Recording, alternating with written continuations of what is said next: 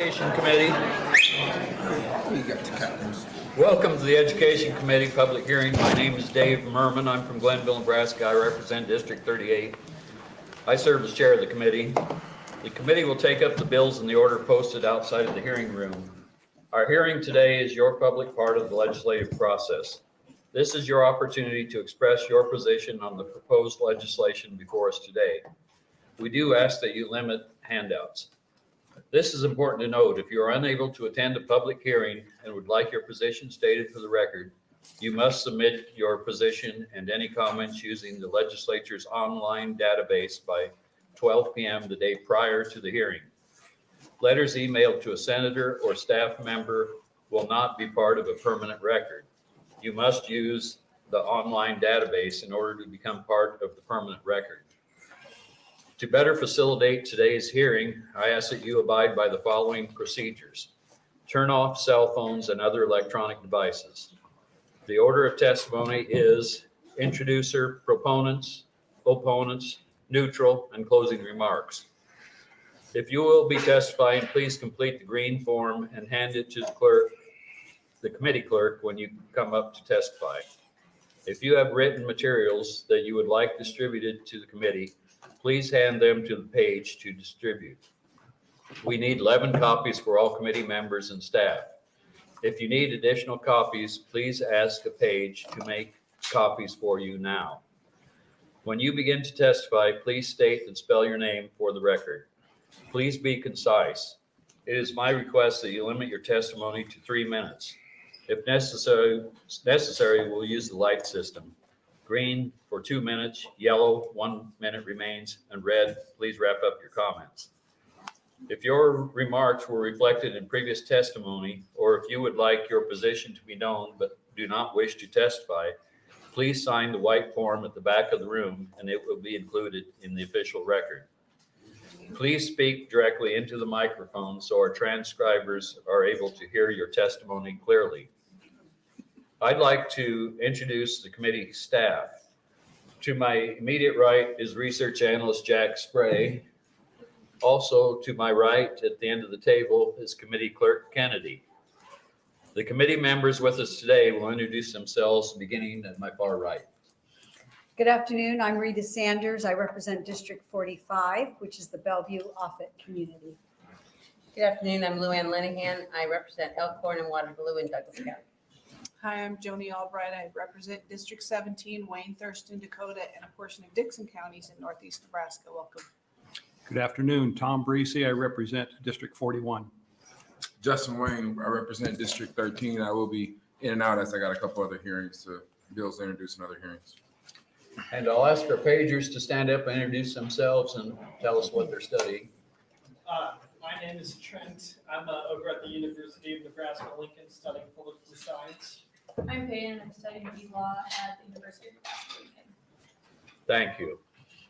Please remember that senators may come and go during the hearings as they may have bills to introduce in other committees. Refrain from applause or other indication of support or opposition. For our audience, the microphones in the room are not for amplification, but for recording purposes only. Now we're going to have 2 bills first, and then depending on how long it takes, we may take a break then. Otherwise, we will go to the 3rd bill and have 3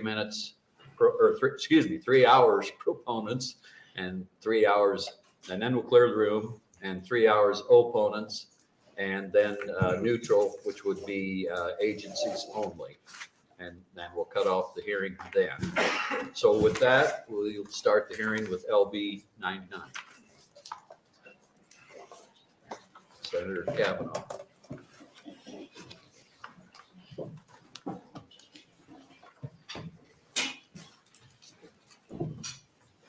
Good afternoon, Chairman Merman, and members of the Education Committee. Wow, my bill is very popular.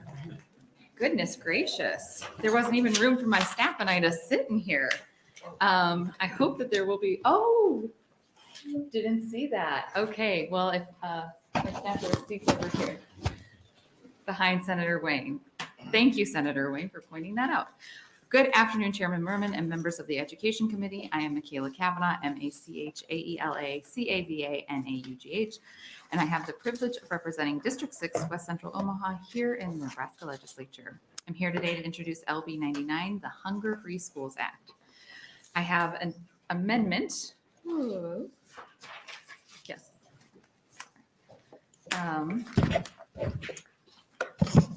Amendment 48 that replaces the green copy. This amendment is a combination of two amendments from my previous bill, LB 117 in 2001.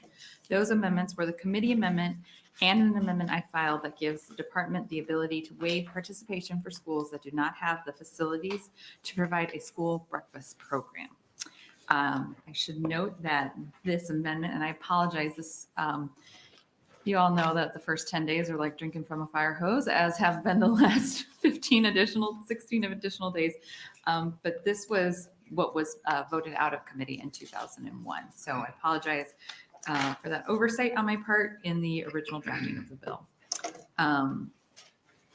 So every parent knows, and studies show that when a child is hungry, it hinders their ability to focus and learn in the classroom. LB 99 would ensure that every public school student in Nebraska has a meal during the school day free of charge.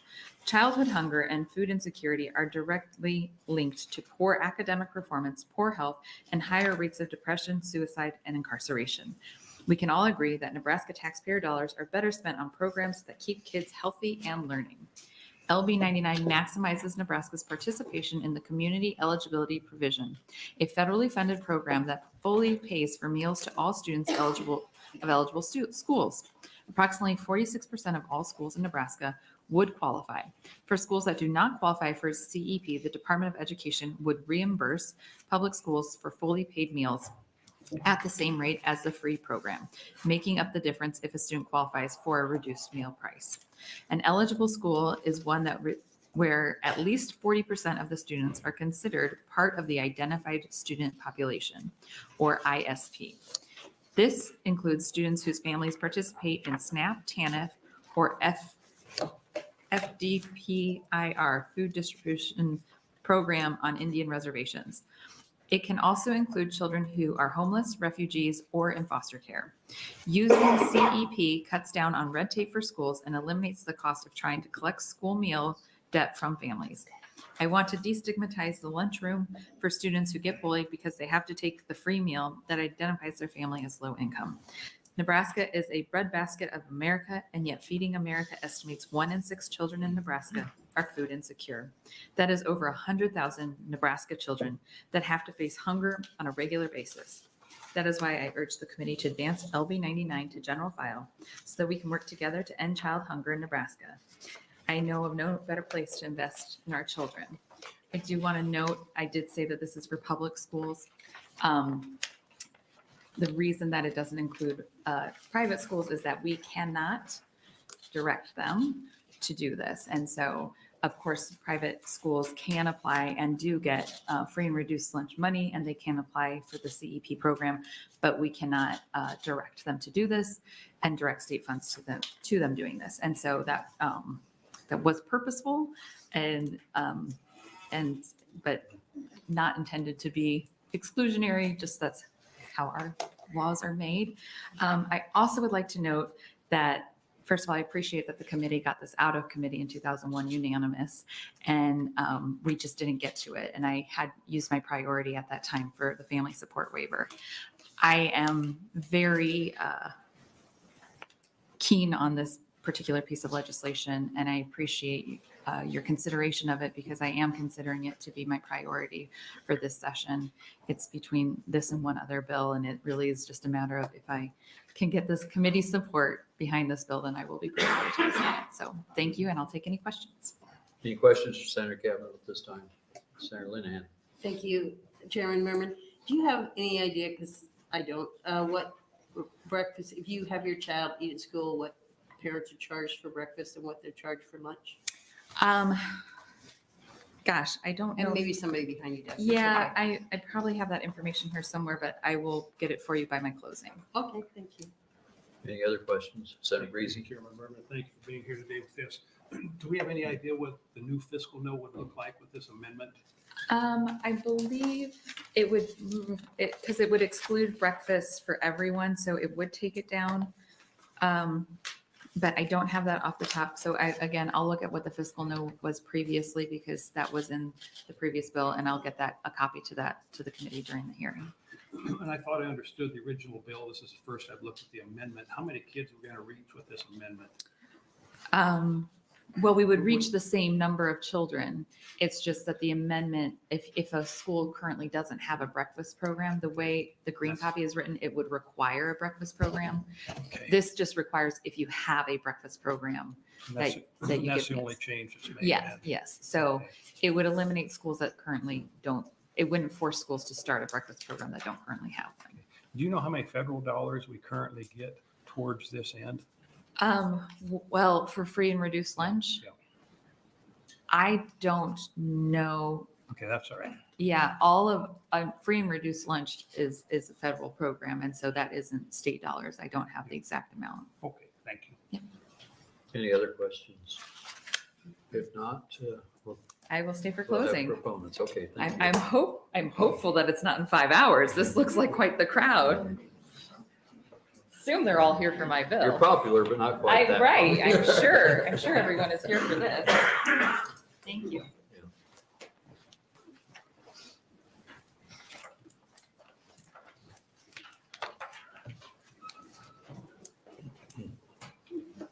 Good afternoon. Good afternoon. Thank you, Chairperson Merman and members of the Education Committee. My name is Anaí Salazar, ANAHISALAZAR, and today I'm representing Voices for Children in Nebraska in support of LB 99. Children are Nebraska's greatest asset, and when all children can reach their full potential, our state and economy are better off. Breakfast and lunch are essential to every child's development and well-being. Access to nutritious and healthy meals is what every child in Nebraska deserves.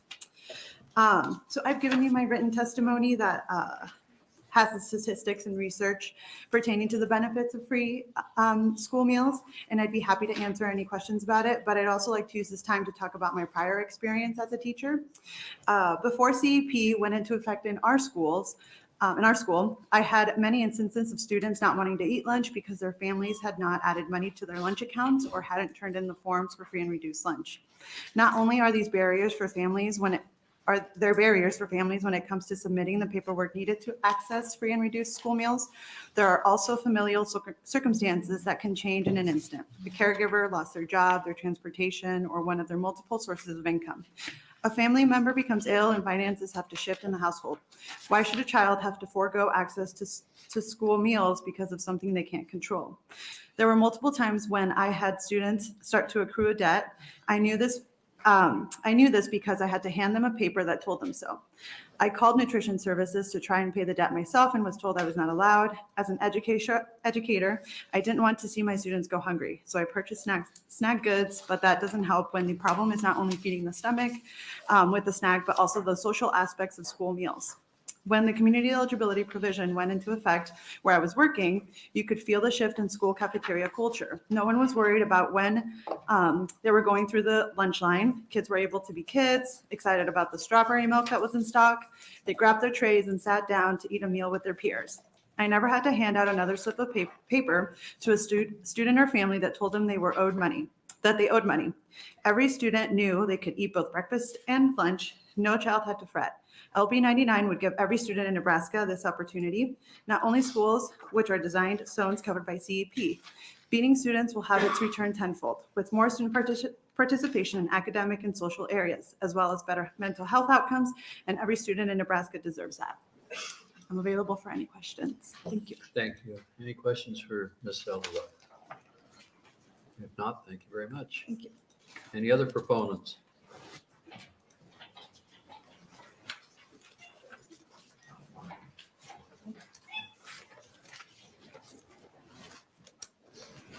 Good afternoon.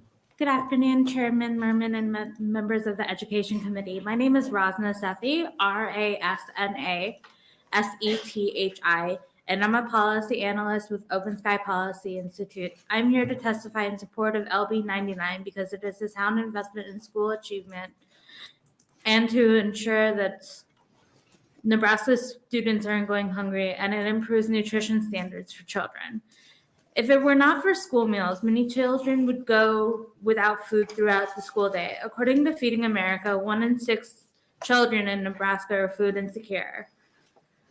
With the improvement of nutritional standards in school meals at the federal level in the past couple of years, the meals these children get not only meet their hunger needs, but provide a source of much needed nutrition as well. Specifically, recent evidence found that there was a significant decrease in the amount of childhood obesity and child food insecurity as a result of universal school meals provided during the pandemic. This legislation would continue providing universal school breakfast and school lunch for all students, and thus continue reducing obesity and food insecurity for our state's children. Making the school lunch program universal is also a good investment. Not only does it reduce the administrative costs associated with processing paperwork, but it also provides an economic benefit in the state. For every dollar invested in school meals, there is a $2 return in health and economic benefits. Simply put, recent research found that there was a $40 billion return on investment through improved health outcomes and poverty reduction from feeding 30 million children nationally. This bill has a substantial fiscal note, but our current state finances give us the space to make this investment in children. As Governor Pillen emphasizes, children are our future, and it is in our best interest not only to invest in their education, but their health and wellness as well. Feeding children is a key for ensuring their success in schools. For these reasons, Open Sky Policy Institute supports LB 99 and would encourage the committee to move it to the floor. With that, I thank you for your time and happy to answer any questions you may have. Any questions? If not, thank you very much. Other proponents?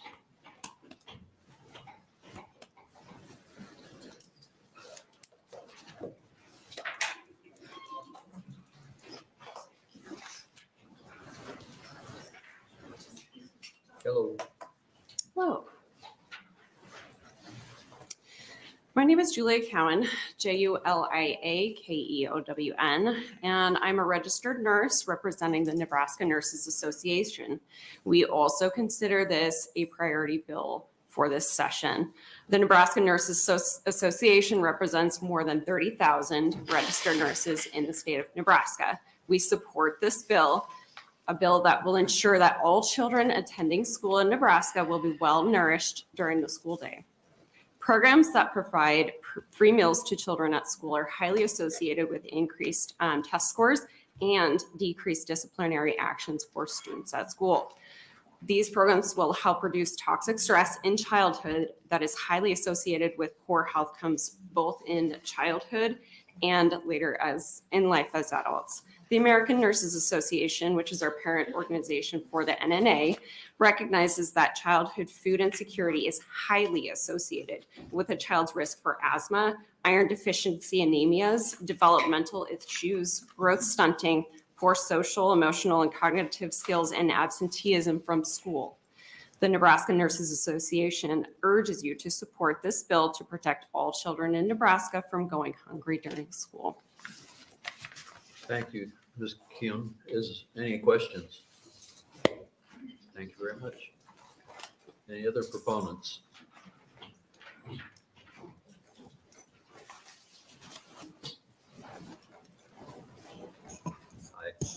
Good afternoon. My name is Jennifer Solano, JENIFERSOLANO.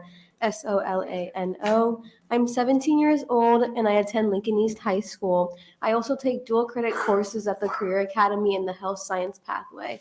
I would like to encourage you to advance LB 99.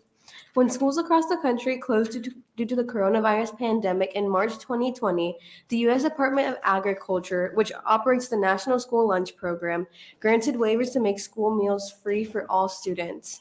COVID-19 hurt the workforce and the economy. Not having to worry about paying for meals at school will help families financially. My parents, older sisters, and I are immigrants from Mexico. During the peak of the pandemic, my father lost his job. For 6 months, my father struggled to find an affordable shop to rent out to continue his mechanic business. My family has always been eligible for free and reduced lunch. During the 2021-2022 school year, when my father was the only one working, barely making any income, and not getting any clients, my family knew that they wouldn't have to worry about us eating at least one meal because we got a free lunch at school.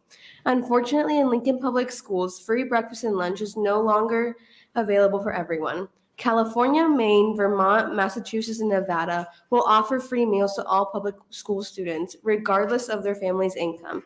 I think it's time for Nebraskans to fight for the same. Last year, I wrote a paper discussing anorexia nervosa, one of the most common eating disorders, and I analyzed the causes, symptoms, and body systems that impacted.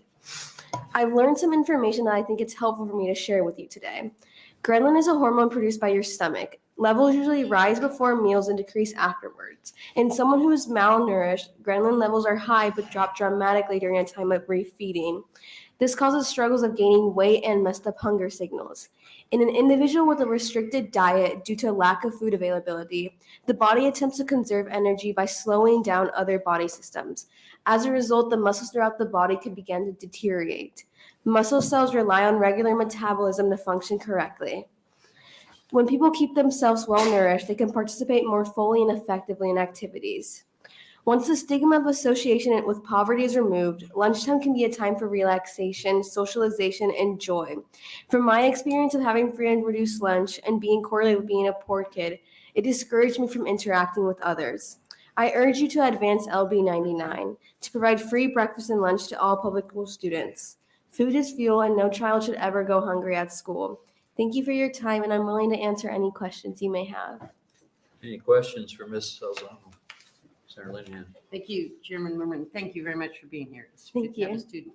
So was it obvious to the other students that you were free and reduced lunch? Do they make it obvious? At times it is, because if you get to the cashier register in the school lunchroom, if you often have more than the program can cover, they'll take away your lunch tray and you can't eat lunch. Or if you don't have enough, you have to get a certain amount of milk or fruits and vegetables to meet the protocol for a free to reduced lunch meal. They also make it known that you need to go get more food.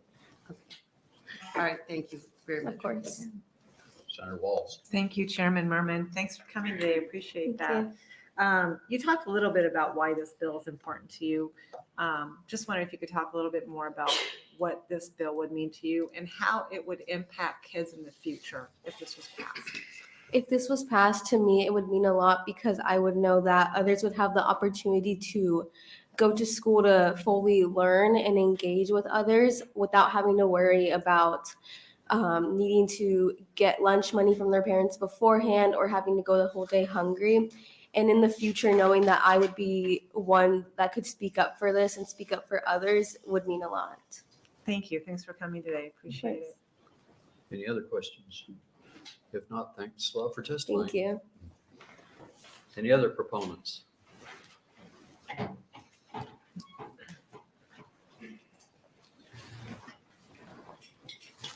Good afternoon. Good afternoon, Chairperson Merman and members of the Education Committee. My name is Alicia Christensen, ALICIA CHRISTENSEN, and I'm testifying as Director of Public Policy and Advocacy at Together. We strongly support LB 99 because it will ensure school children have the food they need to achieve educational success, creating positive effects for families and children at all income levels. More generally, we support LB 99 because in addition to the benefits highlighted by Senator Kavanaugh and the other proponents, this bill is an important contribution to addressing the larger issue of food insecurity in Nebraska. Together's Nourish program increases food access for anyone facing food insecurity. We operate a choice food pantry where participants select their own food just like they were in a grocery store. And we also help them access food assistance. Currently, a family of 4 will leave the pantry with about 10 meals per person, meant to bridge the gap between what the family needs and what they can afford at the store. The Hunger-Free Schools program would decrease the need for the frequency of visits to and extend the food obtained at emergency food pantries and provides critical support for these families. In this way, LB 99 also provides much needed support for Nebraska's emergency food providers. Food security organizations like Together have operated in crisis mode since the pandemic increased food insecurity for many state residents. At Together, the average number of pantry visits skyrocketed from about 14,000 in 2018 to around over 150,000 in 2020. That's more than 10 times our pre-pandemic numbers. While the number of visits to Together's pantry has decreased since then at over 86,000 visits last year, our numbers are closer to those at the height of the pandemic than they are to those just 5 years ago. With no end to these elevated numbers in sight, it appears this level of need will not abate anytime soon. Since Together is committed to ending hunger in our community, we're planning on this volume as our new normal. But this can't happen without addressing the larger issue of food insecurity. And I mean, ending hunger can't happen, not that we can't rise to the occasion, but, and so we urge the committee to support LB 99 because it provides that critical support for food insecure families. It allows food security organizations like Together to fill the gap, and it helps ensure children don't struggle through the school day on an empty stomach. Thank you, and I'm happy to take any questions if you have any. Any questions for Ms. Christensen? If not, thank you very much. Thank you.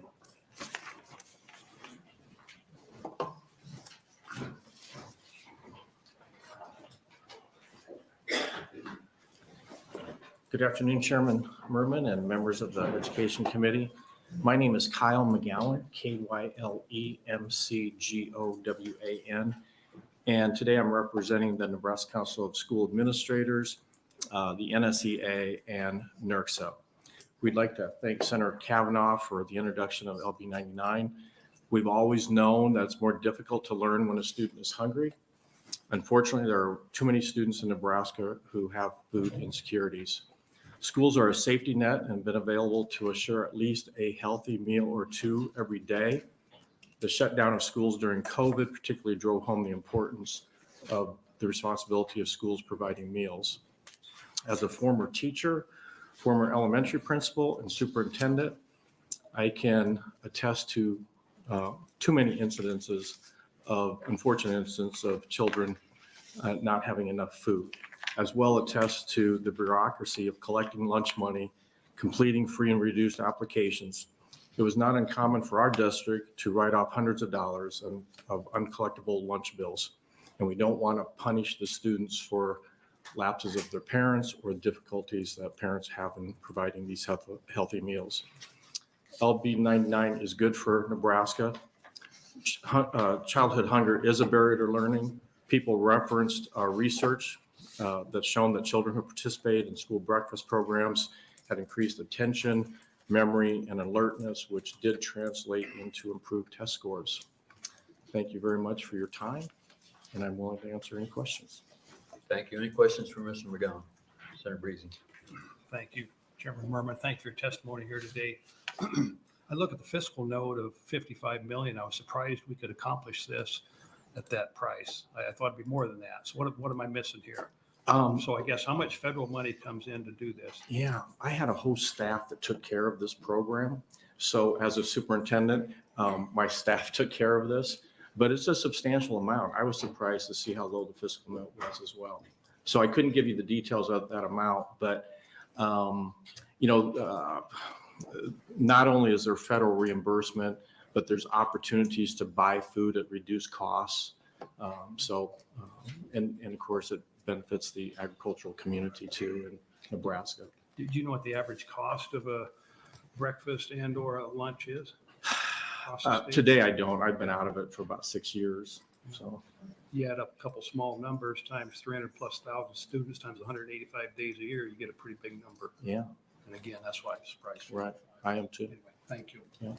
Any other questions? If not, thank you very much. Thanks. Any other proponents?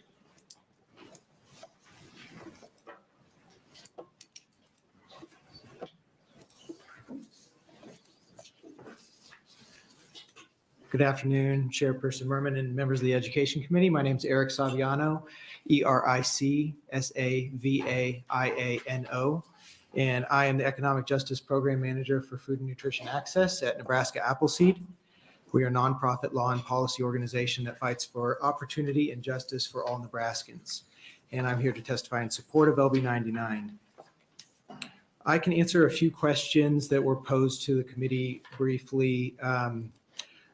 The reimbursement that goes to school meals is a combination of federal funds and then also contributions by students and parents. And so the number that you see in the fiscal note is just that proportion that would traditionally be from the students and parents. I don't know the exact number of federal funds that go toward it though. The average nationwide lunch price is around $2.75 for lunch again. The average breakfast is around $1.73. These are for elementary schools. They go up by maybe a quarter on average for middle and high school. Let's see. And in Nebraska, the number of kids this will impact, there are 46% of all students in public schools using free and reduced price meals. That means that all those students those families earn under 185% of the federal poverty level. That's around $42,000 a year. The total number of students who would be impacted is the total number of public school students in Nebraska, which is around 320,000 students, which is a pretty large number. I think what I could share just briefly more about is that in the past, we have done some research into unpaid meal debt around the state. In partnership with Senator Walls, we did a survey of districts about their unpaid meal debt, how they dealt with it, and the costs associated with it. Any unpaid meal debt has to be made up for by the district's general fund at the end of a school year. And in our 2019 survey, which is pre-pandemic, obviously, 77 districts responded with a cumulative meal debt of around $500,000. It doesn't quite stand up to the 55 million, but it is a contributing challenge. We heard from district administrators that the biggest reason students did not couldn't pay for their meals was because the parents and students just didn't have the money, or students don't qualify for free and reduced price meals. We can assume that unpaid meal debt is likely double or triple at this point, given some of the anecdotal evidence we've seen around the state. Finally, I will just close by saying that there is national momentum for this in the states. We heard from another testifier that 3 states have made a permanent investment in this program: California, Maine, and Colorado. 3 other states have paid for just a single year of this program, which is a huge help for families as they continue to recover from the pandemic. And one other state has paid for 2 years of this at this point. So it's not unprecedented at the moment. With that, I will close, and if you have questions, I'd be happy to take them. Any questions for Mr. Saviano? Yes, Senator Conrad. Thank you, Chair Merman. Thank you, Eric. Good to see you. Just if you happen to know off the top of your head, and it was brought up in another testimony, but do you know roughly how many school districts have a farm to school program where we bring in fresh produce and other sort of resources to kind of supplement the federal school breakfast and lunch programs? I do not off the top of my head. There is they call it a farm to school census that has that data readily available. I can share with the committee. We can look that up. Thank you. Any other questions? If not, thank you very much. Thank you.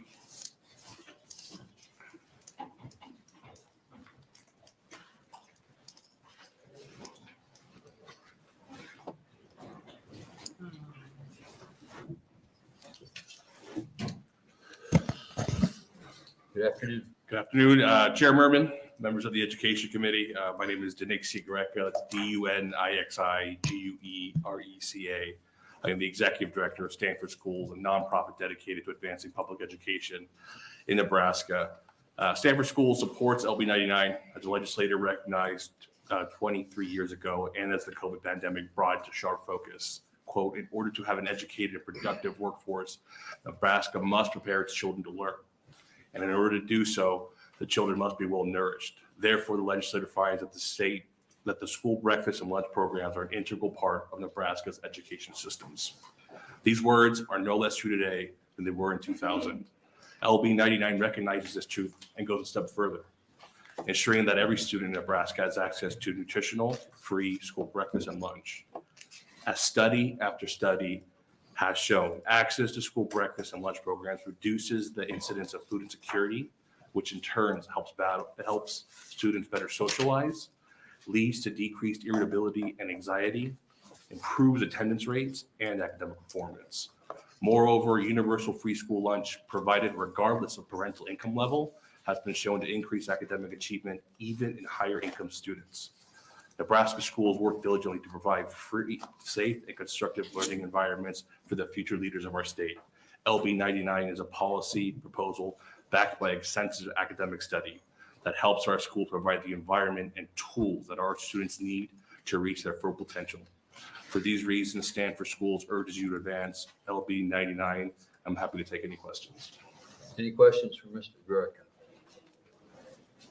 If not, thank you very much. Thank you, Chair. Any other proponents?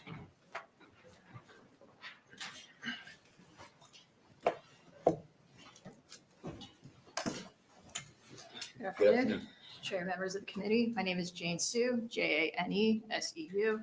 I'm testifying in support of LB 99 on behalf of the ACLU of Nebraska. We thank Senator Kavanaugh for introducing this legislation.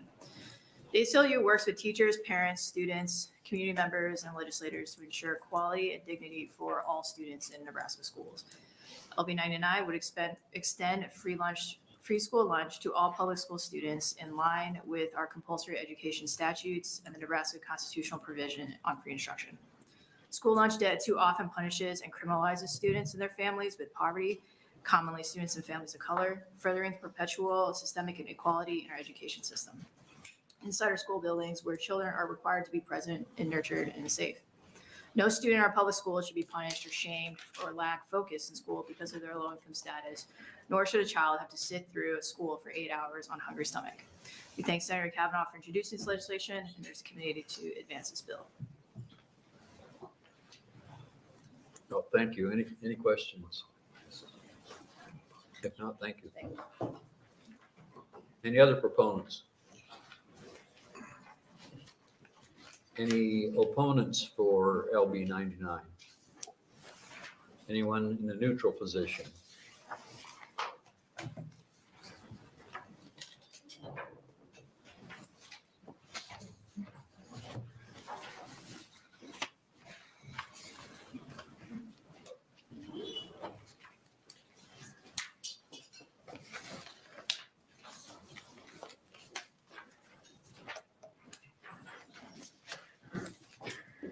Good afternoon.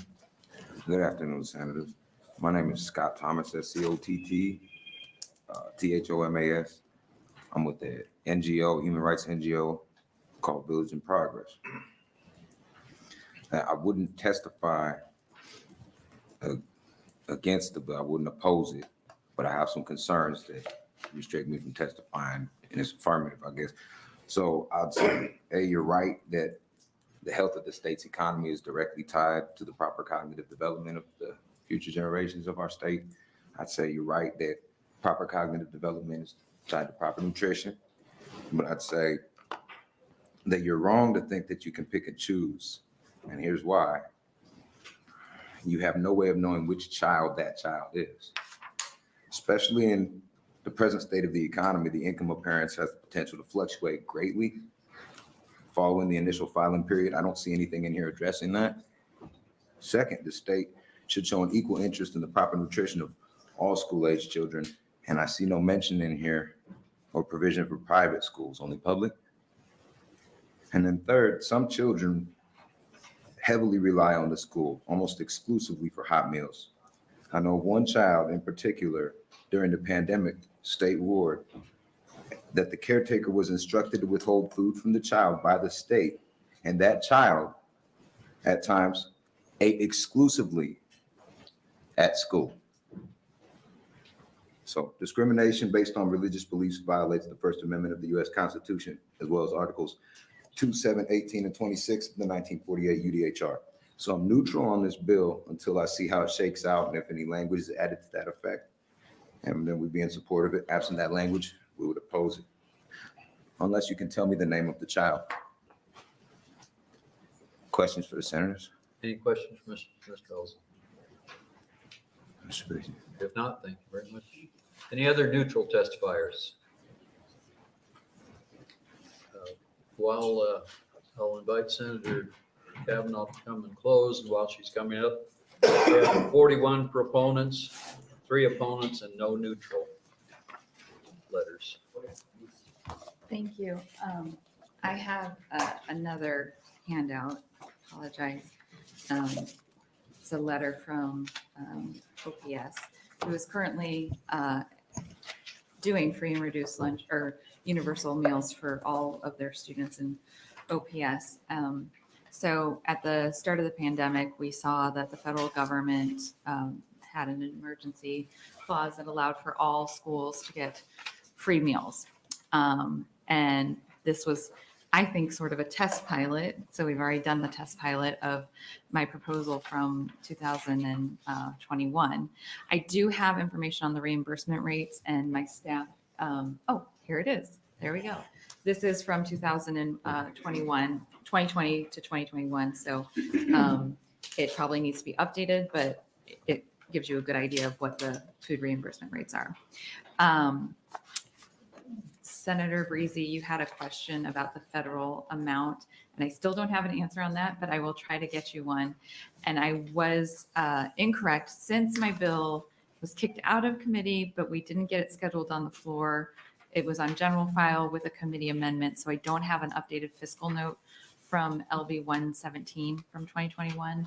But so I can't give you an answer on how the breakfast offhand, but I will seek an answer as to how the removing the requirement of breakfast to all schools will impact the fiscal note. I think the fiscal note is less than you might expect because this is taking into account those that would not be eligible currently. So it's for making sure that all kids have free lunch at the schools. That is just part of the cost of operating schools. And so it we're not adding into the fiscal note those that are currently receiving free lunch. So that makes sense. I'm not sure if I'm explaining that correctly or in a clear way. To the last testifier's comments about all children, I am open to this being for all children. If we can find a way to make it all schools eligible, that it is not my intention to prohibit that. I'm just not sure how we do it, but I'm definitely open to it. I just don't know that we can compel our private institutions to participate in the program. But if we can find a way to massage that language, I'd be very open to an amendment to that end. So with that, I will try to follow up with all the information that you've already requested. And if you have any more questions, I'm happy to take them. Any questions for Senator Kavanaugh? Senator Linehan. Thank you, Senator Merman. I think you're on the right track, but it would be helpful if you would get back from the fiscal office. So all the students that are currently in the CEP program are already taken care of. So that probably takes care of OPS, I guess you mean Grand Island, yes, South Sioux City. So that'd be a large number of yes, equalized schools. And then you have 46% statewide. They're already on the program. So the number I think we're looking for, which might explain the fiscal note, is how many kids aren't already on a program. Because all the kids in a CP, that's going to include more than the 46%, because every child is getting a meal. Yes. So if we could get that number, then maybe we'd better understand the fiscal note. Yes, I will work with the fiscal office on that. Okay, thank you very much. Any other questions for Senator Kavanaugh? Also, feel free to use a committee priority on this. That's also an option available to you that I would not oppose. So Thank you so We'll much. take that into consideration. Thank you so much for your time. Have a great afternoon. That'll close the hearing for LB 99, and we'll open the hearing for LB 201.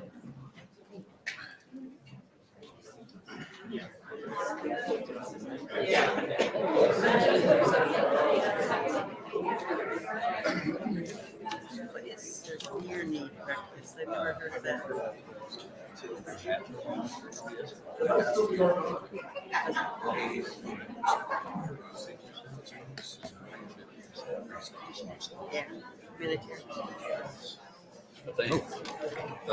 Good afternoon, Senator Vargas.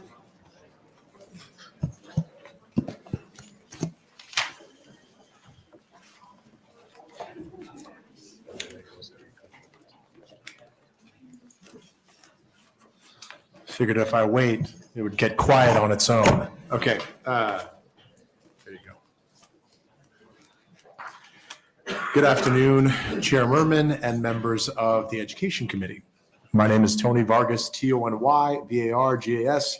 I represent District 7 in the communities of downtown and South Omaha, the heart of South Omaha, just to give Senator McDonnell a little grief. In the Nebraska Legislature, LB 201 is a fairly straightforward bill. For those of you that served on the Education Committee in the past, I want to thank you for supporting this bill in the past. Essentially, beginning in the 2023-24 school year, all high school students would be required to complete and submit a free application for federal student aid, or in other terms, FAFSA. Now, this requirement could be waived by completing a simple waiver form at the school district level.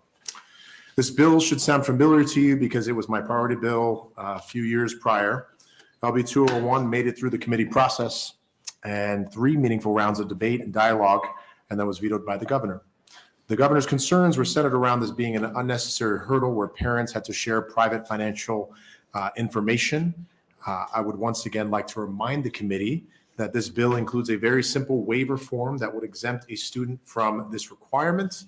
Should a family feel that this financial information is too sensitive to disclose on a federal financial aid form, they wouldn't be required to share it. And they're not required to share their financial forms or information with any school districts. It is, again, just what they would be applying for with the FAFSA. Across the country, $3.58 billion of federal Pell Grant dollars were left on the table. $3.6 billion of taxpayer money that's sitting there unused, not coming back to taxpayers. Nebraska's class of 2022 left $21 million of Pell Grants, and that's a conservative estimate, on the table. I want you to think about every single amount of state funding for new programs, for grant programs, and things that we're trying to do to make it more affordable for people to get higher education. And there's $21 million that is left on the table in Nebraska every year right now because people that are eligible are not actually completing the FAFSA. If this bill passes, Nebraska would become not the 4th state, but it'll probably be about the 7th or 8th state now. Last time I introduced this, it was the 4th state. But since then, we've had, Alabama was one of the newest states that passed this. California, Illinois, Texas, Louisiana. I mean, these are states that have one thing in common. They're all competitive and they want to make sure taxpayer dollars are getting out to making higher education more affordable. Now, the first state was Louisiana. Now, when it passed its law in 2015 and implemented it beginning in the 2017 to 18 school year, and these recent years, as I mentioned, Illinois and Texas passed some similar bills. Now, since Louisiana started requiring FAFSA completion, they now have the highest FAFSA completion in the country. They jumped from around 50% to nearly 80%, as well as an increase in both high school graduation and college attendance following graduation. Analysis to show that over a third of high school graduates did not complete the FAFSA in 2018, missing out on an average of $4,000 in financial aid. The maximum award for a Pell Grant in the 2018-19 academic year was about $6,000. Last year, Nebraska exceeded the national average for FAFSA incompletion rates, with 38% of students not completing or submitting their FAFSA. There was a new study published about the impact of mandatory FAFSA filing policies, which I'll also hand out. And I want to make sure to hit on some of these points because I think it's important that we support evidence-based policies proven just like this one. And actually, since then, I think pass this out. Texas, in their first year of passing their legislation, saw about a 14% increase in just a year of their FAFSA completion.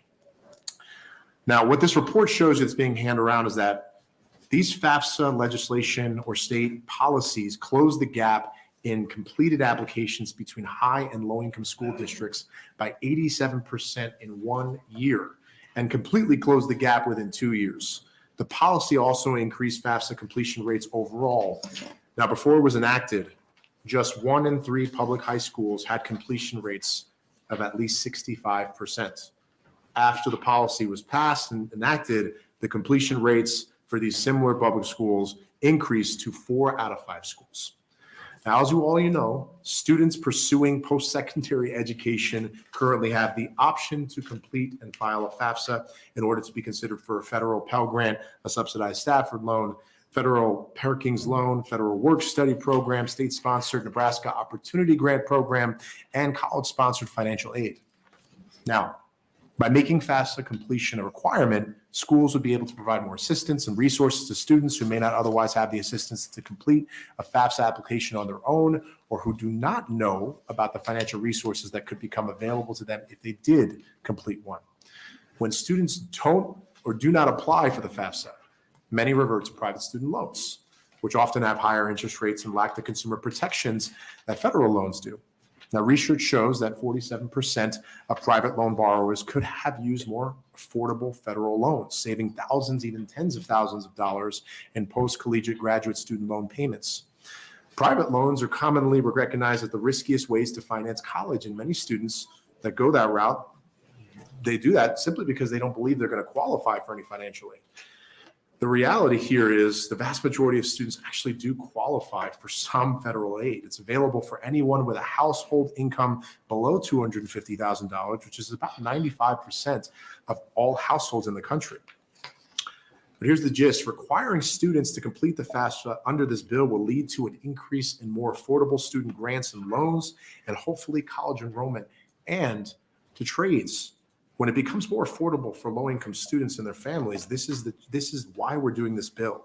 Now, higher education, which includes colleges, apprenticeships, and other job skills training programs, these are the best tools we have to support economic growth. I don't have to tell you, this is the bills that you've been hearing for years, and for some of you for the first time.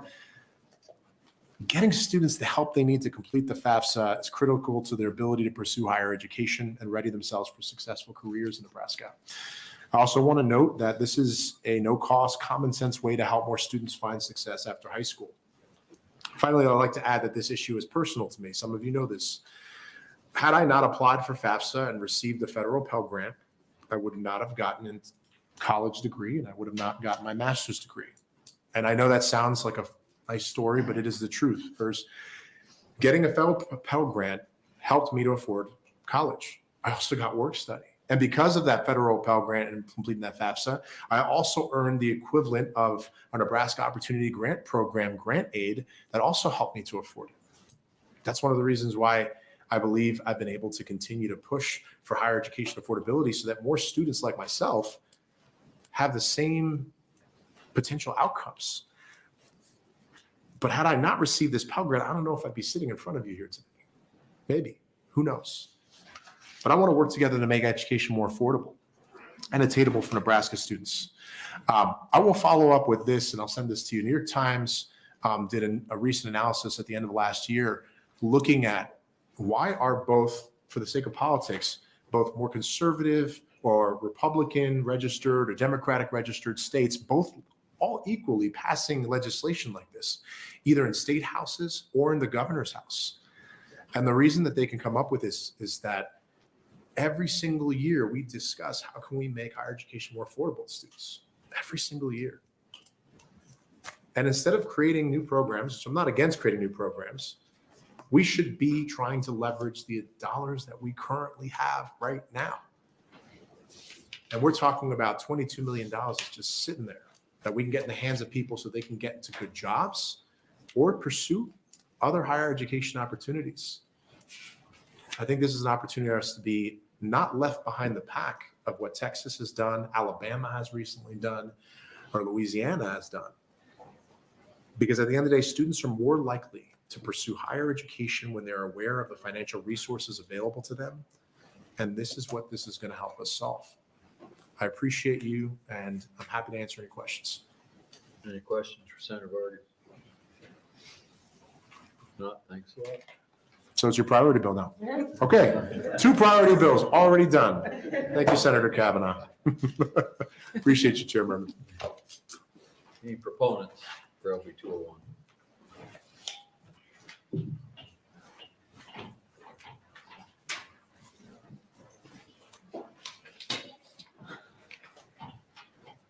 Good afternoon. Good afternoon. Chair, members of the Education Committee, my name is Jane Sue, Janeseu. I'm testifying on behalf of the ACLU of Nebraska in support of LB 201. We thank Senator Vargas for introducing this legislation. We support this bill because it is about educational equity, racial justice, and economic justice. LB 201 will require that all public high school students fill out the FAFSA before graduating from high school. This bill would ensure that students receive critical information or at least think about attending higher education institutions, all while applying for financial aid. Studies have shown that high school graduates are more likely to enroll in college if they receive $1,000 or more in grants, particularly among low-income students. As you heard, Louisiana was the first state to pass legislation like this, and it has already had positive effects. The completion rate rose from about 57% to 77%, and increased graduation and college enrollment rates there. And I believe it's 8 states that have similar laws like this. Those states are Louisiana, Texas, Illinois, Alabama, Colorado, Maryland, California, and New Hampshire. Access to and completion of the FAFSA will have a positive impact on graduation rates and college enrollment, widening the range of higher education opportunities Nebraska high school students have after graduation, particularly for Black and Brown students and students in rural areas. LB 201 represents a wise investment in our states and students' futures, and we urge the committee to advance the bill to file. Any questions for Ms. Sue? If not, thank you very much. Any other proponents?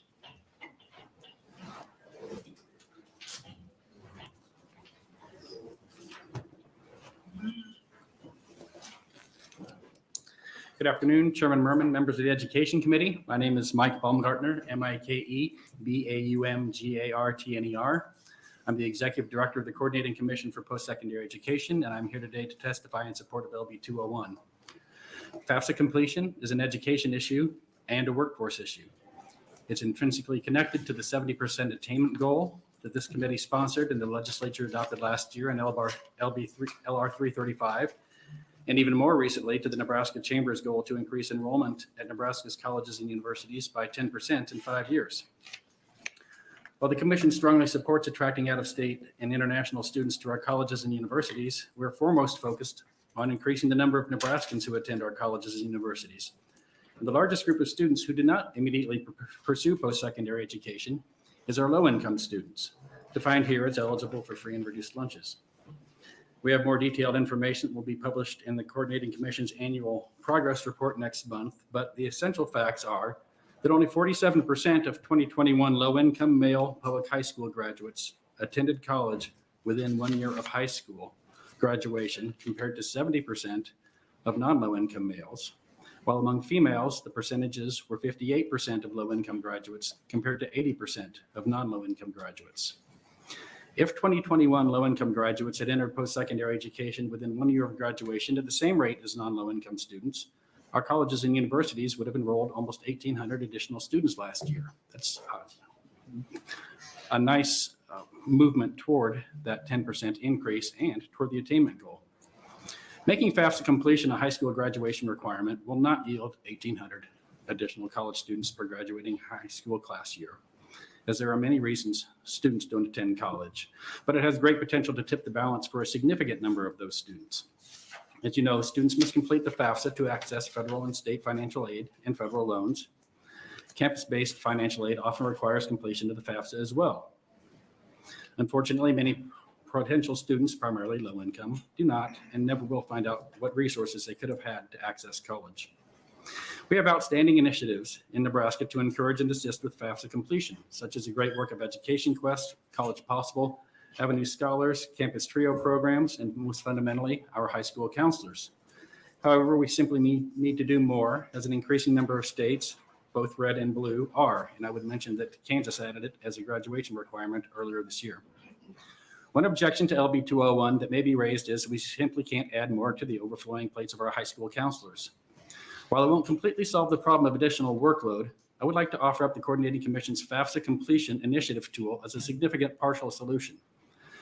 The Completion Initiative is a partnership between the Coordinating Commission and the U.S. Department of Education that allows the Coordinating Commission to provide FAFSA completion information to school districts, high schools, and other designated entities.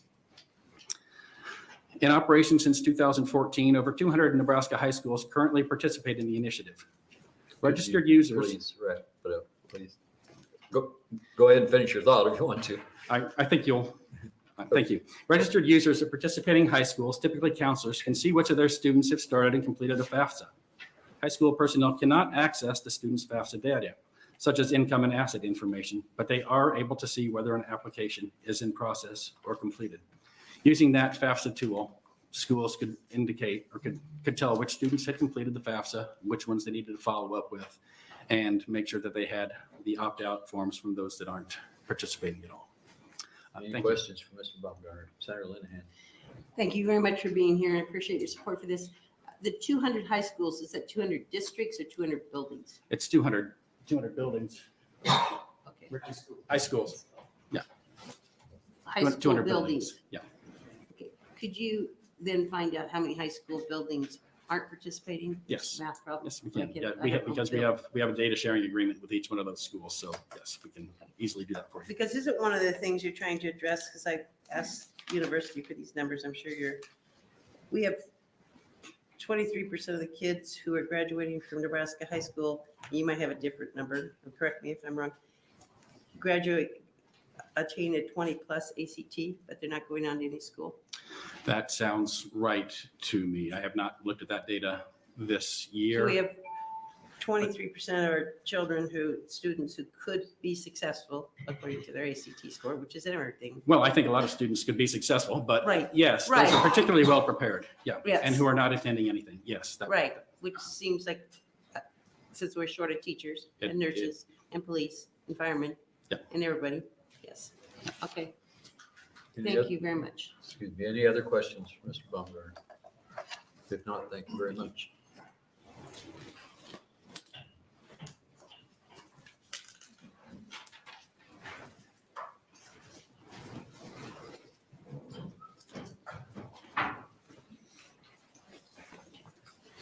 Good afternoon.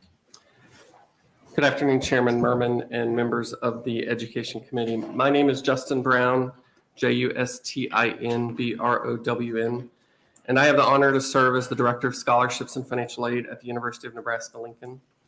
I'm appearing here today in the official capacity in support of LB 201 on behalf of the University of Nebraska system. I want to thank Senator Vargas for introducing this important legislation that provides for a public high school graduation requirement related to applying for federal financial aid for post-secondary education or opting out of such application. At the heart of the American dream is the concept of economic mobility made possible for many through post-secondary education or training. The ability to access this education and afford it is achieved through various scholarships, grants, and other financial aid, which requires completion of the federal financial aid application known as the FAFSA. For college intending high school students, this form is completed for the first time during their senior year of high school, yet nearly half of Nebraska's high school class of 2021 did not submit a FAFSA. As you've heard, other states have addressed this problem and increased education awareness and FAFSA filing significantly, as well as college enrollments by passing similar laws to LB 201. By increasing awareness around the FAFSA and applying before high school graduation, Nebraska students would be able to access the over $20 million Senator Vargas talked about in federal student grant funding that has gone unused due to not filing the FAFSA in order to help them afford an education in Nebraska and join the workforce in the state. It is a top priority for the University of Nebraska system to expand access and opportunity for students and families across the state, especially in key workforce areas. We've taken steps designed to meet this priority with the creation of the Nebraska Promise, which allows qualifying Nebraska students with family incomes of $65,000 or less, the state's median income level, or who qualify for the federal Pell Grant, to attend the university tuition-free. Filing the FAFSA is an essential first step in qualifying for this program and other similar programs across the state. And filing before high school graduation is key to informed decision-making on behalf of students and families. Additionally, my colleagues and I across the state who work in college access awareness and transition programs are prepared to help further educate and inform high schools, their staffs, families, and students about the FAFSA. This will include a simplified FAFSA, which will be unveiled by the U.S. Department of Education this coming year, making the process much easier for high school counselors, students, and their families, and expanding eligibility for federal student aid to many more students. For these reasons, the University of Nebraska system and its 4 campuses support LB 201. Thank you again for the opportunity to testify, and I'd be happy to answer any questions you may have. Any questions for Mr. Brown? If not, thank you very much for testifying. Thank you.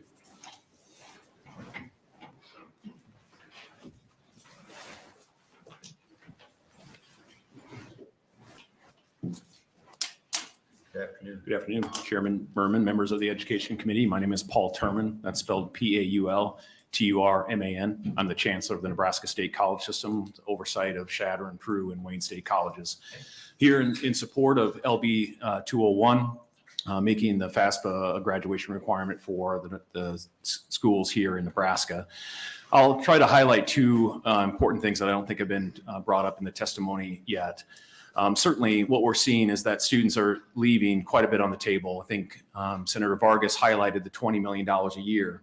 I think it's also important to emphasize how the way in which our colleges utilize the data that comes from the FAFSA as a way to be able to engage with families and students really about the entire application process itself.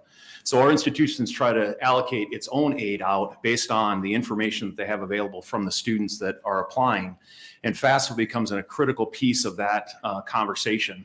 So if we know exactly what is still left, how can we fill in those gaps? Each year we provide information to the Coordinating Commissioner for Post-Secondary Education to try to highlight in the way in which unmet need is determined for the Nebraska residents who have gone on to college. So it's not only the Nebraska Opportunity Grant Program, need information to do that. The state colleges have a Nebraska tuition guarantee to fill in the gap of any student who does need to complete the FAFSA to begin with. I think you would note that the Nebraska Promise, that the university system has that same expectation. We also have a very significant philanthropic organization in this state, the Susan Buffett Foundation, that allocates roughly about $44 million a year to needs-based scholarship support. All of those work in tandem, and the ability for institutions to have access to that and work with students becomes a critical linchpin in helping to move that dial that Dr. Baumgartner had noted. How do we increase the capacity for people to go on? I think secondly, what's most important is that it becomes a very good mechanism for families to begin to have an in-depth conversation about the realities of not only going to college, but paying for that. So work study, all the grant and aid, everything that brings to bear becomes critical, and it starts with the FAFSA. And the sooner that students can complete that, the more likely we are to have the important conversations and bring all the experts to the table to help encourage people to go into those critical fields: education, workforce, driven healthcare, and everything else. I'd be happy to answer any questions, but I'd strongly support your passage of LB 201 out of committee. Any questions for Mr. Turman? If not, thank you very much. Thank you. Any other proponents? Any opponents for LB 201?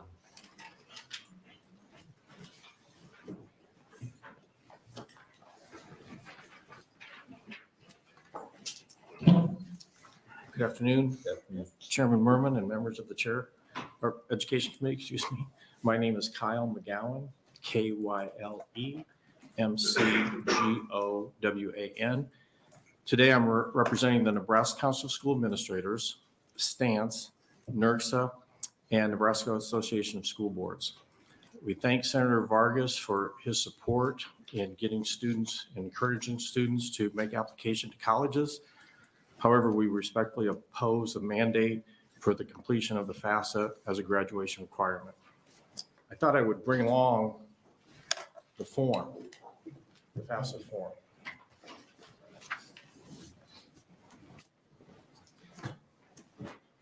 And you can take a look at the 10-page requirement, which is well worth completing. In fact, schools go to great lengths to help students and families complete the FAFSA form. Unfortunately, the idea that there's a simple opt-out form that parents can complete is, and it is a very simple form, but the idea that you cannot graduate if the parent doesn't complete it is more difficult than it sounds. Because I can assure you all across the state on commencement day, there will be students that show up and want to walk across the stage and their parents haven't completed the form, even though you've sent certified mail, send home snail mail, put it on Twitter. There will be parents that haven't completed the form, and that is going to be a difficult situation. Also, the FAFSA form has nothing to do with academic progress. So now we're having a graduation requirement that has nothing to do with academic progress. I've spoken to a guidance counselor even recently because I wanted to see if we're still doing this, because at the district I was at, we offered multiple evening meetings for parents to complete the FAFSA because it's not an easy form to complete. And there's lots of documentation that's required for parents. But we were there evenings giving this help in English and Spanish, besides setting up individual appointments for parents. We don't believe that there should be a non-academic requirement for graduation, although we wholeheartedly believe that students should be taking advantage of the money that's available for them to attend post-education. And I'll stop there. Thank you. Any questions from Mr. McGowan? If not, thank you very much. Any other opponents for LB 201?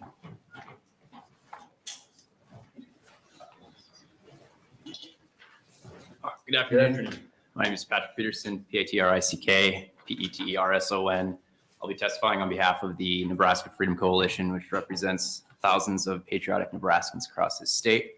I had no intention of testifying today at all, but there were just too many amusing things that came up thus far that I couldn't help bring to the record. One of them being in an article from February 10th, just a few days ago, by Andrew Ozaki, who's here frequently.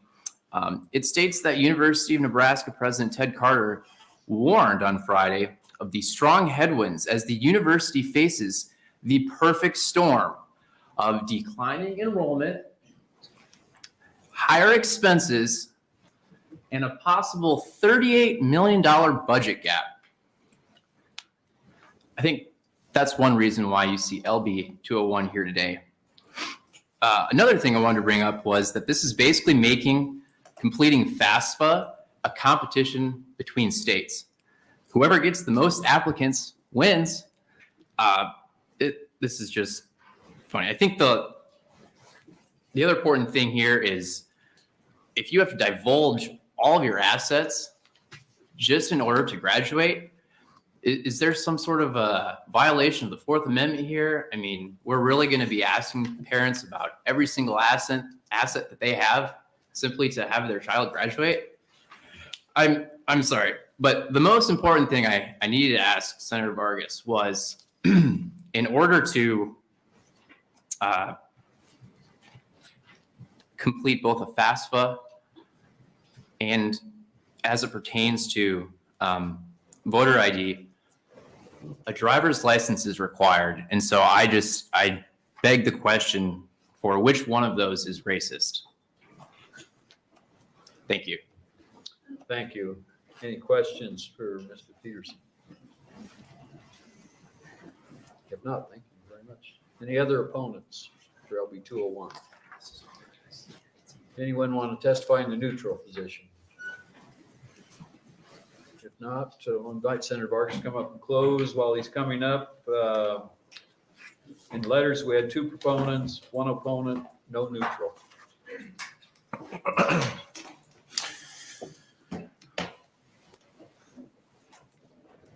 Thank you very much, members of the Education Committee. A couple of things I want to try to react to in terms of some of the policy implications. So I do want to thank the people that came and testified in support. I always find it interesting that we have a lot of higher education institutions that are coming and saying, look, we think this is going to level the playing field for low-income individuals, for first-generation individuals, and for providing economic opportunity for people to get a good job. And that is the real outcome of this. We've also heard opponents say, and I want to try to address this because this is important. It was mentioned that the idea that an opt-out form is more difficult than it sounds. I'm not saying that completing an opt-out form isn't difficult. What I'm saying is, if other states have figured out opt-out forms that meet the needs of Nebraska families, so it makes it easy and clear that they're saying, I do not want to complete a FAFSA application to be able to identify financial aid resources or potential grants of my taxpayer money coming back to me so I can utilize it for my own education, that has been figured out in 8 states, and many, many more are going down this route. If they figured it out, states that are 5 times plus our size, then it's clear that we can also figure out how to do this. If you see in the language here, there's also, we also put in the ability for not only for opt-out provisions, but that the principal or his or her designee would also be able to create an opt-out if there's an extenuating circumstance. I don't want there to be this idea that there'll be a parent that we couldn't get in contact over a year. This is the reason why we're standing in their way for graduation. When we worked on this the first time, we wanted to make sure that there was a provision that says that the school has the ability to make that really hard determination if need be. But at the end of the day, there's a reason why states are moving down this reason of creating a requirement with an opt-out provision. When parents believe that there is something that is so important that it's a requirement, they look at it differently and they find the resources, and we're telling them it's that important. People are changing their actions, and the rates of completion of FAFSA, the rates of actually going into college and higher education are increasing in every single one of the states that this has passed. And one thing that is also clear, the rate of parents that are saying that they're not graduating because of this requirement has not been an issue in these other states. So it's not going to be an issue in this state either. I'm happy to work with individuals on the implementation and how we can utilize these really, really good resources in the end. But I do want to call out some of the other supporters that provided testimony. Education Quest Foundation submitted a letter in support. They have been working on making sure our FAFSA completion rates go up, because even if they're somewhere between 40 to 50%, that's not good enough. That's not good enough. And I also want to thank the Nebraska Association of State Financial Aid Administrators also for their support of this bill, because they see this as a pragmatic, bipartisan way of making sure taxpayer dollars are coming back to Nebraskans to use for their higher education. Thank you again for supporting this bill in the past, getting it past the 3 rounds of debate. And I ask that you move this bill out of committee. And I appreciate this opportunity to make sure that we can better educate, make sure that we can get more taxpayer dollars back in the hands of Nebraska students and families. Thank you. Thank you, Senator Vargas. Any questions? Yes. Thank Senator you. Albright. Thank you, Chair Merman, and thanks for bringing the bill, Senator Vargas. But on page 2 of the bill, I'm just circling lots of shalls, but I don't see it.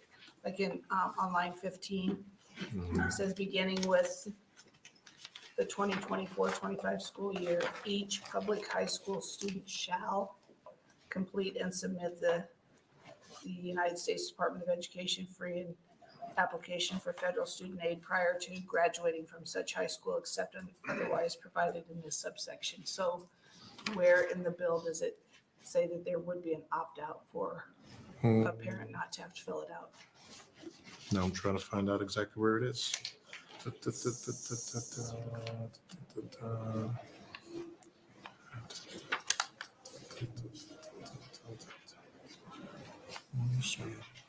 So that's just my concern, so you can let me know where that's at.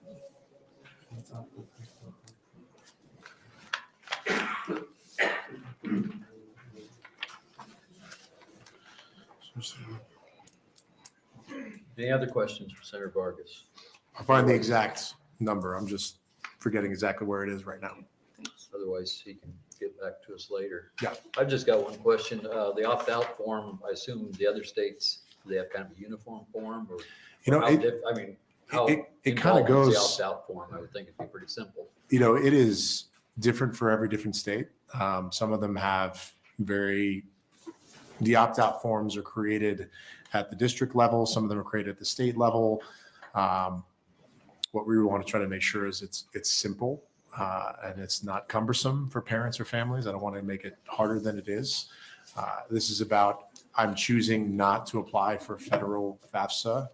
And I'm knowingly doing that is really the action and the step that we're trying to seek out of this legislation. Okay, thank you. Any other questions? If not, that'll close the hearing for LB 201.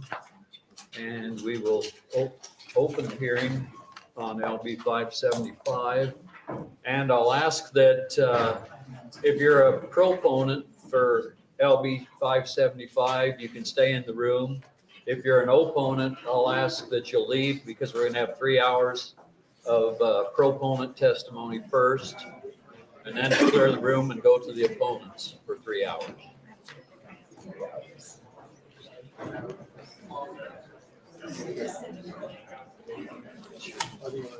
Take a break now.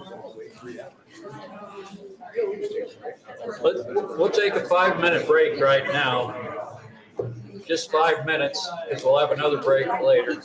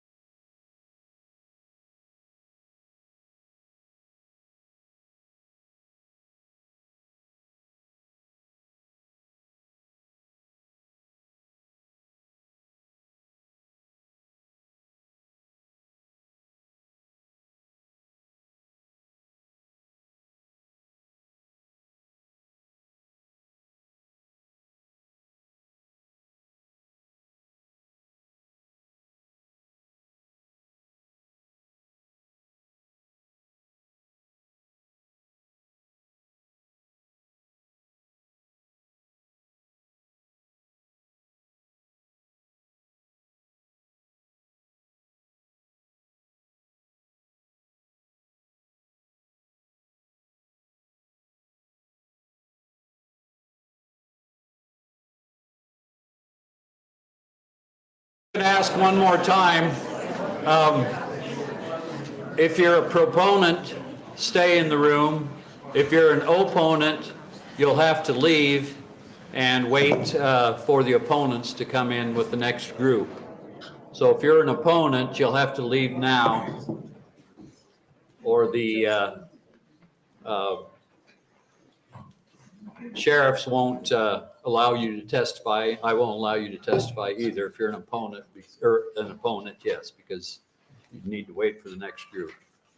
And the invited testimony, ask that you sit in the front 2 rows if you can, and then we'll fill in after that for 3 hours.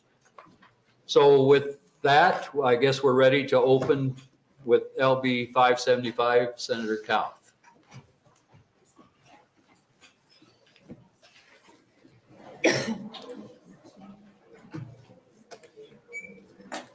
And I should announce also, we'll take a break then again after the first 3 hours. We'll take a break between the proponents and the opponents. Thank you. Go ahead. Ready? Good afternoon, Chairman Merman and members of the Education Committee. My name is Kathleen Kauth, spelled Kathleen, Kauth, and I represent District 31 in Millard and Southwest Omaha. LB 575, Sports and Spaces, is a fair, common sense law to uphold Title IX and provides clarity and instruction to K-12 schools. Sports and Spaces uses biological sex at birth based on chromosomes to identify male and female. It prohibits biological males from competing on biological female sports teams and maintains the integrity of Title IX by identifying group bathrooms and locker rooms based on biological sex. I do not take the implications of this bill lightly, and I recognize the emotions that exist among all the stakeholders and in this room today. As legislators, it is in the interest of the state of Nebraska to protect the dignity, privacy, and ability to compete fairly of all children in our schools and to uphold the laws appropriately. Sports and Spaces clarifies for schools and students that biological sex is the determinant on which sports team a student may participate in and which bathroom or locker room they may use. Biological male athletes have an unfair advantage over female athletes. They are stronger, bigger, and faster, even after taking feminizing hormones. This conclusion is supported by current reputable studies, which we can provide upon request. One of the authors of such studies is testifying today and can answer any questions you may have. Biological females will lose spots on teams, playing time, and the ability to compete for scholarships if we do not act. Opponents to this legislation have argued that the number of athletes dealing with gender dysphoria in this state is so small that we shouldn't worry about it. It is a mistake to think this will not be an issue here. No biological female athlete should have to worry about losing scholarships, playing time, or getting injured on the field. When we see high school athletes like Selena Soule, Chelsea Mitchell, and Alana Smith in Connecticut losing to biological males in track competitions, we need to pay attention. Preventive measures need to be established now. Because of these biological differences, male athletes can physically harm female athletes. For example, lacrosse is a sport that is rapidly growing in our area. It is fast and physically aggressive. Should a biological male athlete run into a biological female athlete, she will get injured. Last October in North Carolina, a biologically male athlete playing on the girls' volleyball team spiked a volleyball into the face of a female athlete on the opposing team, resulting in severe head and neck injuries and the end of her season. Title IX was passed in 1972 to expand opportunities for women and girls. Single-sex teams have created an explosion of female athletic participation and access to opportunities. Nebraska must uphold this law. There are now 18 states with laws protecting women's sports based on biological sex, with many more states introducing bills this year. Adolescence is a tumultuous time for young people. Natural changes that come with puberty can be awkward and embarrassing. Allowing biological males or females into each other's private spaces will cause extreme discomfort and distress for many students. To this end, LB 575, Sports and Spaces, supports the Title IX separation of locker rooms and bathrooms based on biological sex. This law will establish the parameters by which a school must operate to guarantee the dignity, privacy, and ability to compete fairly for each student. Each school will come up with a policy regarding how they will comply with the law at their individual buildings based on their student needs.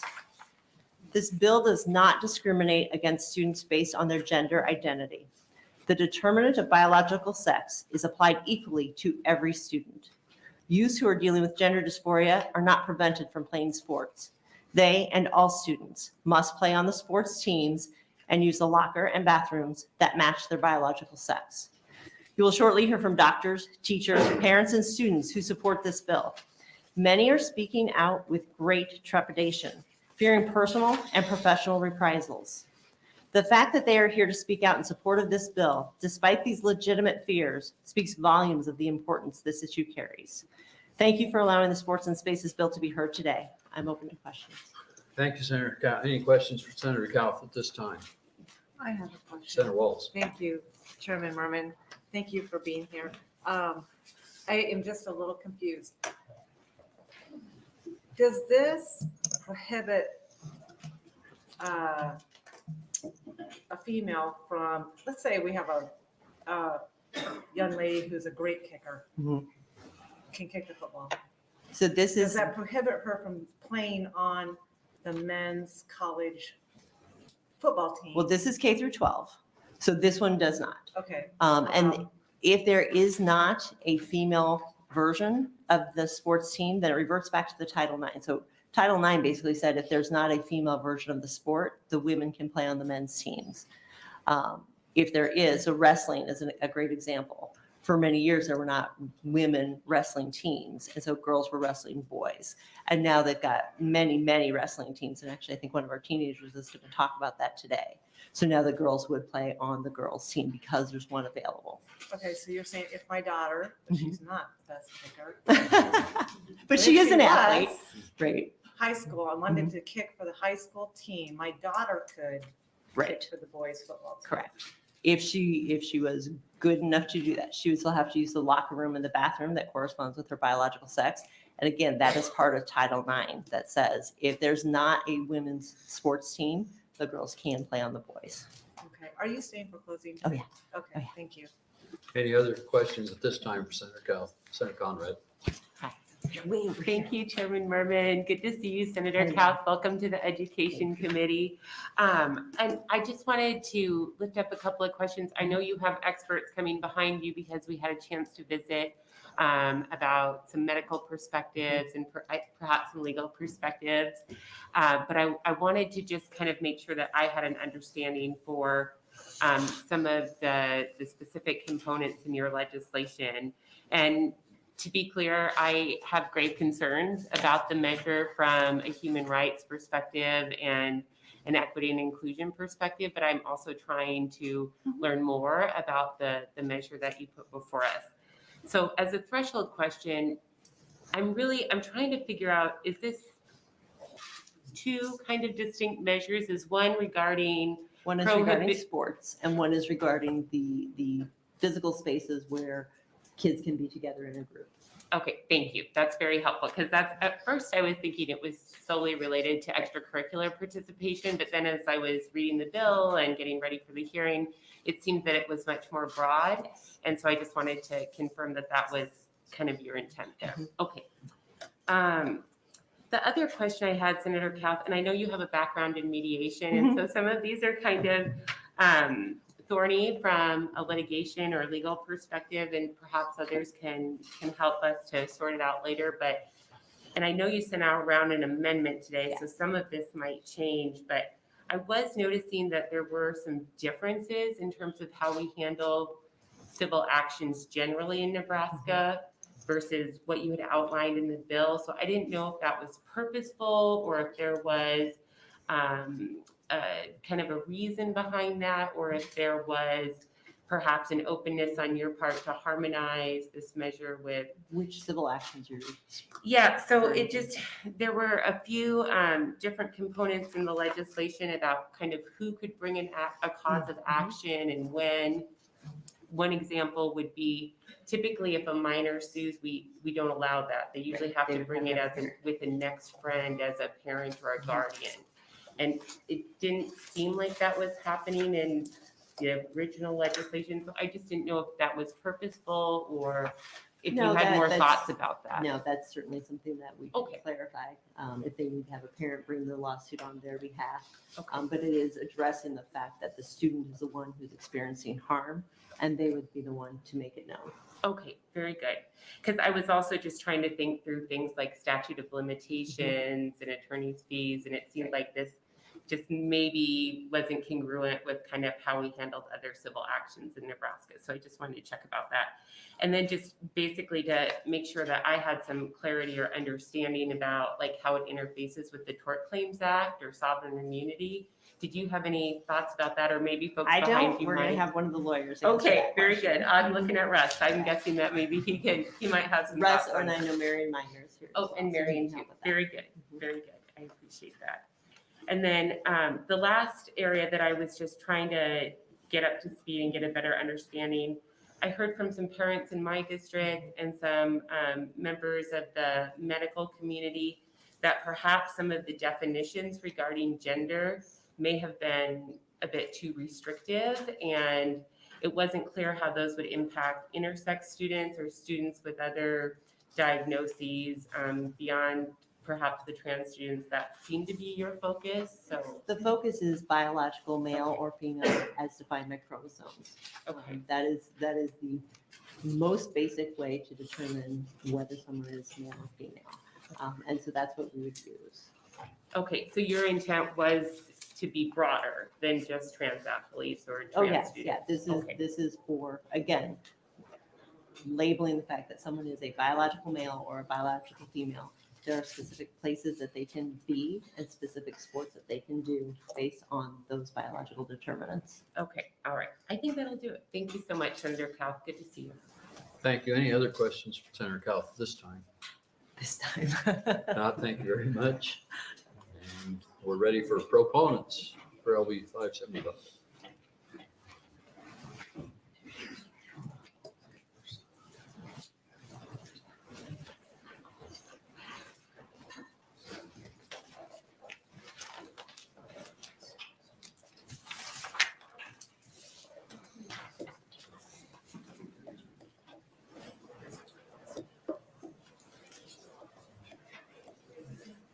Oh, good afternoon. All right, just wanted to make sure we're ready. Good afternoon, Chairman Merman.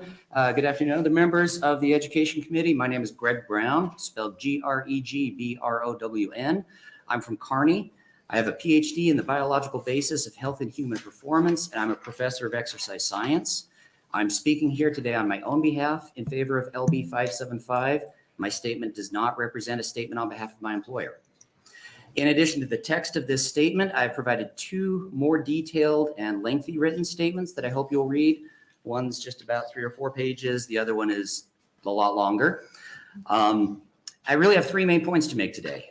First, there are important anatomical and physiological differences between males and females.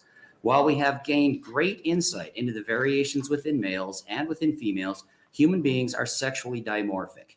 That is, boys and men are males and girls and women are females. Every cell in our body has a sex. Sex is determined at conception by X or Y chromosomes, and sex affects every system within our body. Even the 0.017% of the population who have an intersex condition are either male or female. And while there are biological tests to identify intersex conditions, there are no standard or specialized biology-based tests to find out if a person has gender dysphoria. Second, males have inherent biologically based athletic advantages when compared to similarly aged, gifted, and trained females. Even before puberty, boys have more lean body mass, less body fat, and run faster and are stronger than girls. Puberty acts like a turbocharger, and the differences become much more apparent with teenage boys and adult men outperforming girls and women by 10 to 15% in running, 15 to 20% in jumping, and 30 to 60% in strength. These male athletic advantages are not due to better training or nutrition or coaching. Males have inherent biological advantages such as more lean body mass, larger hearts and lungs, and stronger bones than females. Third, if a male identifies as a girl or woman, he is still biologically male. He still has inherent male athletic advantages, and a transgender identity with or without the use of puberty blockers and cross-sex hormones does not erase the inherent male athletic advantages. The issue of males wanting to compete in girls' sports is not just an abstract concern, but is happening here in Nebraska. LB 575 is necessary because it seeks to maintain the level playing field for female athletes without the intrusion of male bodies. Thank you. Thank you, Mr. Brown. Any questions for Mr. Brown?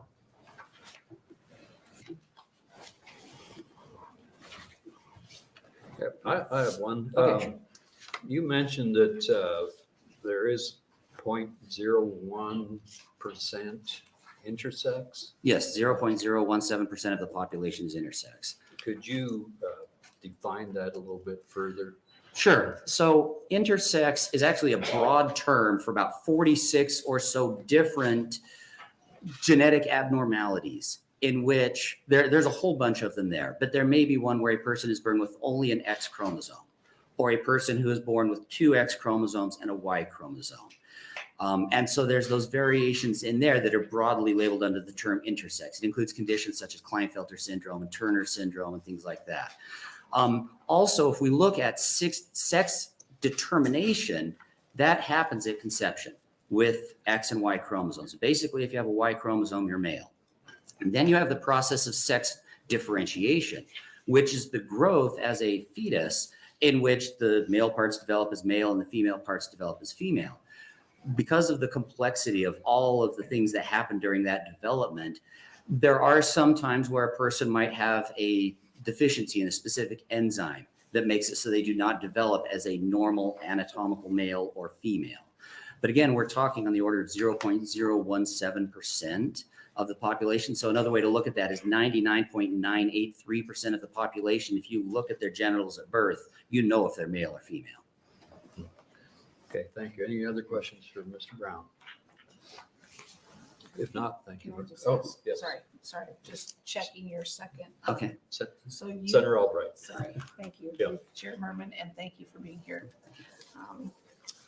Mr. Brown. So tell me a little bit about this. Did you write this for someone in particular? Yes, or- so that white paper, the lengthy sheet that's something like 85 pages, I wrote that last year for Alliance Defending Freedom, or sorry, 2 years ago for Alliance Defending Freedom. I'm not paid for that. That was voluntary on my behalf. I've been affiliated with Alliance Defending Freedom as an expert witness, as an expert testifier for various things that they've been working on in this area, all on a volunteer basis. And as a result of some new research that had come out in the past few years, I felt it was necessary to put together that white paper that really goes through these 3 main points that I have in a lot more detail, talks about testosterone concentrations, and gives a lot of numbers on the difference in performance between males and females, both before puberty and after puberty. It outlines, at the time, the current knowledge on research regarding puberty blockers and cross-sex hormones. There have been a couple of papers that have come out since I published that, but they all show the same thing, that whether we're talking teenagers or adults, the use of what they call gender-affirming hormone therapy does not erase male advantages. After as many as 14 years of gender-affirming hormone therapy, biological males still have more lean body mass, more muscle strength, their aerobic performance is higher, and they're taller. Kind of a paper that was not included in that because it hadn't come out yet. A very recent paper is called Trans Girls Grow Taller. And it followed trans girls, their medical records for a number of years, and showed that after puberty blockers and then cross-sex hormones, they were still taller than comparable females, and they were more aligned with male as far as body height, which, as we all know, in some sports, height is an advantage. I wish I could remember who it was, one of the great basketball coaches that said, you can't coach height. Yeah, Did that answer your question? it does. And so this is more about the ability of a male to be stronger than a woman, basically. But have you looked into why they've been able to play in women's sports? Is there anything that you have concurrent to that subject? Yeah, so it's very interesting. It was 2003 when the International Olympic Committee passed their first policy on allowing transgender athletes to compete in sports. And the initial International Olympic Committee policy stated that an individual had to have a medical diagnosis of gender dysphoria, had to have undergone sex change surgery, had to maintain certain hormone levels. And that was the policy until about 2015. And during that time period, there really wasn't any transgender athletes competing in elite sport and college sport, those types of things, because everybody was following the IOC guidelines.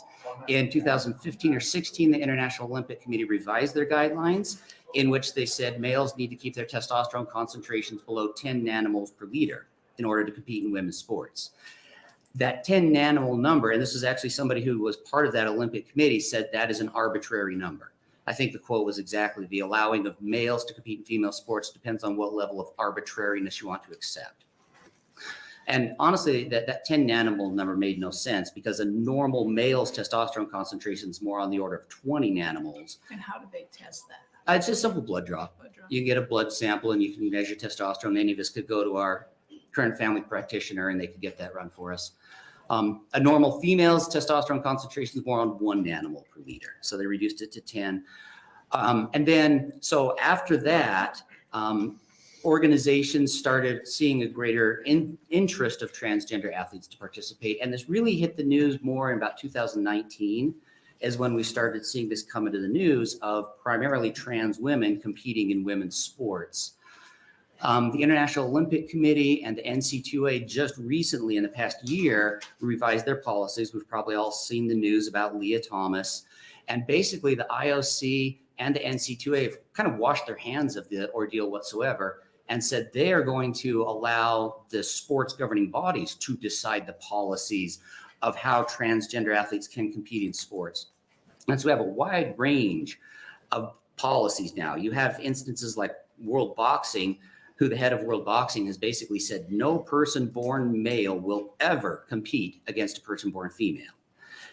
World Rugby is very similar to that, Fina. Hold on just one second. I want to kind of mold this into the K through 12. Okay, sure. And more so than the Olympic, Yep. you know, because this bill. Yeah, this is concentrates K through on 12. So what do you have on that information? Okay. if anything? And so the K through 12, it has varied again, state by state. What is their state policy on allowing transgender athletes to participate? And sometimes that comes down to school boards by school board. In the past few years, we have seen 18 states pass laws stating that you must compete in sports, female sports if you're biologically female. Some states are also like what Senator Kauth has proposed and have stated males and males and females and females. A few of those, there have been lawsuits filed by the ACLU and their clients. Idaho has been enjoined, but you may have seen that West Virginia's law was recently upheld in federal court. The case against Indiana's law was dismissed because the plaintiff withdrew their claim. And so, again, we have kind of a wide variety of policies on that. And again, it could vary from state to state or school by school. I think this is an important area for the state to consider, given the state's interest in the welfare of students. Okay, I do appreciate your. Yeah, sorry if I went off on a You're tangent. good, you're good. Any other questions for Dr. Brown? Thank you very much. All right, thank you. Thank you. Now I'll have Hannah Anderson if she's here.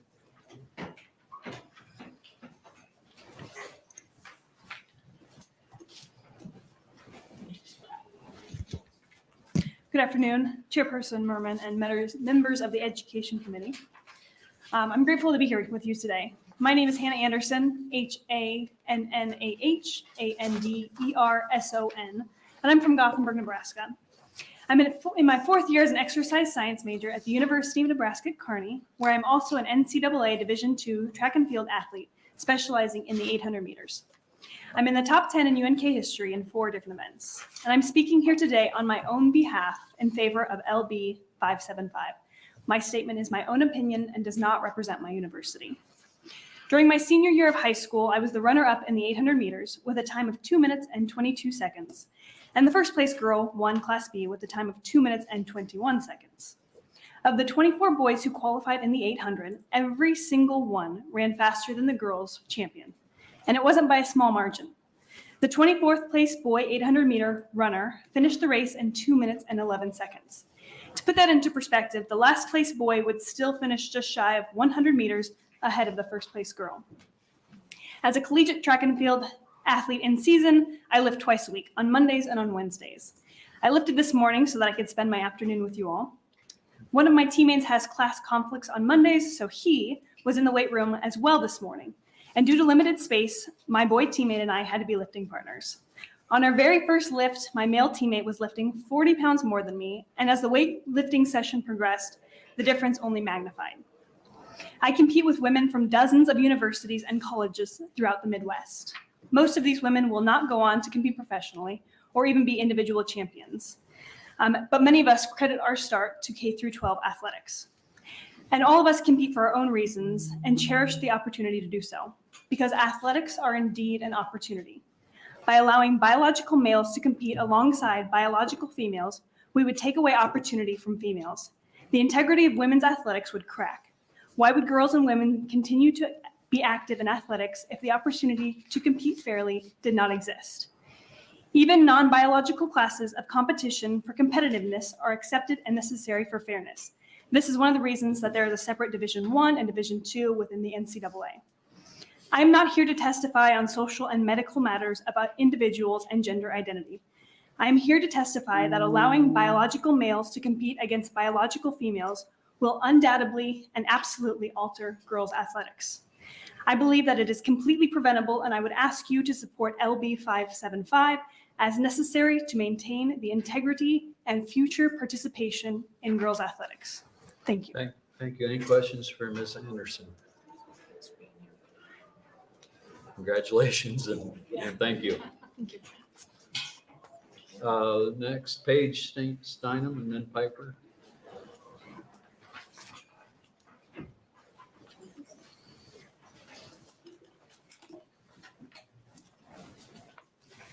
Dear Chairperson Merman and members of the Education Committee, my name is Paige Steinman, spelled Paigesteinman,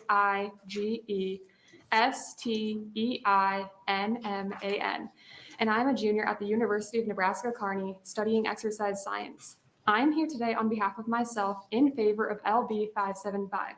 My statement does not represent a statement on behalf of my institution. Today, I hope to share my voice as a female athlete that was born and raised in Nebraska. I played multiple sports throughout junior high and high school, learning valuable lessons such as teamwork and developing respect toward those around me. On the cross-country team, we would all do the same warm-up and workout, then stretch together before heading to separate locker rooms. We would share smiles and laughs during team meals and bus rides and cheer for each other at each race. Words to describe it would be powerful, fun, and safe. Sport was the very recipe for self-confidence as a young girl, and I had witnessed such joy from it that I decided to run in college. Collegiately, injury often sidelined me, and bone injury rates were always higher on the women's team than the men's team. I have learned from doctors in undergraduate research that this was due to the female athlete triad, which is made up of 3 components: low energy availability, menstrual dysfunction, and low bone mineral density. Even with injury rates in sport, female and male athletes differ, as a man could never suffer from the hormonal consequences of missing periods. The differences between male and female athletes were apparent at every practice. Each is highly motivated, getting up early to lift weights or run, attending nutrition sessions, and showing up to workouts with a game face. The workouts are individualized by event group or race plan, but remain similar. Yet, with such similarities in goals, fueling, training, and day-to-day student-athlete life, the men are always faster, no matter the distance. The men throw farther and jump farther. I volunteer with high jump at every home meet and have never seen a female reach the jumping height of a male. Is this due to a lack of worthiness or desire? Absolutely not. This has everything to do with immutable biological differences between males and females. Never would I feel safe sharing a locker room with males, and never would I want my teammates or fellow female athletes to have such discomfort forced upon them. With an already increasing dropout rate of girls participating in sports, I fear that allowing males in locker rooms would only further discourage female sports participation. I feel fortunate to have grown up in a safe athletic environment for females and can only hope for the same right here at home for years to come. Thank you. Thank you. Any questions from Ms. Steinman? Yes. Senator Albright. Thank you. It's not a question, but it's so nice to see both of you here today. She's actually from Northeast Nebraska. So. Nice to meet you. Thanks for being here. Thank you. We'll have Piper and then Walker Nixon and Ben Jackson, I think, have to get back for some athletic practice or event, so we'll let them go next. Good afternoon. Good afternoon, Chairperson Merman and members of the Education Committee. My name is Piper Steinman, spelled Pipersteinman, and I'm a junior health science major and nutrition minor at the University of Nebraska Kearney. I'm speaking here today on my own behalf in favor of LB 575. My statement does not represent a statement on behalf of my college institution. What I'd like to share with you today is my personal stance on the importance of keeping female athletics, specifically at the K through 12 level, biologically female. I graduated from a small Northeast Nebraska high school where being a part of as many extracurricular activities as you could handle was the norm.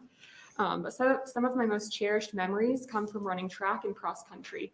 Our girls team wasn't huge, but the comfort and love we felt in another's presence were massive. In high school sports, students are coming together from all sorts of different backgrounds, family situations, financial situations, and so forth. We had girls on our sports teams who relied on the school's facilities at times, specifically the female locker rooms, because they didn't have the luxury of taking care of their personal hygiene at home. It's hard for me to consider what high school would have looked like for those girls, some of my best friends, had they not been able to find solace and safety within the walls of our school locker room. Outside of those walls, we were a fierce, brave group of young women who relied on one another and pushed one another to be better. It's important to note that as we worked to push one another to faster running times, the boys' team pushed us even more. They would run ahead of us in groups on long runs, set the pace during workouts. They would give us high fives when we achieved our own personal bests. While we enjoyed training with them and cherished their support, as girls, we knew that they would be faster. We respected each other and our differences, similarities and differences as individuals and as runners. We knew that we were better athletes because of them. I'm female based on biology. Writing this has brought up some great memories for me, making me realize once again just how great an impact the level playing field of female athletics has had on my life. I hope that all of you are able to resonate with your own athletic experiences from the past, which were due in part to the level playing field you competed on, the locker rooms that you got ready in. Maybe consider the safety and security that we have felt within sport when considering what the biological females behind us will feel. Thank you. Thank you. Any other questions for the other Ms. Steinman? Thank you very much. Okay, Walker Nixon needs to compete or something. Yeah.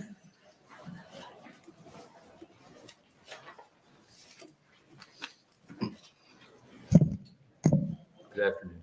Good afternoon. Good afternoon, everyone. Thank you for your time today. My name is Walker Hill, spelled Walkerhill, and I'm a junior at Millard South High School, and I'm here to testify on LB 575 because I believe that we have reached a point where we need to make a decision that keeps all students at Nebraska public schools safe. Some individuals may claim that this bill is transphobic and hateful towards transgender students, but this is not the case. Millard South is a diverse school and has a student body unlike any other state. And in my experience at Millard South, I have faced only a handful of incidents related to this bill, none of which has bothered me. I have no safety concerns with my fellow students trying to use the bathroom. But I do know that other students, not just at Millard South, but in some of the other Millard high schools, have some differing experiences that have made them uncomfortable or have left them questioning the privacy of the school bathrooms. I want to make it clear that the bill is not meant to target transgender students, but it will help define who and who is not allowed in a school bathroom for everyone's safety. I assume that everyone in this room would feel awkward if there was no safety in public restrooms. And I can imagine that you know that male and female bodies differ in genetics, which provides each its own advantages. Just as the school sports associations have begun to recognize that these advantages make it unfair for transgender athletes to compete with regular athletes. So why is it fair that they share a space that is supposed to provide privacy and security to students who wish to change clothes or use a restroom? I want to clarify that this does not mean that transgender students are not allowed to use the bathroom or locker rooms. And I understand that this bill might be perceived differently and receive backlash, but does not change the fact that this will impact future generations and classes well beyond my high school years in the Millard school system. And it will help benefit the majority of the Omaha student population who are not transgender or simply value their privacy. A school is supposed to be filled with memories of joy and happiness among friends and peers, provide a learning experience that will give students a necessary start for college and a life outside of school. And with this bill, the Nebraska Legislature will ensure that those memories are not filled with awkward memories or memories of harassment in the school bathrooms or locker rooms. In my experience, this bill will address safety concerns for all students and future generations attending Nebraska public schools in Omaha and across the state. If I did not see this bill as a necessary point of discussion, I would not be here today. Thank you for your time and for allowing me this unique opportunity to speak with you all today. Thank you, Walker. Is there any questions? If not, thank you very much. Thank you. And that is Ben Jackson here?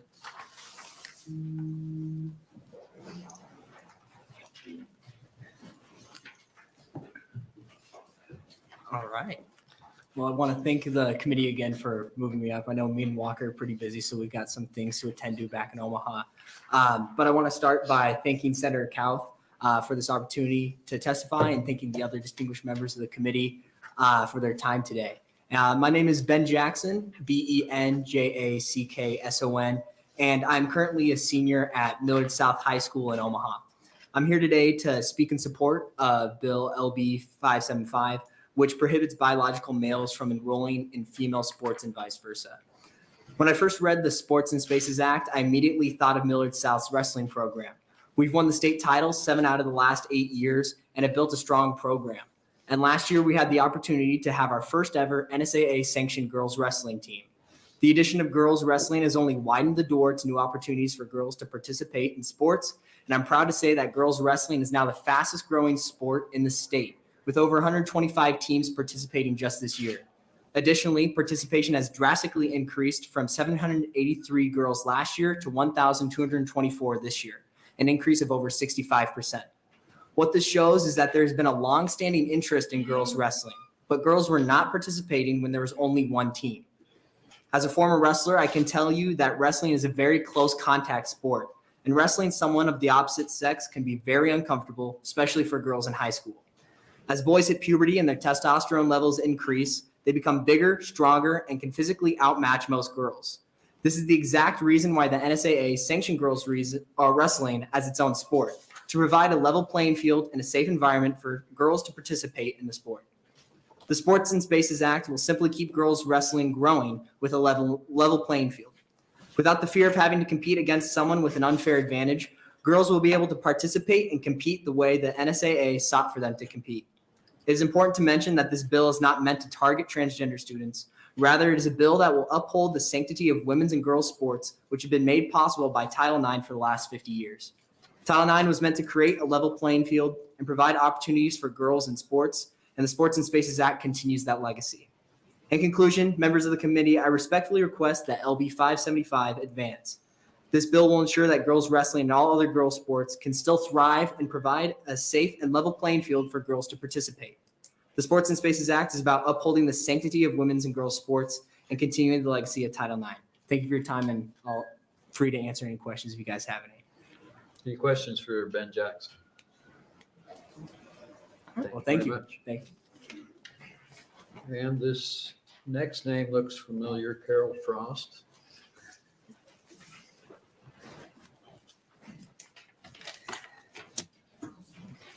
Welcome. Thank you. Good afternoon, Chairman Mormon and members of the Education Committee. I'm here testifying in support of LB 575. My name is Carol Frost, CarolFrost. And boy, do I feel like a dinosaur. All these young folks, oh my gosh. I'm so old that I am pre-Title IX. I did not gain the benefits of Title IX, but I will tell you the benefits of PED, physical enhancing drugs. I won the Pan American Games. I was the best discus thrower in North America, South America, and Central America. In 1968, I went to the Mexico Olympics, and I got 14th. The people that won were from behind the Iron Curtain. That's how old I am. I competed against the people from behind the Iron Curtain.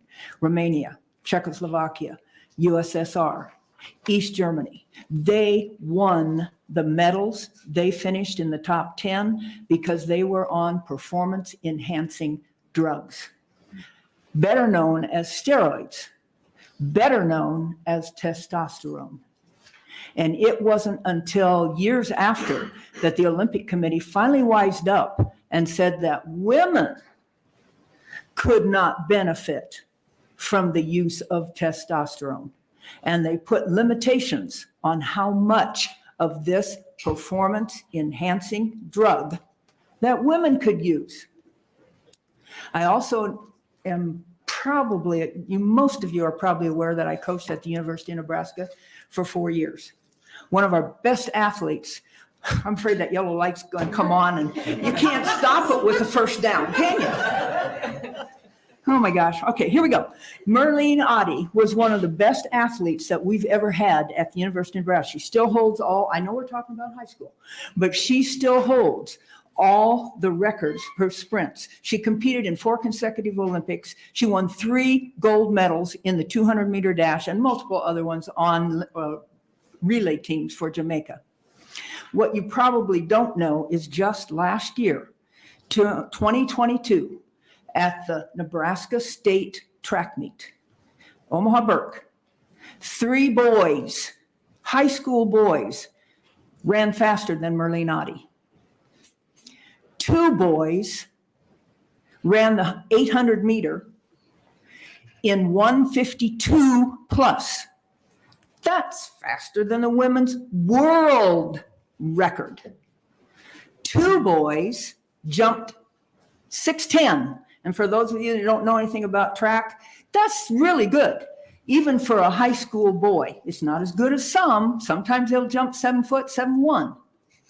2 boys jumped 6'10", tied the women's world record.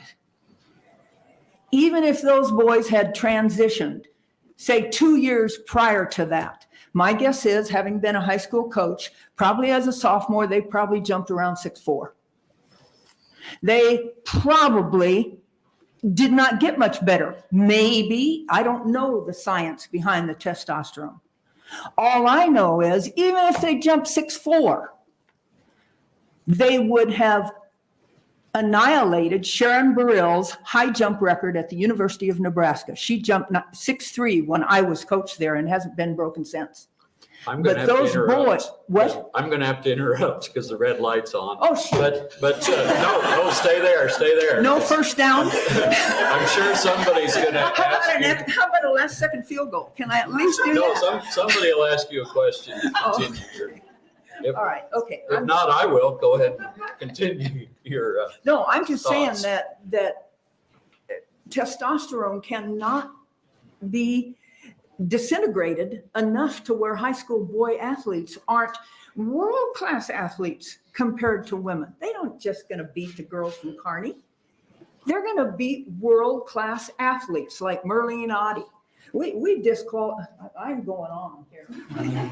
We disqualified the best 100-meter runner that the United States has this past Olympics.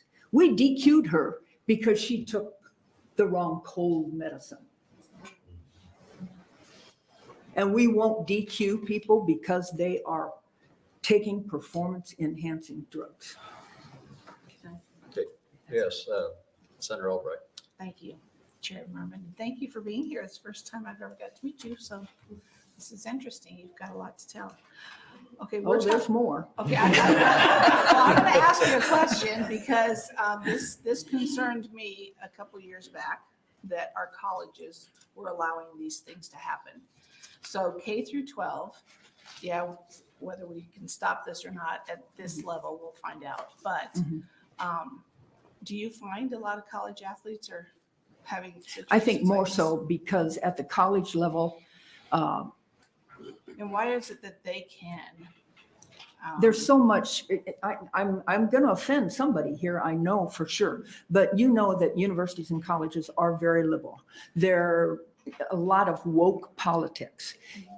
Women have become so intimidated. They are so afraid to speak up. I taught in a Title IX program just this about 6 months ago for NPR. And I asked my son, Scott, I said, Scott, they want me to talk. What do you think? And he said, oh my gosh, Oh, for heaven's sakes. please don't say anything that will land on my plate. He is intimidated. And you know what I told him when Karen asked me to talk in front of this committee? I texted Scott and I said, I'm free. I can now speak my opinion. I am not, you cannot cancel me. I'm retired. And so I can say what I want to say where I could not have. And that's why women at the University of Nebraska, women at Penn, they're afraid. They will get canceled. They will get destroyed by the media. High schools, not so much. But colleges, you will get destroyed. Thank you for being here. Any other questions for Carol Frost? I do remember the 1968 Olympics. I wasn't there, but I do. Yeah, I remember that. Yeah. And let's see, who's next? Kirk Penner.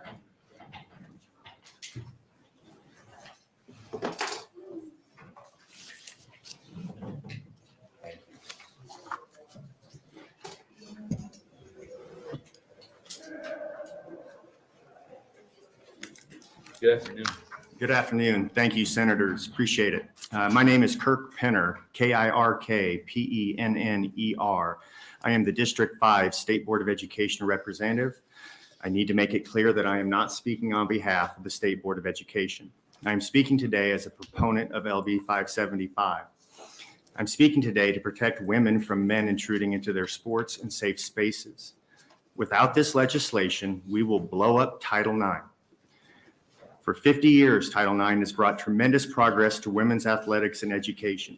Since 1972, young women have been striving to be the best they can in their chosen sport, working hard for the possibility of a scholarship to pay for all or some of their college tuition.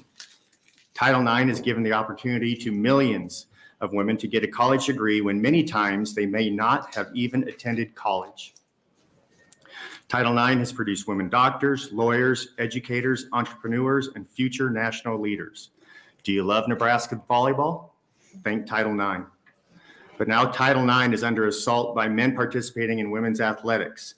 Senators, there is a reason the height of a volleyball net is higher for men. The size of a basketball for women is smaller and lighter, and the national qualifying time in the 400-meter dash for men is 45.3, and for women it is 51.35. Why is that? It is because we are physically different, but it goes deeper. We must protect female bathrooms and locker rooms. Without their consent, Riley Gaines, a 12-time All-American in women's swimming, and her fellow female competitors were forced to share a locker room with Leah Thomas, a 6'4" male swimmer from Penn who thinks he is a woman. He watched them undress before a meet and exposed his male parts. Leah Thomas, a man, won the NCAA Division I women's 500-meter freestyle, shattering the dreams of women swimmers who have trained all their lives for this moment. Where is the concern for the female's mental health having to compete against men? Where's the outcry from the women's groups? Teachers in our public school system want to speak up but are being silenced. Here are some sample quotes from the letters that I gave you here from teachers. And I quote, "Girls were uncomfortable changing in the locker room with a trans girl present. Teachers are not able to safely express their opinions anymore. I don't feel as though I can say anything to our school administration. I am one of many educators that is considering leaving education in the coming years because of these type of circumstances. I fear that without a bill like this in place, you will see an increase in exodus of teachers from the education system." In closing, there was a day when women could strive for excellence in their chosen sport and feel safe in their locker room after a game or after PE class. Those days are numbered unless LB 577 is made into law. Please protect women's sports and their dignity in the locker room. Thank you. Thank you. Any questions for Mr. Kirk Penner? If not, thank you very much. Thank you. Next, Sherry Gradle Brink. That's wrong. Gradle. That's okay. Good afternoon, Chairman Merman.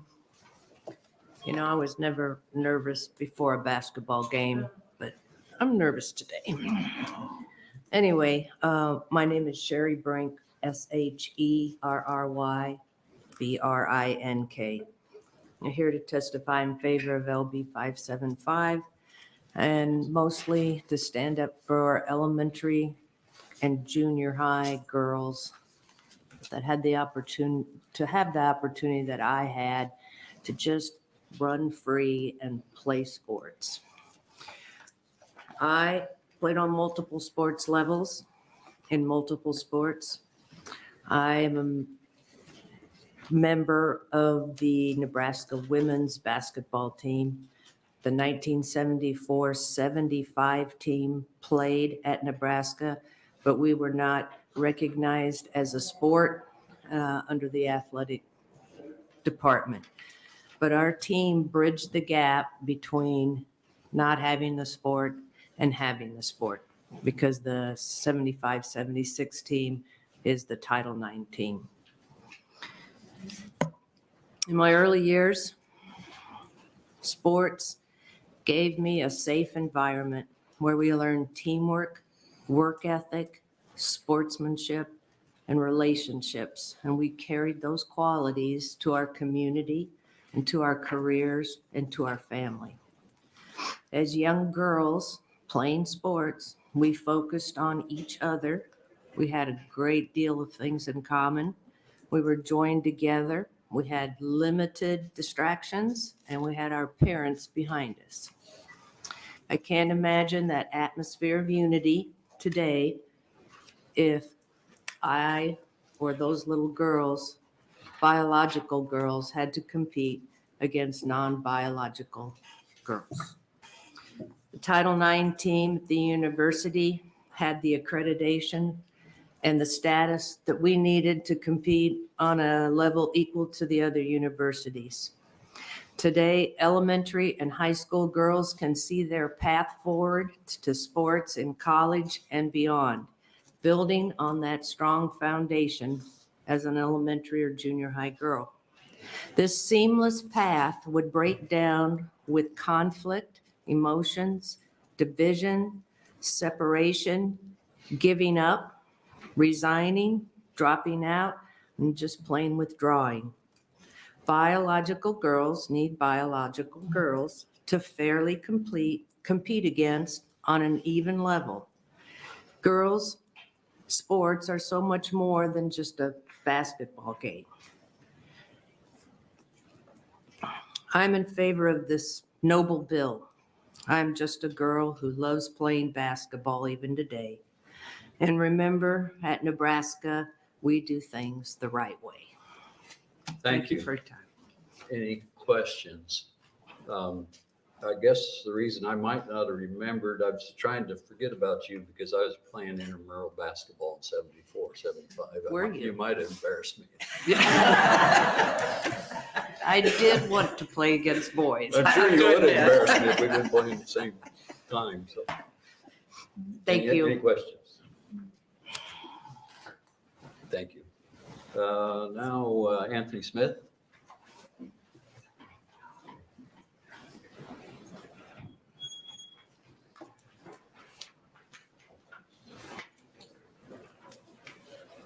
Oh, I'm also nervous. I obviously don't spend my time in settings like this, so I apologize if I don't address anyone correctly. My name is Anthony Smith, and I'm a resident of Omaha, Nebraska. I'm under contract with the Ultimate Fighting Championship, better known to most as the UFC, and I have been since 2013. I'm currently ranked number 5 in the world. I also work for the UFC and ESPN as an on-air desk analyst. I've been a professional athlete my entire adult life. Sports is my life, and it's the only thing that I actually know. Before all else, I want to make 2 things very clear. First of which, I'm clearly no politician, and although many here have agendas and are clearly standing on one side or the other, I have no team. I'm here to highlight some facts. I'm here as a father to 4 beautiful daughters. To be very clear, I don't actually really want to be here. Bringing unwanted attention to myself is not something I enjoy doing. And to the opponents, this isn't me against you, but rather me for my children and girls all over this great state. And secondly, I want to make it crystal clear that I'm not anti-trans, transphobic, or any other form of anti-anything. I want everyone to feel safe, have a voice, be loved, and be heard. As a lifetime athlete, I want everyone to enjoy sports, just not to the detriment of females everywhere. I'm going to speak in biological terms here to keep things very clear to everyone listening and to make sure that I'm not misusing gender terms that I admittedly don't understand fully. So for the sake of confusion, I'll just keep it like that. And this is where I get bold.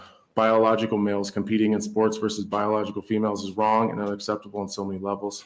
To keep it short and easy, I'm going to speak on two separate areas. It's safety and fairness of sport and oppression. I believe that everyone here is educated, intelligent, and sensible human beings, and I don't believe that I need to spend the entire time laying out the endless studies pointing at the empirical data stating how biological males are physically superior over biological females. You can look at various stats, including track times, long jump, high jump, shot put, swimming, red blood cell count, muscle endurance, VO2 max, bone density, overall strength, power generated per pound of muscle mass, and every single metric measured in powerlifting.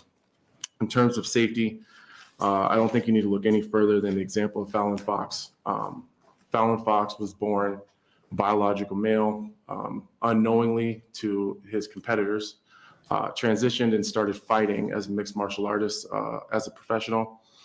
I believe he was 3-0 before anyone found out that he was actually a male competing against females. He competed at 145 pounds. He was essentially forced out of the sport, not by any policies or change or laws. It was really by kind of public outcry. But his last fight, he crushed the skull of a fellow competitor. It was a female 145 pounder. In terms of fairness in sport, I truly believe in the amazing work done to give women an equal opportunity for success over the last decades. And it makes me really sad to see it threatened by the introduction of male into female sports. Did all those people really, it's red. What do I do now? No, yeah, you've got the red light, but I know you wanted to talk about your 11-year-old daughter, so. I did, yeah. I'll let you talk about her. Yeah, I just skipped the fairness part. Lastly, I can't believe the bathroom situation is an actual thing. Again, I don't want anyone discriminated against, but to be very blunt and honest, my 11-year-old daughter and every single girl like her are struggling through puberty, dealing with confidence issues, uncomfortable locker room situations, new body hair, a developing body, and soon navigating the effects of menstrual cycles and everything that comes with that. And now they're supposed to do that as there's biological males present in the room. I'm her father, and those conversations are uncomfortable enough. I don't know why their rights, safety, and comfort aren't being taken into account. I think the answer is simple: gender neutral bathrooms. And I honestly think that's something that people of all sexes would love to take advantage of. Thank you very much. Any questions? Any other questions for Anthony? If not, thanks for testifying. I'm going to ask Patrick Mettinger. I think he has to get back to Omaha also.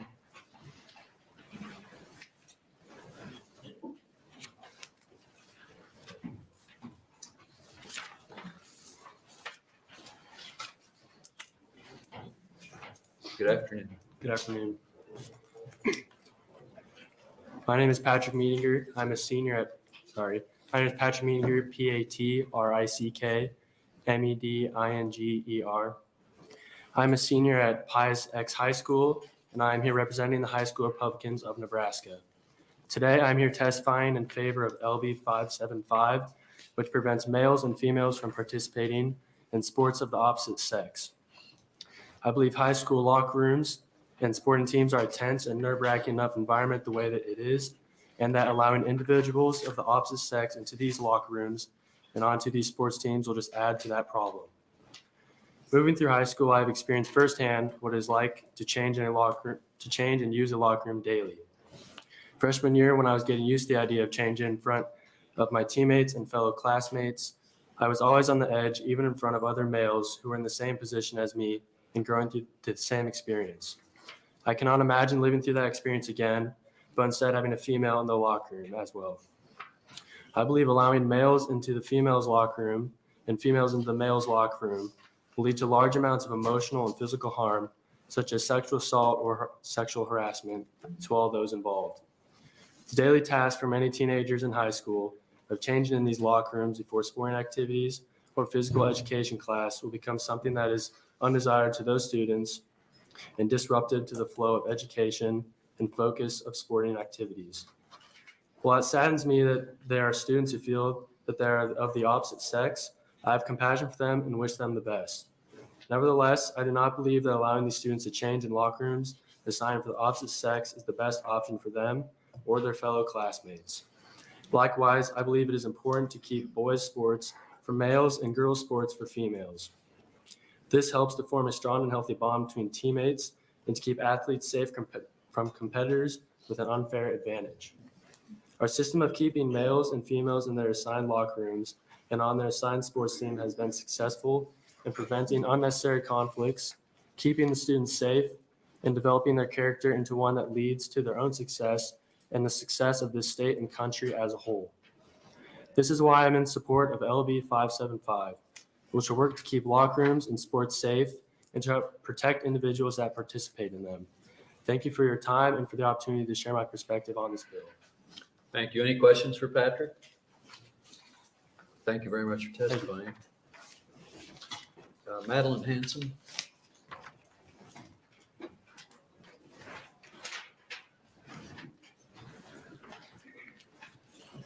Good afternoon. Afternoon. Hello, my name is Madeline Hanson, spelled Madelynhanson. I'm a junior in high school in Nebraska, and I support LB 575. I'm a varsity athlete in a very competitive school in cross country and track. I've also lettered in academics and choir. I've participated in distance running ever since middle school. Consequently, running plays a massive role in my high school career. I changed schools freshman year, and cross country built a large part of the community I have today. I will never be my school's top runner. I'm a decent runner at the bottom of my team's varsity squad. I've worked hard to get that spot. Each summer, I've run over 300 miles and trained in the heat to prepare for cross country season. But if one of our JV boys decided that he was a girl, my varsity spot would be taken. It's just a fact. You can look at the times and school records. Boys are faster than girls. Our varsity girls train with the mid to faster JV boys because we have the same paces for workouts. If boys identifying as girls are allowed to run in the girls' races, why should a girl go out for track or cross country? They would have no chance to even make varsity. This applies to other sports as well. It impacts girls' physical health. Sports keeps girls in healthy physical shape and also gets them involved in their school. Sports builds healthy habits and even lifelong friendships. Another issue that this bill is addressing is for boys who think they are girls to be able to use the girls' locker room. First off, most high school girls are incredibly uncomfortable in their bodies, and the locker room can be a scary place for them. But imagine the uncomfortableness if they knew that boys were in there as well. For me, the locker room is a safe place where I can laugh with my teammates and get my bearings between school and practice. It is a place to let down after a long day. All in all, girls deserve to have a place in sports, and LB 575 stands up for girls' rights in sports. Without these guidelines put in place, half the population would be at a disadvantage. Running has taught me many lessons in perseverance and determination. I want other girls to have the same opportunities that I have. But this will be impossible with boys identifying as girls being allowed in girls' sports. Any questions for Madeline Hanson? If not, thank you very much.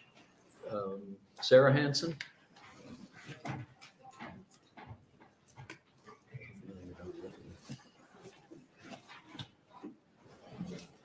Hello. Hi. Good afternoon. I want to thank you for the opportunity to testify in support of LB 575. My name is Sarah Hanson, Sarahhanson. I'm a certified teacher in the great state of Nebraska, but more importantly, I'm a wife and a mom of 2 teenagers. Both of my kids are in high school, and they are both multi-sport varsity athletes. I grew up in West Central Nebraska and from a family full of educators, coaches, and sports officials. There was a strong value in my home to be involved in school-sponsored activities, and for me, that included being a varsity athlete in the sports of cross country and track. I am who I am today because of participation in these sports. The lessons I learned about perseverance, adversity, teamwork, and having the joy for others in their success were invaluable. LB 575 addresses an issue that has arisen in the past few years, and an issue that I would have never guessed in a million years we would even be considering. It's almost as if the sky has turned purple and 2 + 2 no longer equals 4. Common sense has completely left us if we see fit to allow children or teens to access bathrooms or locker rooms or participate in school-sponsored athletics based on their gender identity versus their biological sex. In locker rooms, kids are undressing. Boys and girls have different parts. We, as parents, teach our kids at a young age about their private parts because they are private. We teach them about covering up those parts, especially around the opposite sex. They are private. Yet our schools may be forced to undo this teaching. The new lesson is, your parts aren't private any longer. You need to be okay with someone of the opposite gender changing right next to you. If you're not, you're closed-minded and hateful. What's happening? We have to testify to protect our kids against this. Let's talk about competition. My daughter has worked hard to gain the last spot on her highly competitive varsity cross-country team. She runs 300 miles each summer, lifts weights, and nourishes her body with fuel to help her in the quest to run with those varsity girls. Because of basic biology, an average level performing boy who runs on the JV team could easily take her spot. All it would take would be one of those boys deciding to compete as a girl, and her hard work would be for nothing. The effect would be devastating. For my daughter, being beat out by a girl is a life lesson. Being beat out by a boy identifying as a girl, that's just a lie. Boys competing in a girl's race makes a mockery of the sport, and it's an embarrassment to the basics of biology. Why deter girls from participating in the sports or gym class for fear of changing to a boy? Why take away the life lessons that girls' athletics and competitions offer? The ramifications of not protecting girls like my daughter are detrimental. Please pass LB 575. Common sense and the well-being of girls in Nebraska are at stake. Thank you. Any questions for Sarah Hansen? Thank you very much. Sue Greenwald here.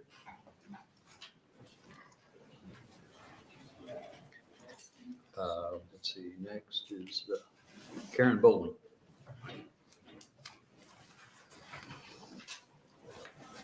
Thanks. Well, I won't be as fun as my friend Carol. You can imagine when we were on the sidelines when our sons were playing at the University of Nebraska together, I got a play-by-play by her. But good afternoon, Chairman Merman and members of the committee. My name is Karen Bowling, Karenbowling.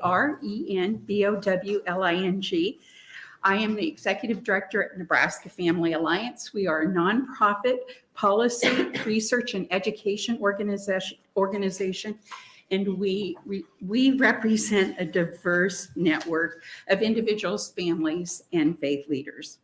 Girls deserve to compete on a level playing field. Allowing males to compete in women's sport undermines fair competition and women's athletic opportunities. LB 575 protects opportunities for young women in athletics by ensuring they are not forced to compete against men playing on women's sports teams. The bill simply requires that all high school sports teams be based on biological sex and make clear that males are not eligible to compete on female teams. Unfortunately, across the country, we are seeing growing numbers of instances in which biological males have taken away championships, records, and countless athletic opportunities from female athletes. For example, in Connecticut, 2 biological males captured 15 girl high school state championship titles, set 17 new individual meet records, and took over 80 opportunities to advance in competition in the 2017 to 2019 seasons. 18 states have already acted to protect fairness in girls' sports, including our neighboring states, Iowa and South Dakota. Another 14 states have introduced legislation in 2023, including our Kansas neighbors. But this isn't just about losing medals and championships. Allowing males on girls' teams means that a young woman will also lose the many benefits that flow from participating in sports, learning teamwork, how to overcome adversity, and leadership. A recent survey of women business leaders from Inc.com found that 94% of these leaders participated in sports. They described how vital those athletic experiences were to their professional development. As a lifelong resident of Lincoln and a female athlete at Irving Middle School in Lincoln Southeast, I remember so clearly when in 1972, federal Title IX was part of a suit of civil rights laws passed to protect women and girls by ensuring they have equal access to athletic opportunities. The LSC girls track team, we were delighted because we wanted to play basketball and did not have a basketball team. We advocated, and a team was formed in 1975 after we graduated. Thank you, Karen. The red light's Yeah, on. thank you. Any questions for Karen Bowling? I would just highlight my next paragraph. Just the amount of increase in female athlete participation is substantial because of the beauty of Title IX. Thank you. Thank you. Any other questions? Thank you very much. Thank you. Marion Minor, next up.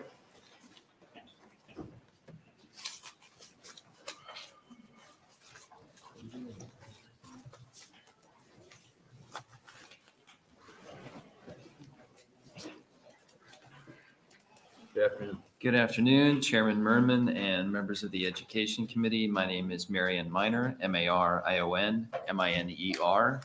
I'm Associate Director of Pro-Life and Family Policy for the Nebraska Catholic Conference, which advocates for the public policy interests of the Catholic Church and advances the gospel of life through engaging, educating, and empowering public officials, Catholic laity, and the general public. And I'm here to express the conference's support for LB 575. Of course, as has been said many times already today, but it bears repeating, men and boys are different from women and girls. The law should respect those differences and, in some important circumstances, reserve programs and spaces for men and boys or women and girls. Sex is a bodily, material reality. This is starkly apparent in the contexts of intimate spaces and the athletic field, court, or track, and denying that reality has a disparate and potentially very dangerous impact on especially women and girls. As a matter of law, separating males and females in intimate spaces serves the important governmental objective of protecting students' privacy in such spaces and shielding their bodies from exposure to the opposite sex. Likewise, barring males from competing in sports reserved for women and girls serves the important objectives of fairness and equality of opportunity for female athletes in competition and protection of those athletes from heightened risk of injury. Numerous courts have examined these principles under both equal protection and Title IX claims. The 11th Circuit Court of Appeals and federal courts in Tennessee and West Virginia, to name a few, have found policies with identical questions and interests at stake to be constitutionally sound under the Equal Protection Clause and in compliance with Title IX. We have every reason to be confident that the 8th Circuit Court of Appeals, whose jurisdiction includes Nebraska, with respect to federal law claims, will rule similarly if LB 575 were to be challenged after becoming law. The reality of sex matters, and the consequences of that reality are not theoretical, but concrete, immediate, and important to acknowledge. Respecting girls' right to compete on a fair and safe playing field and to enjoy equal opportunity to win and receive athletic scholarships is compellingly important. So is respecting and protecting students' right not to be compelled or pressured to share intimate spaces with persons of the opposite sex. For all these reasons, the conference urges you to advance LB 575 to general file. And while I have just a couple of seconds, Senator Conrad, I know you had some really good questions with regard to harmonizing some of these provisions with the usual way of doing things in the Nebraska Statutory Code. I don't have the answer to those questions. I was looking really more about equal protection and Title IX claims. But of course, the state's able, if it wishes to waive sovereign immunity in certain circumstances. You have to be very intentional about doing that. So those things, if there are issues with it, and I don't know if there are, I think could be pretty easily harmonized. Any questions for Marion Miner? Senator Conrad. Thank you, Chair Merman, and thank you, Marion. Always good to see you. I appreciate you picking up on those questions there. And I was just trying to figure out if there was a policy reason for maybe not following kind of our standard approach with some of these issues. But when you look at our Tort Claims Act or issues of sovereign immunity or civil practice in general. So I appreciate and understand we're perhaps not as crisp as we might be if we were in oral argument as we are in the legislative environment. But I agree. I think typically our Nebraska Supreme Court case law requires a rather explicit waiver of sovereign immunity, and I didn't see that in the bill or the amendment. So I was just wondering about that in context of the bill. Sure. And as far as the intent with those things goes, I wasn't involved in the drafting of the bill, so I don't know the answer to that. But as I said, I think with some study, that's something that could be pretty quickly resolved. Thank you. Mhm. Any other questions? Thank you very much. Thank you very much. Jeff Birkenthal.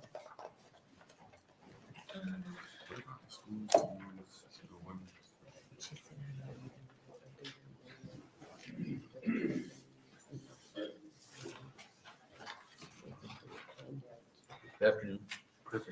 Good afternoon, everyone. My name is Jeff Birkenthal, and that's spelled JEFFBIRKENTALL. I am a senior at Millard North High School and a representative of the Nebraska High School Republicans. I'm here to testify because I believe that LB 575 is crucial for our schools and student safety. Some individuals claim that it is transphobic and hateful towards transgender individuals. This is not the case. As a student at Millard North, this is an institution with more than 2,000 students in school at any time. While I have not personally experienced biological women in the men's locker room or bathroom, I know this is a hot button topic, not only across Omaha, but the entire state. Oh, sorry, I lost my place. In my opinion, I would be extremely uncomfortable if a woman were to use the men's locker room or bathroom. I believe the bill Senator Kauth has introduced is a phenomenal preventative measure. By making LB 575 effective August 1st of this year, we are making schools safer and more comfortable for all. School should be a place where people are able to learn in the academic sense, but also who they are as a person. This includes who you're friends with, making new memories, and figuring out what you want to do with your life. I believe this personal freedom and growth should not cost the comfort of all. Now, to some who will say this is transphobic because it does not allow all to act and show the way they identify, this is not just for them, but for all students as well. It makes sure that in the men's locker room are men and vice versa for the women's locker room. Continuing on that path, for sports to make sure there is equal opportunity for men's and women's sports. Because of biological differences, men on average do, I'm sorry, I lost my place. I'm so sorry about that. Okay. For sports to make sure that there's an equal opportunity for men and women's sports. Because of biological differences, men on average do have more strength. For example, I've been bowling for 12 years of my life now. There's a genuine physical difference between the way I throw it and the way females throw it because of the way our bodies work. With females often having smaller, less broad shoulders, it poses a challenge to maintain a high speed and power through the shot. If a biological male were to identify as a transgender woman and start bowling in the girls' division, that individual would immediately crush the competition. I want fairness and comfort for all of our students, whether they are in school, at their sport, or some other school-wide activity. I want to thank Senator Kauth for introducing this bill and the hard work she has put in to keep Nebraska schools safe. Thank you. Thank you, Mr. Birkenthal. Any questions for him? If not, thank you very much. I think we're at Dr. Linda Vermeulen.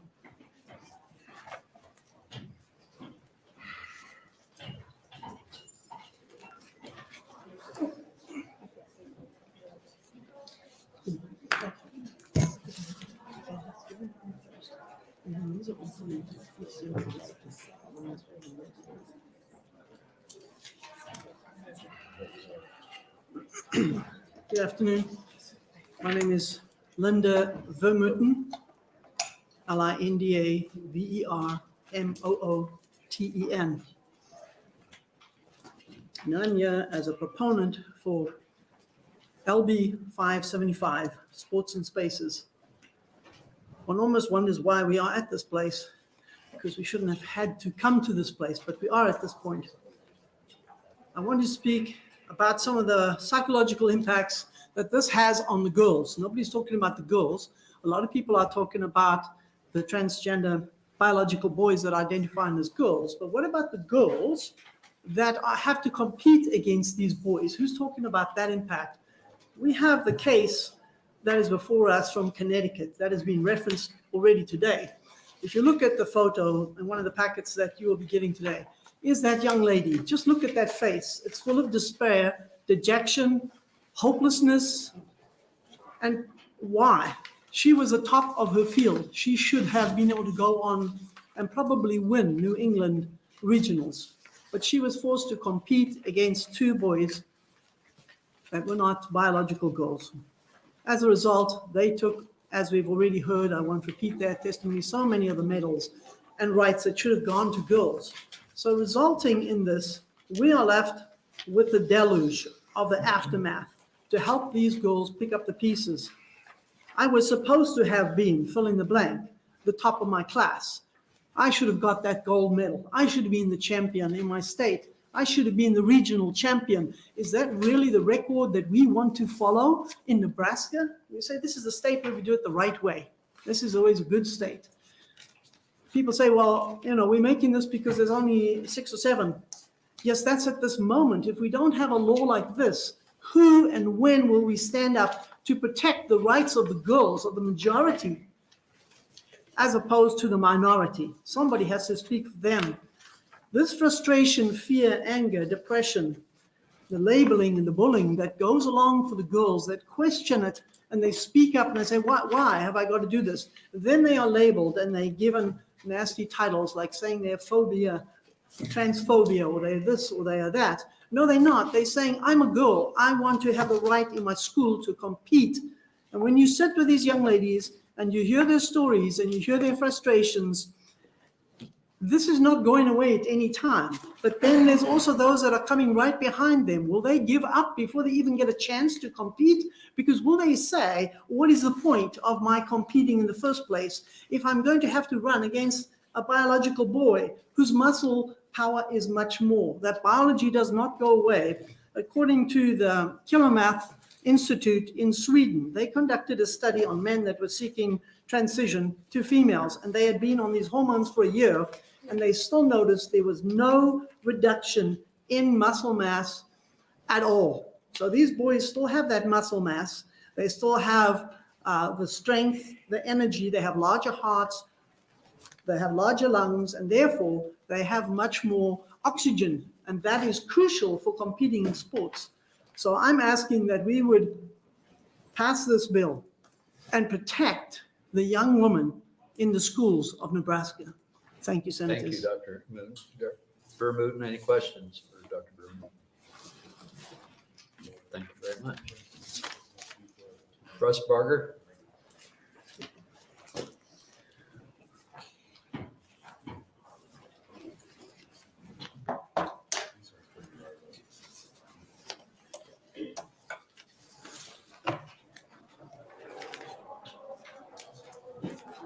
Good afternoon.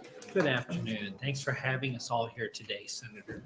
I didn't realize I was next in line. I was hoping my sister and a couple other people were going to go before me. So my name is Russell Barger, Russellbarger. I'm appearing as a private citizen. I do not represent anyone in my testimony. LB 575 helps women's sports stay viable. Women worked hard to achieve the parity they now have in athletics through Title IX. Nebraska's elected officials, I think, have a right and a duty to protect women's sports and those girls' health and safety. I think having some additional findings of fact in the beginning of this bill would actually help it if it becomes enjoined later in court. So opponents will tell you that we're discriminating against transgender girls if this goes into effect. Now, having findings of fact that are similar to what they have in the West Virginia bill, I think will help this bill survive a court battle. The case at issue was BPJ versus West Virginia State Board of Education. The U.S. District Court there in West Virginia recently upheld their version of a statute very similar to this, but it did have quite a few more findings of fact. That district court found that protecting equal opportunities for females is important. The court found it was noteworthy that all it takes for a boy to switch from being a boy to a transgender girl is to actually identify as a transgender girl. Physiology was not a component in determining whether they were a transgender girl. So I think it's important to make it clear that there's a significant physiological difference between boys and girls when you put in your findings of fact in the bill, if you choose to amend it any. The ACLU will likely argue that this bill violates Title IX because it excludes transgender girls from playing girls' sports. That West Virginia bill actually mirrored the Title IX statements of law when it put in its findings of facts. And the court noted that was pretty important. Classifications of teams according to biological sex is necessary to promote equal athletic opportunities for the female sex. That's pretty standard case law as to the reasoning for Title IX. I think this is going to end up being fairly similar to what happened with our partial birth abortion law battle several years ago. The Nebraska statute got enjoined because it didn't have the appropriate findings of fact. After the Supreme Court threw it out, Congress came in and made specific findings of fact. And when it went up to the Supreme Court again, they found that there was essentially no valid reason as a finder of fact found, which is the purview of the legislature or Congress to have that DNX procedure. So thank you for your time. Any questions for Mr. Barger? If not, oh yeah, Senator Conrad. Thank you, Senator Merman. Good to see you again, Russ. Hi, welcome. If you weren't helping Senator Kauth with the drafting of the measure, I know that you've litigated some of these issues in the past and worked as a policy attorney on some of these, maybe not exactly these issues, but related issues in the reproductive justice realm. Do you have a sense, and if not, we can follow up after the hearing, just about kind of how this would work with the Tort Claims Act or any of those kinds of ideas or analyses? You know, I'm glad that you were mentioning those things earlier because I think Mary and I were quickly trying to speed through the Okay. State And you were Tort both Claims pointing at each Act. other. Right. I was hoping Yeah. he would answer all the questions, but the Political Subdivision Tort Claims Act and the State Tort Claims Act are probably the vehicles that you could use. But I think Marion's right. It wouldn't take much of an amendment to just say that statute of limitations applies. You have to file a claim. I mean, it's important for those. I wouldn't send it through the Political Subdivision Tort Claims Act if it were me, because most of these are going to be schools. It's not going to be a state entity. And I think, well, you probably know, I think the case law is pretty clear. If there isn't something in the Political Subdivision Tort Claims Act, then Supreme Court said, just follow what's ever in the State Court Claims Act. I don't think it would take much of a change to remedy that. To me, the fact that it lists out causes of action, I think it is waiving the sovereign immunity, and that could be part of the reason both the Political Subdivision Tort Claims Act and the State Tort Claims Act says, if a court comes in and says, okay, this cause of action does fit here, you get 6 extra months to file your claim. It can extend the statute. Right, some notice periods and statute. So when they're not clear, but now's the time to make it clear. You guys have the chance to fix that, so. Yeah, no, I appreciate that. And I think, that's exactly how the process is supposed to work, to identify substantive technical issues, see if there is a policy reason for something that's distinguishable rather than analogous to our current law, and then either harmonize or make clear why it shouldn't be harmonized. So I was just trying to understand as I was trying to kind of dust off my Civ Pro mind and kind of get into that to see if there was a reason why maybe it was a different approach or if it was meant to mirror that existing structure. So I definitely appreciate that response. Thank you. Okay. Any other questions? I have a question. So are you familiar that our high school athletics are not governed by the schools? That it's a separate organization outside of? Oh, the NSAA. Yes. Yes. So what would be the interplay between, because this talks about a whole bunch of school stuff, but at the end of the day, my high school can participate in an NSAA sanctioned event without my school's approval. We do it with lacrosse right now. Lacrosse is outside of most schools. So how does that govern this?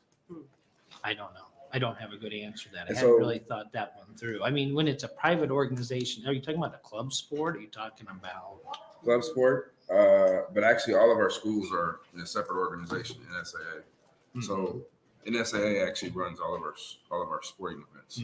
And So I don't know if it's a political subdivision or not. It's I not. think it is. It's a nonprofit that our schools opt to participate in, but they don't have to, nor does it bar them from actually participating in athletics.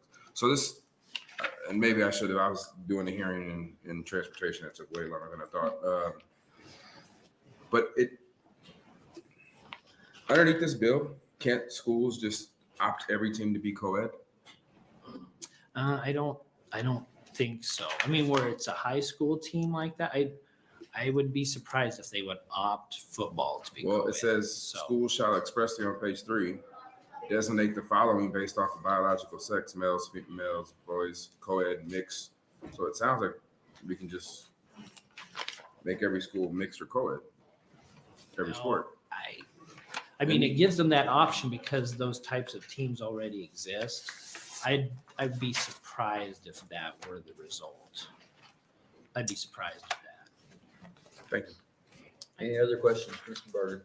Yes, Senator Conrad. Sorry, you're in the hot seat, Russ, but Senator Wade and I are so happy to have another attorney here to kind of tease out these issues. So we appreciate you being a good You sport. realize I was actually hoping that I was going to be a placeholder, so my niece who was swimming up in Omaha was going to come down here and take my place. Okay. But that's All okay. right, very good. And then I don't know if you've had a chance to see the amendment Senator Kauth shared with us before the committee, and if not, No, I didn't see we can get you a copy there too. But it looks like she's trying to address some of these civil procedure kind of issues, and maybe is had a change of thinking that these measures would be defended by the Attorney General's office rather than the individual school. And again, I was just going to ask, are you aware of any other model in Nebraska law where this Attorney General's office picks up the civil litigation responsibilities for schools or other political subdivisions or even private 501c3s that NSAA? Well, I mean, it depends. They have that parents patriae authority. And I mean, they have a duty to defend whatever statutes came out of the legislature. So I'm Right. guessing what would happen is ACLU would go through and sue everybody. They would sue they would sue NSAA. They would probably sue the state. Yes, that's true for either a facial or as applied, perhaps civil rights challenge. But my question was not that. My question was in the amendment, and I know you haven't had a chance to look at it yet, and I'm trying to get my head around it too. It would just basically say that if it creates a private right of action for an individual student who's aggrieved by the measure to bring suit, that rather than working through that, I guess it moves or kind of shifts the litigation responsibility to defend the schools, all the schools, to the Attorney General's office or the NSAA. Oh, yeah. I I'm don't know. trying to Without get up me to looking speed at on it too. Yeah, okay. It'd be difficult. I mean, it could be assigned. Okay. And I would think, I imagine the fiscal note would probably change if that became the case. That was but- my next question. Thank you very much. Okay. Yeah. Any other questions for Mr. Barger? Thank you very much. Stacy Agnew's next, and then after that, I don't have any more, so I think as soon as, you have to jump up as, whoever jumps up quickest to be next. Okay, that'll be fine. She'll be next. Good afternoon. Good afternoon, Senator Merman and members of the Education Committee. My name is Stacy Agnew, STACEYAGNEW. Thank you, Senator Kauth, for bringing forth this bill and for accepting my testimony in support of LB 575. I'm the mother of 3 children. They are all competitive swimmers. My oldest daughter is a Division I college swimmer. My son is in high school here in Lincoln, and my youngest swims just to have fun. All 3 are members of Swim USA, which is the governing body for swimming, and are members of a local swim club. I'm also a parent board member of that swim club. My kids love swimming. I'm so grateful for the benefits of Title IX over the past 50 years. Last year, about this time, I was following the Leah Thomas situation, and being in a household of swimmers, I became concerned. Nebraska needs to have laws like 575 that give clarity and fairness to biological females in female sports. I'm concerned that a transgender female can participate in a female sport, take the spot from a biological female for games, races, relay spots, changing in a female locker room, break female records, receive sports-related honors, and earn college athletic scholarships as a female. It undermines the facts of the differences in males and females. No amount of hormone suppressant medicine will change the facts. Men's muscles are bigger and stronger, they have higher bone density and greater lung capacity than females. This is why currently we have 2 categories in sports, males and females. So in swimming, it's all about time. My son experienced puberty at 13 and dropped 15 seconds in his breaststroke over 6 months. At the same time, his older sister, who is 3 years older, only dropped 2 seconds on her best times. I recall one night at practice when the coach for fun had them race each other. Carson out-touched Elena, and it was not a fun ride home that night. My son is little, barely in the 2% growth curve. He had struggled to drop time in swimming before he had hit puberty. His sister was always fast. I have seen it with my children, male hormones making a difference in who has faster times. This season, right now, NSAA, Nebraska State Activities Association, he has the 13th fastest time in the state in the men's 100 breaststroke. If he was swimming as a female, he'd be ranked first. This is very clear to me. Men who have gone through even a little bit of puberty can surpass developed females. And also, as the parent of a member of a nonprofit swim team that utilizes Lincoln Public Schools pools every night of the week and for swim meets, I'm afraid that without this law, there is undue risk assumed by our nonprofit swim clubs. It's against all ethics to me to consent to locker room use of the opposite gender just to provide inclusiveness for transgender children on a swim team. LB 575, I believe, would provide protection to these important nonprofit organizations in our community who use public school facilities. I'm happy to answer any questions you may have. Any questions for Stacey Agnew? Thank you very much. Whoever's next.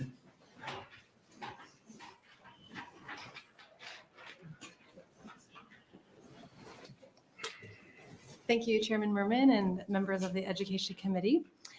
My name is Lorianne Michael, Laurianne. I'm speaking primarily to sports, but I also wholeheartedly support the spaces, the private spaces in locker rooms. I ran track and cross country in high school in Omaha. I would say I was an average athlete, but as a result of hard work and training, I qualified for the Nebraska State track meet and the Nebraska State cross country meet when I was in high school. I also ran cross country my first year of college. Running became a part of my lifestyle. I enjoyed the self-motivation, goal setting, and determination that it provided. These qualities I learned from running, I was able to apply toward my study and career as a registered nurse. I have a family now, and my daughter has discovered a love for sports. I am encouraging her to participate in athletics. However, I'm concerned that she may never be able to have the same experiences that I had as an athlete. I have the same concern for all young girl athletes in Nebraska. Biological female athletes have determination, motivation, and the ability to set incredible goals. But what they lack is a similar level of testosterone compared to biological males. The biological female's ovaries produce testosterone, however, not nearly as much as a biological male.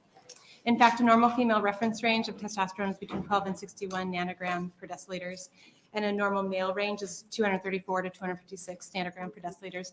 And there's different conversions. I know Dr.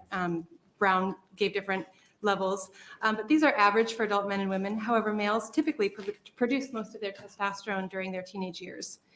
Testosterone stimulates production of skeletal muscles, bones, red blood cells, and more.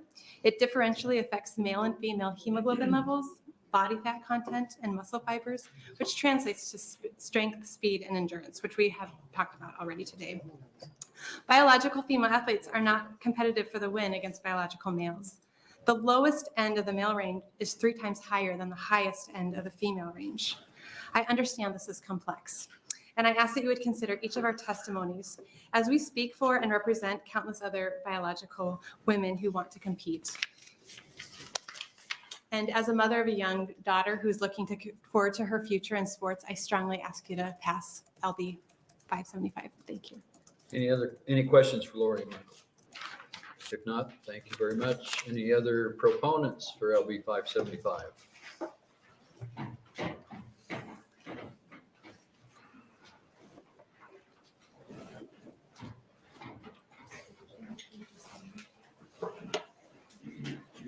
Good afternoon, Senators. My name is Denise Bradshaw. That's DenisBradshaw. I will not belabor the impact to women's sports. I think that's been made very clear. So I'm going to talk to you from a different perspective. I am a rape survivor. As a young woman, young girl, I had to meet my assailant in a small room with one door in and one door out. Very similar to bathrooms and locker rooms today. A quick Google search today showed me that in the states of Virginia, California, Wyoming, Washington, and many other states, and many provinces in Canada, rape has dramatically increased in rooms that have been modified to include both male and female. I ask that you take this into consideration. This is a fact. This is something that happens. It happens, according to the federal government, 20% of all women prior to the age of 18. So how many women in here today carry that stigma? But I'm the one who came up to speak. Please pass LB 575 from the bottom of my heart. This impacts women. One door in, one door out. You have nowhere to go. And that is the structure of most restrooms and locker rooms today. That's all I can say. Thank Are there any questions or anything? Oh, I guess that's what you say. Thank you very much. Sorry that I took your line. Sorry. Any question? Thank you for your time. Thank you for your bravery. Any other proponents for LB 575?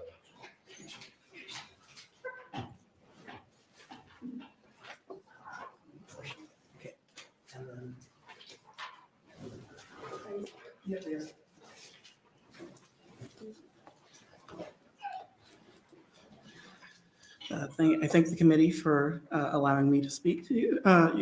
My name is Alex Stevens, ALEXSTEPHENS, and I am speaking as a proponent for LB 575. The problem you're going to find with the opposition's information they're going to use when attempting to claim this bill is unscientific is that they're going to use a simple model to approach the issue of sex hormones, and athletic performance. Different levels of androgens, primarily testosterone, are one of the key, but far from the only cause of difference in athletic performance, and is the reason why this bill is ultimately necessary. Let's go over these differences that are more than just free testosterone to understand just how big the gap is between men and women's sports and why protecting women's sports is thus necessary. Being handed out to you is not only the speech, but also a guide to some of the terms I'm using here in summary. Free testosterone's anabolic effects on the musculoskeletal system is built on two factors: free testosterone as well as androgen receptivity. The male range for free testosterone has been stated many times to be many times higher. It's 15, 16, 17 times higher, depending on who you ask and what time frame they're looking for. But further than that, there is a matter of androgen receptivity. Women do not, even under male levels of testosterone through exogenous sources, they do not actually gain muscle mass at the rate of men. That's due to the genetic influence and location of androgen receptors, something that is genetic and cannot be changed through exogenous use of testosterone. Men and women both have androgens and estrogens, but they get different effects at different ranges. Many of the effects of higher levels of testosterone for extended periods of time are permanent, a process called virilization. So if a man undergoes male puberty, the effects of that male puberty are permanent on the things such as lung capacity, heart size, and bone density. The SRY gene, the gene that is actually found on the Y chromosome, is the results in men having higher testosterone through its direct application in androgen receptivity. You can remove the testosterone from a male body, but the body is still male because of these receptors. The effect of this in practice is that in most sports, men have a strong edge over women, even if you were to equalize testosterone ranges. And it's why that's actually not a very good mechanism by which you can determine whether someone should participate in two different levels of the sport. The beneficial nature of sports, however, exists for all people of all different ranges of testosterone and for both sexes. And we've seen this numerous times before. Athleticism is something that deserves the support of you senators, and I behoove you to support female athleticism through supporting this bill out of committee. Thank you. Thank you. Are there any questions? Thank you very much. Other proponents?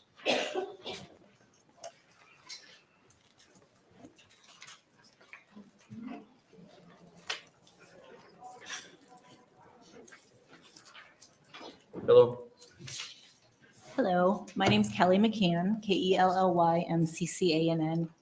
I am speaking for myself, from my personal experience in healthcare as a physical therapist for over 25 years, and the mother of both male and female athletes. For the past 4 years, my daughter has played against and alongside a biological male that identifies as a female. This is a very important conversation to be having. This is something that needs to be done with both dignity, respect for all participants. When gender identity overrules biology, opportunities for female athletes to excel will no longer exist. Biologically born females present with a 4 to 6 times greater risk for injury because of their inherent physiology. Lower bone density, bone structure, ligament laxity, and reduced muscle mass place them at an increased risk for the most common injuries: fractures, ligament tears, dislocations, sprains, and strains. Playing against opponents that have such a physical advantage, even before stepping on the field, will only increase their odds of injury and its severity.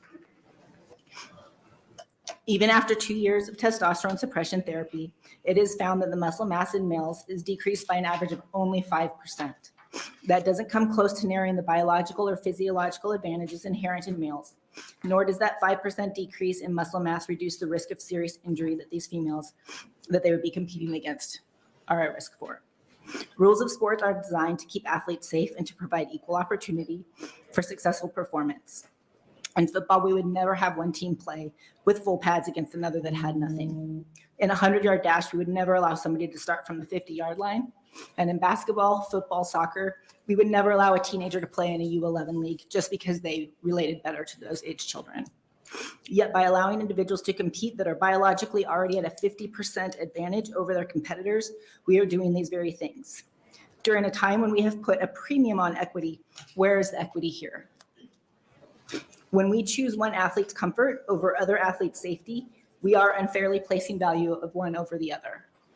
I am not trying to discount the emotional difficulties and turmoil of anyone dealing with questions about their gender identity.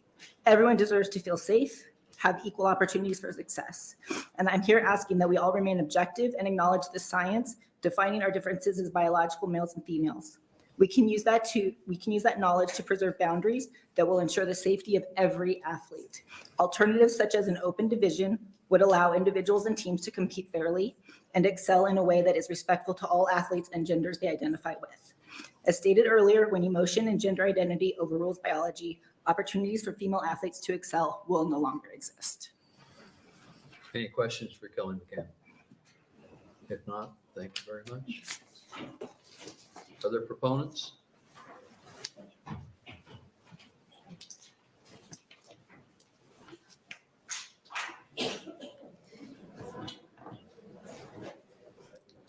Thank you, Senator Chairman Merman and rest senators on the committee. My name is Steve Davies, STEVEDAVIES. I testify in favor of LB 575. We've heard a lot today about the physical dominance of biological males. I want to talk a little more about safe spaces. For younger children, their innocence must be protected. Their emotional well-being, worldview, and mental health stability are developing. Violence, confusion, and inappropriate sexual exposure can inhibit or misdirect that development, causing lifetime repercussions. I grew up in a small town in Colorado, K through 12 in one building. I was in middle grades, and there was a row of bushes out in front of the school. 2 first graders were found naked under the bushes. It was kind of well known that the little girl had been exposed to inappropriate things. The school staff went out and got them and asked what they were doing. They said, "We're making a baby." That young girl was sexually active, very sexually active by junior high. As a freshman, she started an affair with a high school teacher with 4 children. After she graduated from high school, he divorced, they married and moved away. That's what can happen. And after they get a little older, safety is a much bigger concern. The incident in Virginia comes to mind. The trans girl raped a girl in the bathroom. Given the political environment, the school staff and the school board swept it under the rug, transferred him to another school, and another girl was raped. We need this bill. Thank you, Senators. Thank you. Any questions for Steve Deeds? Thank you very much.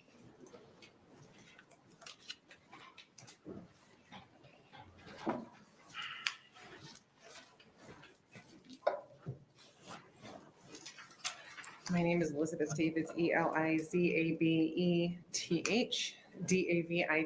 and you'll see written comments from a friend of mine who wasn't able to stay, so that's not my name at the top. We heard numerous testimonies on the previous bills about how important it is for children to have enough food during the day so they can learn well. How can our children learn well if they're hungry all the time, was said, and I absolutely agree. Kids need nutrition. My question to you is, how can our children learn well if they are terrified and traumatized all day long at school? Ladies of this committee, have you ever had to use a workplace bathroom facility that is the same as a man's bathroom facility? Have you ever used the same locker room facility as a man? Being a woman, there are 5 of you on this committee. Being women, we are part of the segment of humanity that has a 1 in 4 statistic of being sexually assaulted. So probably if we would all have a frank conversation, 2 of you would be in that statistic. As a sturdy built 5'10" woman, I have had the privilege of not feeling physically intimidated very often. But when I use the bathroom in this legislative building and a person over 6 feet tall with all the physical advantages of a male physique enters the bathroom, it doesn't matter what they want to be called. They have the physical advantages of testosterone and should be treated as such. For the entire history of humanity, we have separated the sexes in our intimate spaces. For all humanity, we have understood and witnessed that people born with male genitalia have a physical advantage in almost every way over those born with female genitalia. And that hasn't changed. Humanity hasn't changed. Your difficulty here is that somebody's going to be uncomfortable. You either pass this bill and a very tiny minority of the people are uncomfortable, or this bill doesn't go anywhere and a vast majority of students are uncomfortable. Being a Lincolnite, I've already seen and done this before, as the people of Lincoln have spoken powerfully when our city council passed an ordinance that would open up our intimate spaces to both sexes. The people of Lincoln rallied and gathered over 18,000 petition signatures, far surpassing the 11,000 signatures that were needed to overturn that ordinance. So even here in liberal Lincoln, we know that we want our bathrooms and intimate spaces kept separate. Why wouldn't we want our children's schools to follow suit? I can't tell you the number of dads that I've spoken to that said, if I watched a man go into my daughter's bathroom after her, he better watch out. That natural protection for our girls is felt throughout our state. So the conversation is simple. It's not easy, but it's simple. And to be frank, no matter what we call people, we all know that we should separate people with different private parts, as it has been said today. So should the vast majority of students be made to feel uncomfortable, or should the tiny minority of students who choose not to use the unisex bathroom and changing area options be made to feel uncomfortable? Thank you. Any questions for Elizabeth? Thank you very much. Other proponents?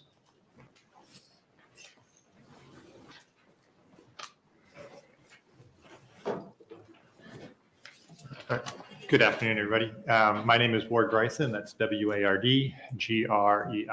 And I'm here to testify as a proponent to LB 575. I'm going to kind of go a little off script and hopefully keep this real short because you've heard a lot of what I was going to talk about in Title IX and the importance of, females being able to compete in, their against their biological sex. And I just want to really relate to my daughter who is, competed in Nebraska all through junior high and high school and has now had the opportunity to be a Division I athlete, and really want to talk about, what that has done to her confidence and what that has done to her as a young woman. And it's just remarkable to see her and the confidence that she's gotten from sports. And it's helped her from, being able to present herself from a leadership standpoint, and just being, comfortable with herself. And so to take that away would be just traumatic, in my opinion, as a father. And so I urge you to pass this out of committee and get it onto the floor. So thank you for that. And like I said, I'll try and keep it short. Any questions, Mr. Greisen? Thank you very much.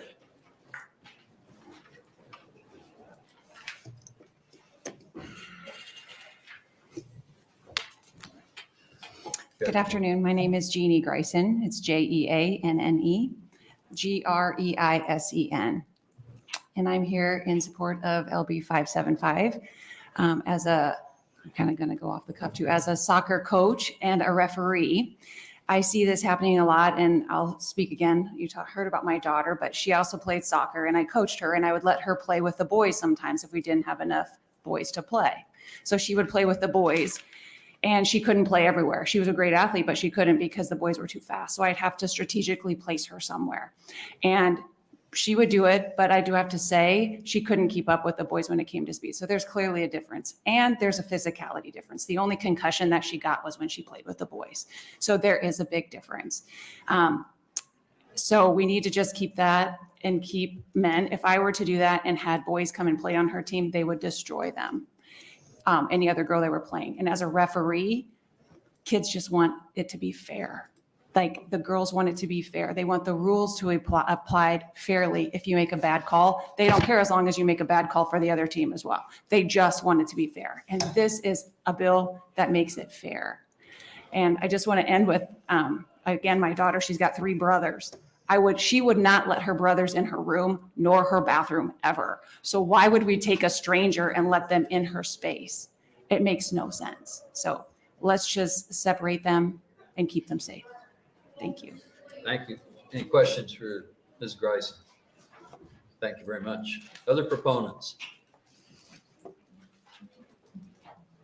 Any other proponents?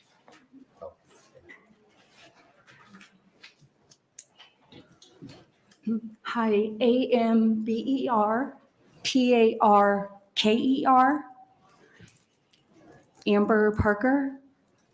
So today I'm coming forward to share with you that growing up I was a tomboy, as well as in junior high I wrestled.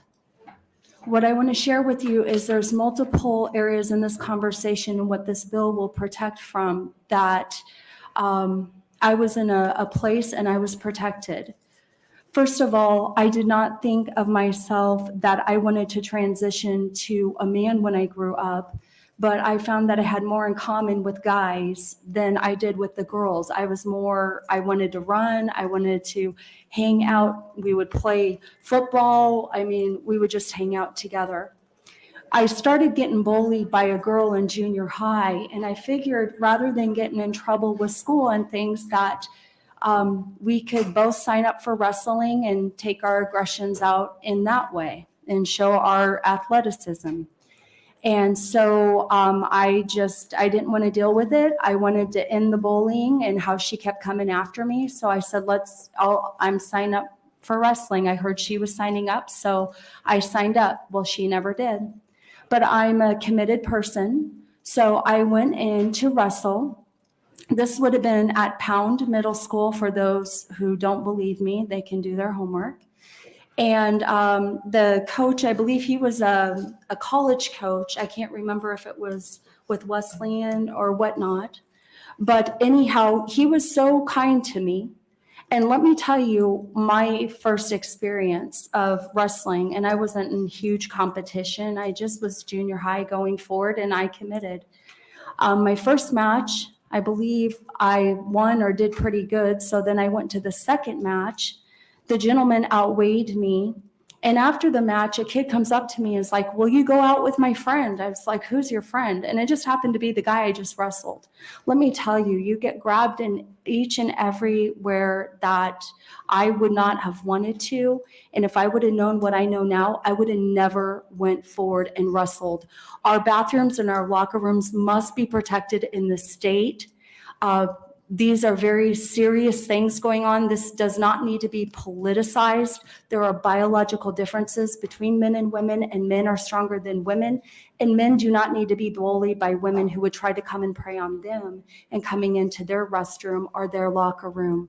These are very serious things, and you guys have a great decision to make to stand up and to protect our Nebraska schools, our Nebraska sports in these areas. And please stop silencing the voices of the women based upon what is called on transgender men rights. Any questions for Ms. Parker? Not, thank you very much. Thank you. Any other proponents?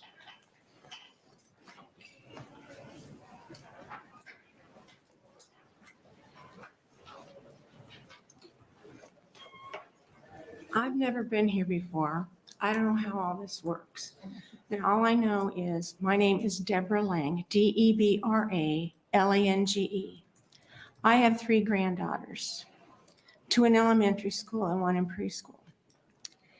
And never in my 69 years did I ever think the things that are going on now would be going on. Stuff like this blows my mind. And I'm not a rocket scientist, but I know that you have to have a Y chromosome to be a male. And I don't have any hard feelings towards any of those people. Just don't push your beliefs on everybody else, on our children, and don't change things just to make it wonderful for less than 1% of the population. Like I said, I'm a grandmother, and so don't mess with my granddaughters. Any questions for Deborah Lang? If not, thank you for testifying. Any other proponents?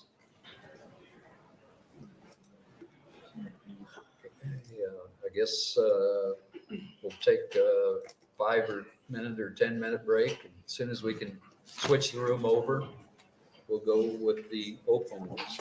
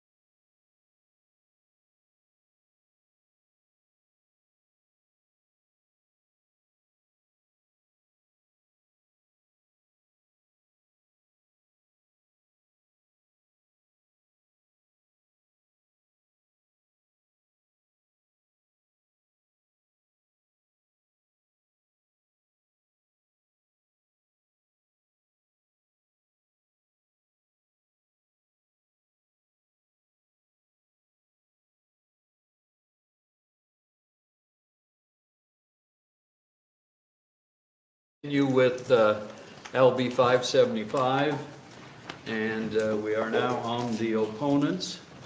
And first, I have Mason Ludig Leapley. Sure, go ahead.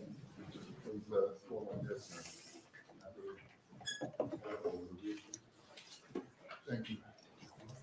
Yeah, I know you've been here all afternoon, so that's fine.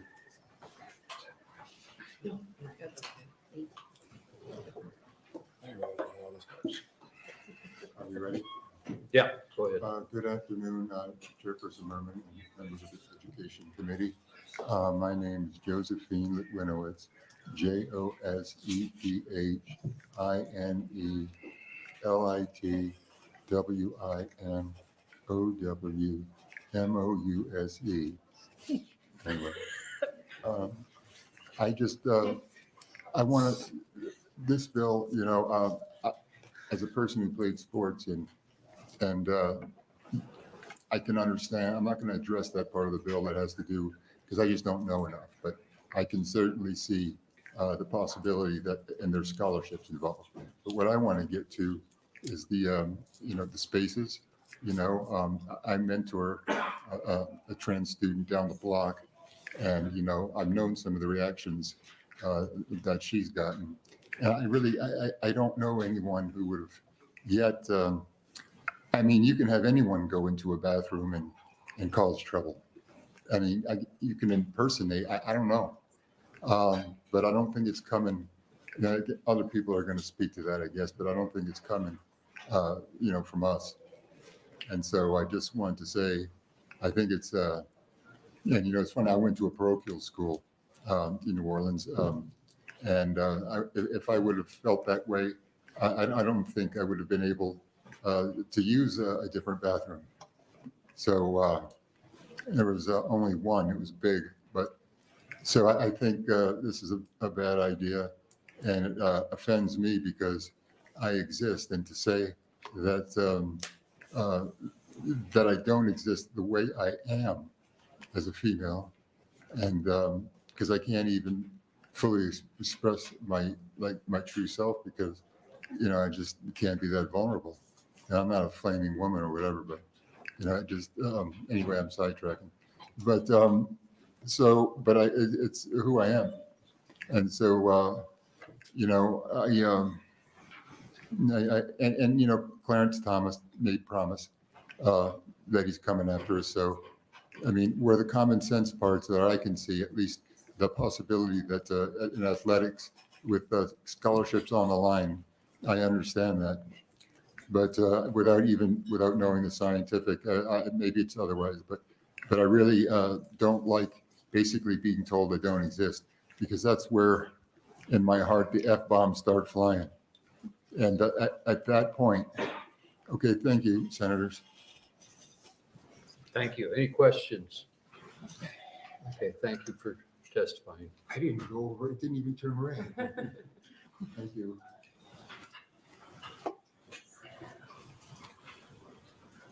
Next proponent is Mason Ludig Leapley.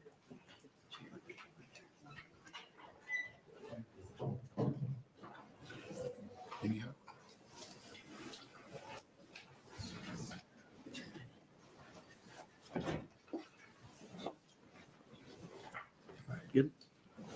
Good afternoon. Good afternoon. Hello, my name is Mason Ludig Leapley, MASONLUTTI-LEAPLEY. My pronouns are he, him, his, and today I stand before you as an openly transgender coach and former collegiate athlete in opposition of LB 574 and 575, my bad. I'm a Nebraska native, born in Omaha, raised in the village of Kennard, population 375. I attended Arlington Public Schools, where the student population floats around 400 students pre-K through 12. My class total was 39 students. I spent my time excelling not only in the classroom, but in athletics, with a 3.75 GPA and a long list of accolades, including 2016 Fremont Athlete of the Year, an all-state first team nomination in softball, and a top 10 all-time discus throw of 159 flat in Nebraska, along with many others, allowed me to live in any small town kid's dream of competing in sports at the collegiate level. 6 years later, I'm proud to have not only competed at the highest level of athletics, but also earned 5 degrees, including my bachelor's in criminal justice from St. Anselm College in Manchester, New Hampshire, and my master's in interdisciplinary studies at the University of South Dakota. Now, you may be asking yourself, why is the average Nebraskan giving a list of their accomplishments? My answer is athletic and academic success aside, I was a queer kid who struggled to navigate a very cisgender and heteronormative environment. I knew I was very different from a young age. Unfortunately, I lacked the proper resources and language I needed to understand who I was.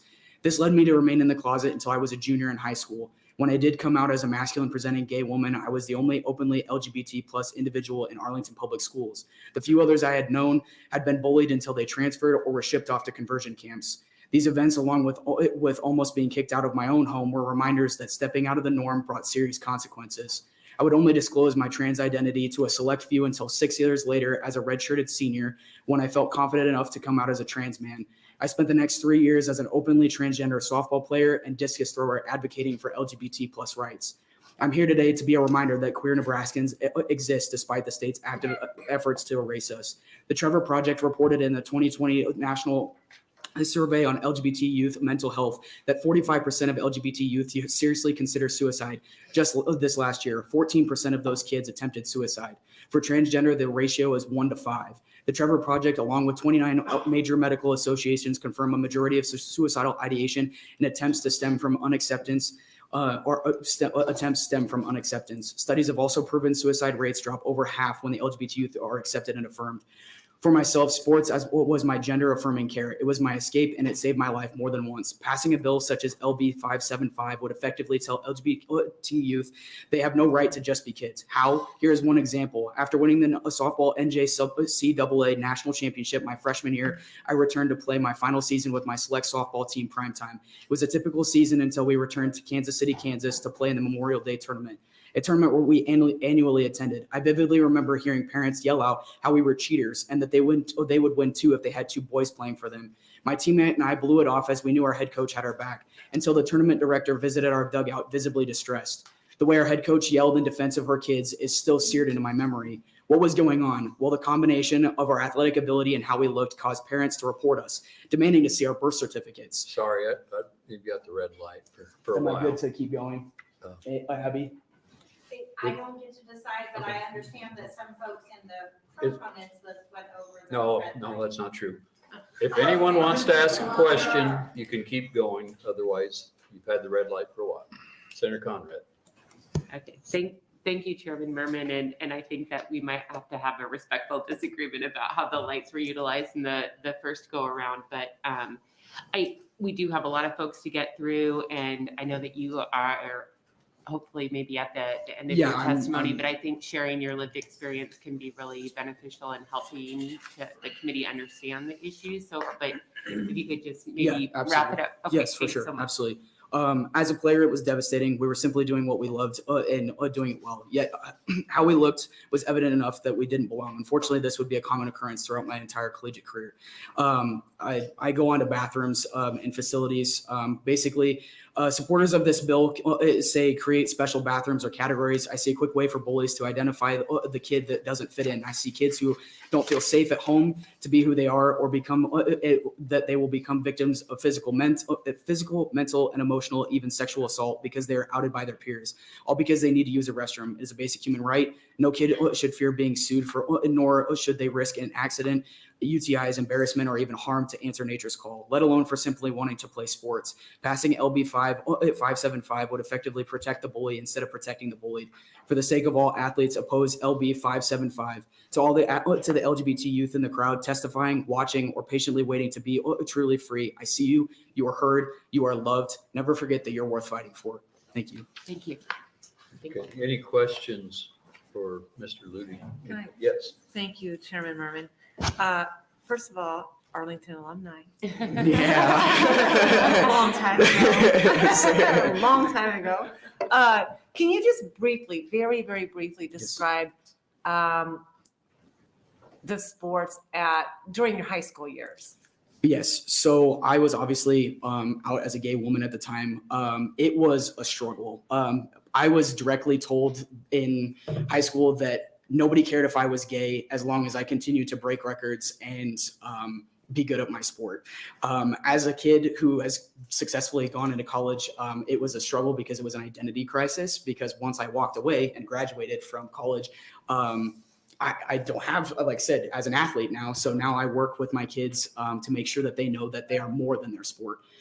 It is definitely one of those things that it was a proponent of why I stayed in the closet until I got out, because I actually struggled with recruiting and stuff like that after I did come out as a gay woman. So let alone being trans, especially with the situations that have been brought up with Leah Thomas and several others. They don't see those comments, but I do. And so that caused me to attempt suicide more than once. And fortunately enough, I'm still here. So I advocate for kids like myself so that they can continue to play. Sports are a huge advocate of keeping kids out of the foster care system, or helping them out of the foster care system and helping them stay out of the Dewey system as well. So. Okay, all right, thank you. Any other questions for Mason? Thank you very much. Louis Rands.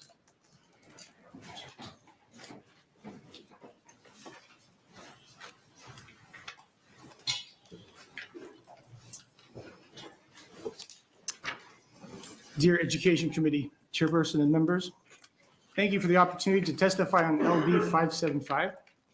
My name is Louis Renz, spelled Louisrens. I am from Omaha. I believe in a Nebraska that is equal to all and where all can live, work, play, and learn without discrimination. That is why I'm urging you to oppose LB 575. So why do you think I'm wearing this high school letter jacket today? Class in 1990, maybe not as cool as they used to be, but still have it.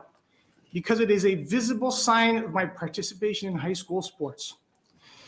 In my high school years, playing on the sports team was essential, creating my social network, developing a work ethic, responsibility, and pushing myself to achieve tough goals. It was part of being a typical high school kid. I couldn't imagine high school experience without competitive sports.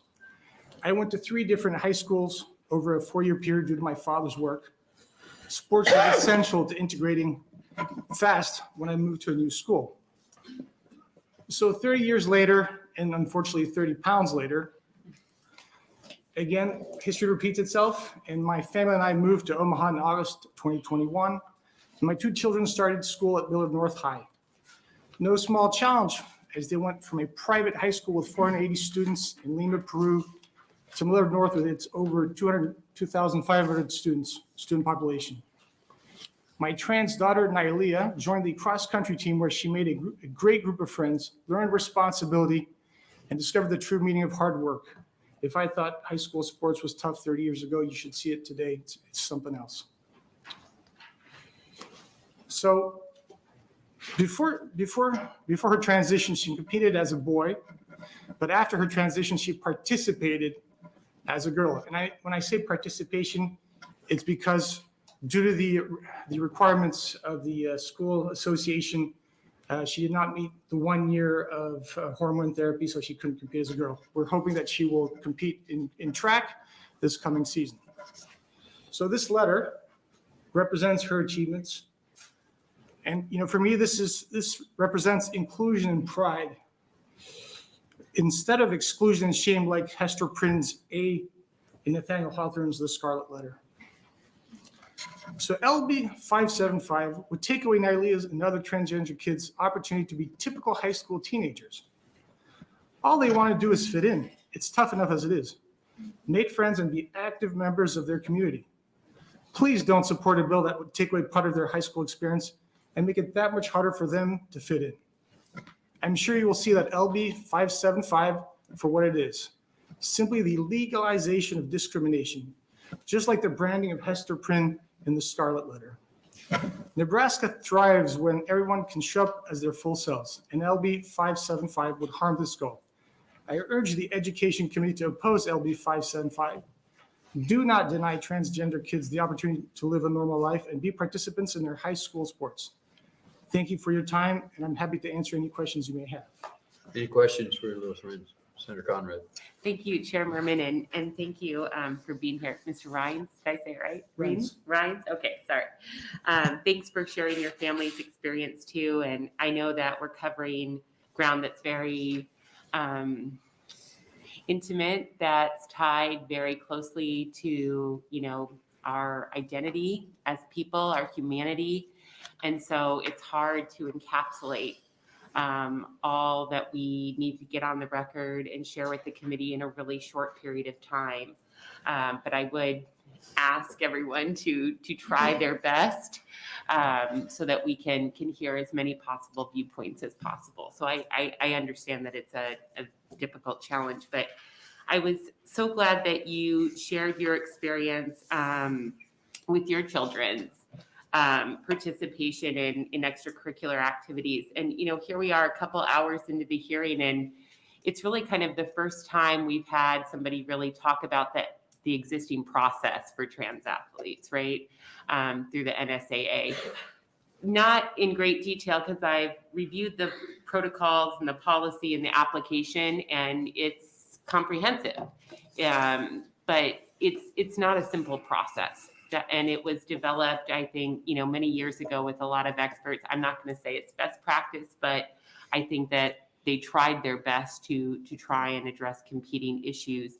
Can you just tell the committee, so that we have the knowledge of your experience, just about kind of how long that process takes to start working through?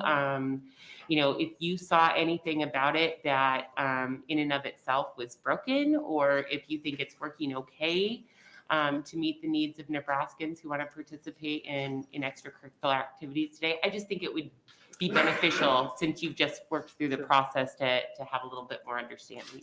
Sure. Thank you, Senator Conrad, for the question.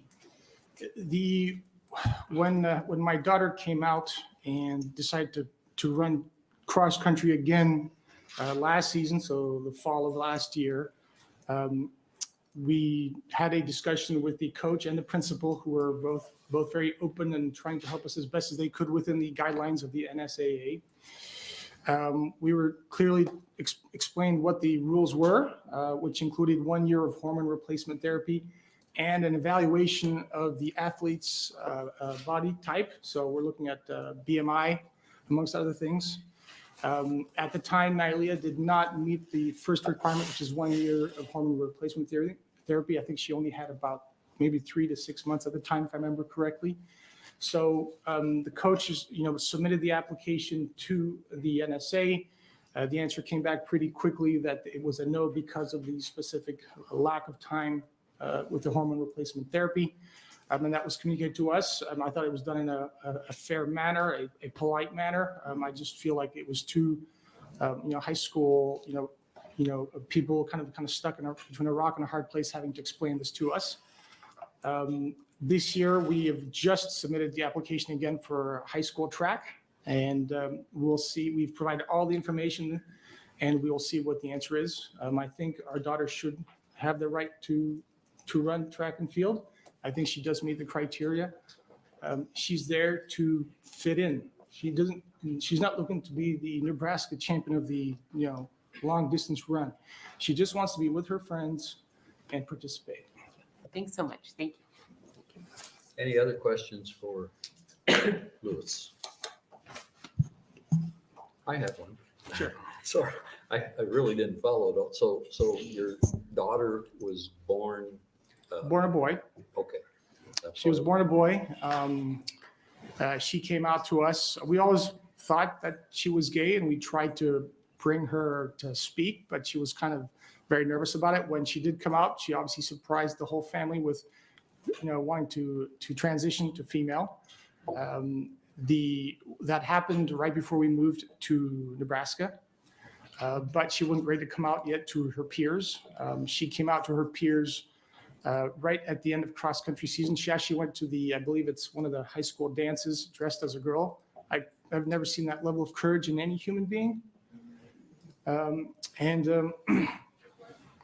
Since then, she's transitioned completely. She's changed her name in the school process. She's applied to university. She's doing a whole bunch of things. Along the way, we've had some challenges. She did try to commit suicide Part of the issue was she could not compete on the cross-country team because of the issue aforementioned. But there you go. Okay. Here we are now. Thank you. Thank you. Appreciate it.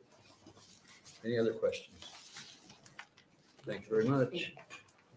Sapphire Smith is the next person on the list. Sapphire is 6 today.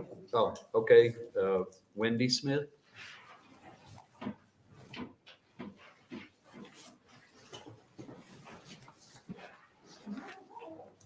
My name is Wendy Smith, Wendy Smith. My pronouns are she or they. I live in Lincoln, Nebraska, and I oppose LB 575. I'm here as the parent of 2 teenagers, one transgender, one non-binary. The non-binary teenager, Sapphire, was intending to testify today, but is not feeling well enough to be here, unfortunately. LB 575 is harmful for many reasons, and it is unfortunately based on multiple unwarranted assumptions. For starters, this bill assumes that the purpose of youth sports is to win, and so competitive advantage is the primary consideration. However, as a parent, my reason for my kids to play sports is to exercise, to learn about sportsmanship, to be a good teammate, to develop a good friend group. Barring trans and non-binary kids from playing sports is not how to teach kids about sportsmanship. There are already rules in Nebraska through NSAA that guide this. We don't need to get rid of all of this process. Elsewhere, there are many existing systems that could be readily adapted for including kids of varying abilities on a single team, such as how they do youth soccer. When it comes to locker rooms or restrooms, people just want to do their business, change their clothes, pee in peace. If you're someone who feels very strongly that you're not comfortable being in a public restroom if a trans person is also in there, please ask yourself why. Is it that you equate trans people with sexual predators? Sexual predators, who are nearly all cisgendered, aren't going to be deterred by legislation or rules. Most trans people I know, including both of my teenagers, actually have intense anxiety about using school restrooms for many reasons, including being verbally or physically assaulted by cisgender people. Requiring trans youth to use a restroom or locker room that matches their sex assigned at birth will lead to far more assaults than letting them use the restroom that matches their gender identity. When my older child, who is trans, was going to Southeast High School here in Lincoln, after they came out, they presented physically as a woman. This was between their sophomore and junior year. Had they been forced to use a men's bathroom, they would have been subject to even more bullying and likely physical assault by students looking to see that a woman was entering a man's restroom.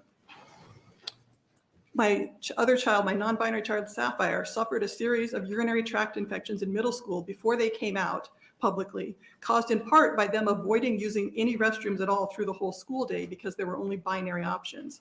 This dangerous medical situation could have been avoided had there been gender-inclusive restrooms available. Now at East High School here in Lincoln, there is one single restroom in the nurse's office that is available for non-binary individuals who do not want to use a girl or boy's restroom because it doesn't match their gender identity, and there are no such locker rooms. Sapphire has to choose between using the restroom and being late to class because the nurse's office is not near most of the academic classrooms. What we need is legislation opposite to what LB 575 would do. We need legislation requiring schools to provide adequate restrooms and locker rooms for all trans and non-binary students. This bill is based on unwarranted assumptions that equate trans people as predators and that will immediately harm my family and so many others in Nebraska. Please do not advance LB 575. Thank you. Any questions for Wendy Smith? Thank you very much. Next, Juniper Meadows.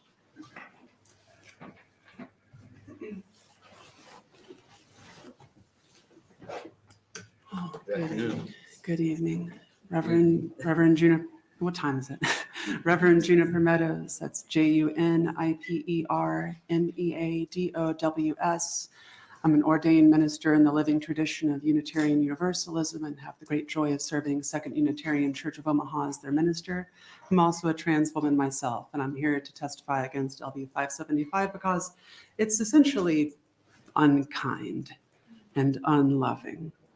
Every Sunday morning here at Second Unitarian, we say with most Unitarian churches around the country, we say love is the spirit of this church. We want love to shine through all that we do. We know God by many names, different sources, different ways of articulating ultimacy, but we want to root ourselves in love as a spiritual source. And while we don't exclusively center Christianity these days all the time, we do see it as a valuable source for us. And the words of Jesus and his followers remain a vital part of our tradition and relevant to love, friends, in February. It's almost Valentine's Day. In 1 John, God is love. Whoever lives in love lives in God and God in them. And then Paul defines that love. Love is patient and love is kind. And for a bill that's targeting about 5 kids in Nebraska who are trying to petition to play sports, it seems like a hammer chasing a nail, looking for a problem, trying to just jump on to the anti-transgender bandwagon. My home state of Tennessee, Dolly Parton, yeehaw, just passed a bunch of anti-trans legislation. I'm not even sure how I could go home. Could I preach at home without committing a crime? I'm not entirely certain right now. I don't want that to come to Nebraska. I've learned to love it here. Love is patient, friends. Back to the point. If we are being patient, we're being curious.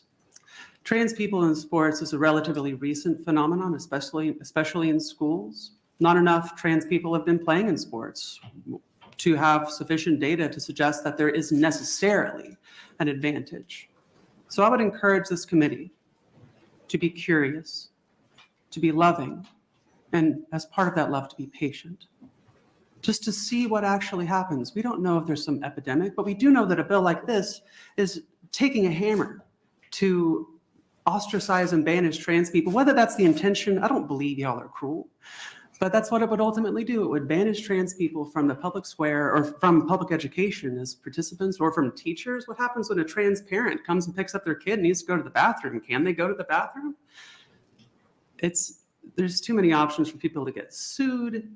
It's a strange bill, y'all. It's a strange bill. I think we know how strange it is, but I'm here mostly to say that it's fundamentally unloving. May we open our hearts to all the ways in which we may be woven into the designs of life by that great mystery that some call God, which some call love. May we be patient in the face of the big feelings born from our uncertainty, which may urge us to a reckless haste. May we be curious across lines of difference. May we be patient. May we be kind. May love grant us discernment. And may we say no to LB 575. I'm open to questions. Any questions for Juniper Meadows? Okay, thank you very much. Reverend Juniper Meadows, thank you. Next, I have Ryan Salons.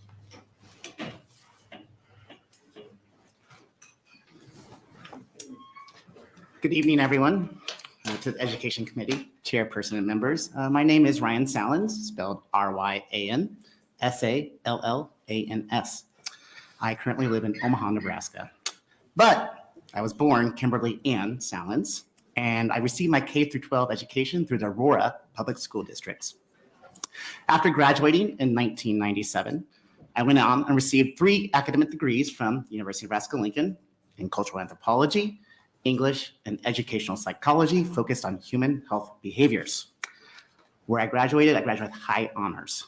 I now serve on the UNL's Council of Alumni Ambassadors, and I'm utilized internationally as a gender subject matter expert. I am faculty for our federal judges in this nation and also train our military on transgender service members serving with dignity and respect. I believe in a Nebraska where youth have the opportunity to grow, thrive, and explore their sense of self while having access to student activities and facilities that align with their gender. This is why I am asking you to oppose Bill 575. Bill 575 is a reactionary and extremely harmful, not only to our transgender students, but also to those you put underneath the categories of biological female and biological male. We'll note at Bill 574, they actually recognize that sex is not easily defined as male or female. So that was one positive of that bill introduced last week. There's no emergency in allowing transgender youth to participate in sporting activities. Transgender youth are not predators. They are students seeking the same social engagements and opportunities in an educational setting.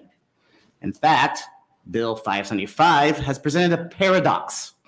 For example, Section 4, line items 16 through 18, and I quote, "An athletic team or sport designated for males, men, or boys shall not be open to biological female students unless there is a female team available for such sport for such biological female student. What I'm reading is that the committee has no worries for a biological female student being on a football field full of biological male students, but you are fearful of a transgender girl being on a field full of biological females. This doesn't make sense, nor is it rational or respectful. When I was growing up as a teenage girl in Aurora, my favorite sporting activity was basketball. I had the dream of playing in college. The person I enjoyed playing basketball with the most was my dad, who was a respected chiropractor in that town. We spent countless hours playing hoops on our little acreage on Highway 34. He didn't use kids' gloves with me. In fact, he taught me no blood, no foul. When I was in middle school, I began playing basketball in an adult male church league in Grand Island. After 2 weeks with the group, administrators of that church stepped in and asked me to leave. They were afraid I would get hurt. But in reality, I was hurting the adult men because, again, no blood, no foul. Right? I wish they would allow me to continue to play. The longitudinal research, which there is, I promise you, longitudinal research in all of this, I wouldn't do this work if there wasn't, shows that transgender athletes have an equal level playing field with other athletes. The true emergency that we should be addressing in this state is the mental health of all of our students because they are struggling. The CDC even notices, starting in 2015, increasing in 2017, going up in 2019, our students are having an ongoing increase of persistent loss of hope and sadness. This is our emergency, not our biology. Engaging in social activities increases students' self-esteem, their sense of belonging, and their physical health. To deny certain students opportunities is to discriminate and negate. I welcome any questions. Thank you so much for allowing me to testify tonight. Any questions for Ryan? Yes, Senator Conrad. Thank you, Chairman Merman. Good to see you again, Ryan. Appreciate your testimony and sharing your experiences.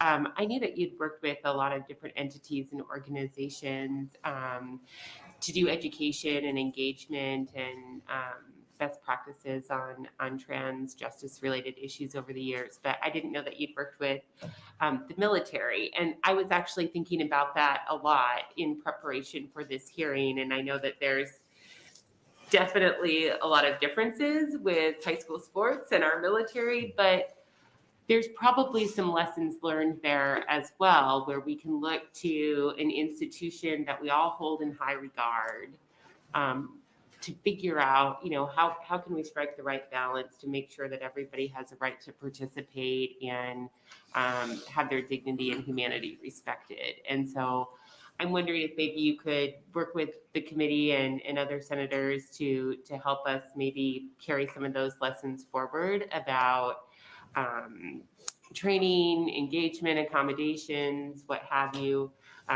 if this bill were to advance. Well, again, I do oppose this bill, so I do hope it does not advance, but yeah, right. I think that we all right now in the nation, not just in the state of Nebraska, but across the nation, are having a lot of questions around gender. What does it mean? What does it look like? Why do we have more people coming out? And what I'd like is for us to all to continue to have those conversations and to open up all of our minds and also break down some of the misperceptions around it. When we look at the military, they find that they want all of people that enroll in the military to be able to serve with dignity and respect. And they have policies and procedures in place to assist with the procedures of hormone therapy, the procedure of changing gender markers within their DEER system, and also what they look at with their facilities. In the state of Nebraska, we currently do have something in place for student athletes, just like we have at the collegiate level or at the Olympic level. So the work has been done. Transgender people, we've been here throughout time. It's just with medical technologies, we're allowed now to be more of our full selves.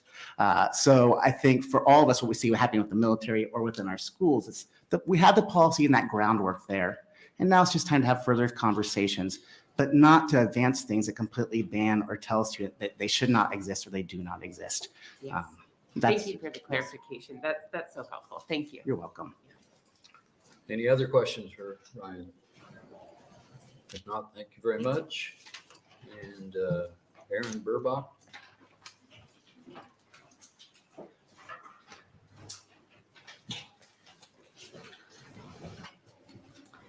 Hello.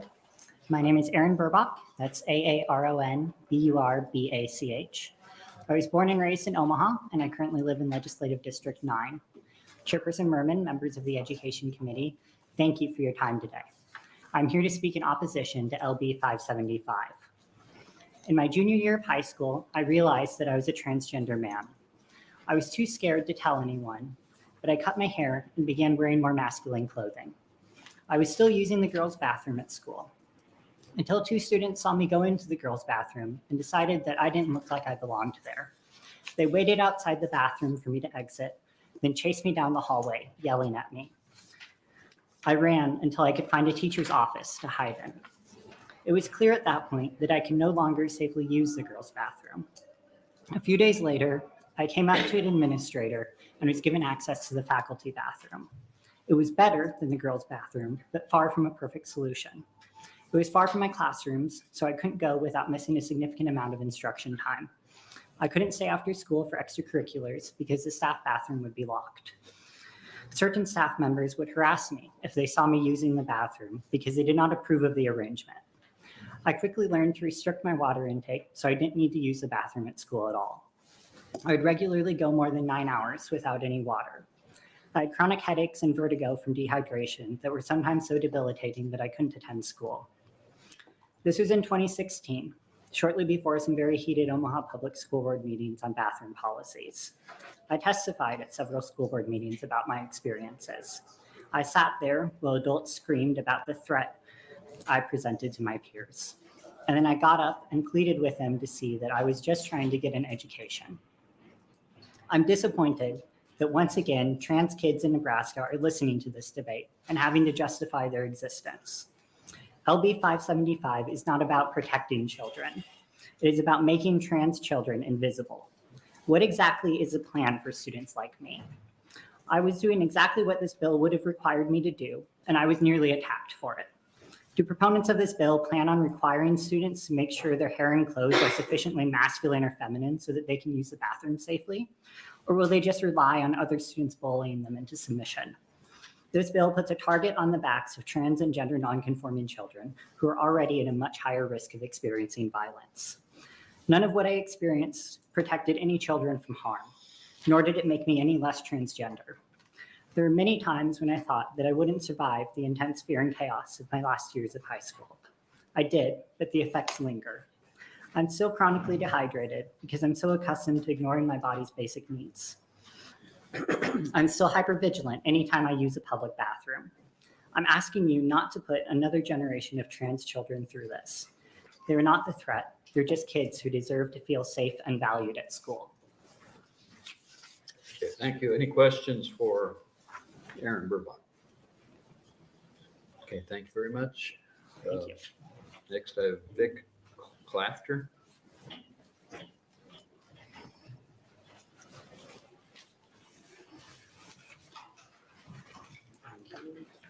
Good evening. Good evening, Chairman and members of the Education Committee. My name is Victory Clafter, spelled Victory Klafter, and I oppose LB 575. I am 26 and a trans man. I came out when I was 20. Despite lacking the basic vocabulary for my identity until midway through high school, I felt gender dysphoria in overwhelming and piercing ways since puberty and some before. I did not know the word transgender, what it meant, nor that I could claim it for myself. I did know that my growing breasts made it hard to breathe. They made me not want to breathe. Alone in my bedroom in states of panic and despair, I began self-harming through asphyxiation. I was trying to take agency over the suffocating feeling my body gripped me with against my will. When I deprived myself of oxygen, my face swelled. It turned blue, a fleeting distortion that at least I controlled when it stopped. When I felt close to collapsing, I eased the restraint and felt a release, a momentary sense of self-determination, a rush of what I imagined it would feel like to be whole on my own terms. I desperately needed affirming evidence-based care, but in the absence of it, had to rely on self-management that threatened my life. Holding my breath for a different purpose probably saved my life, though. High school swimming offered a healthy, safe, encouraging place where I kept in touch with my physical will to live. We used to joke during hard sets that it's impossible to cry underwater.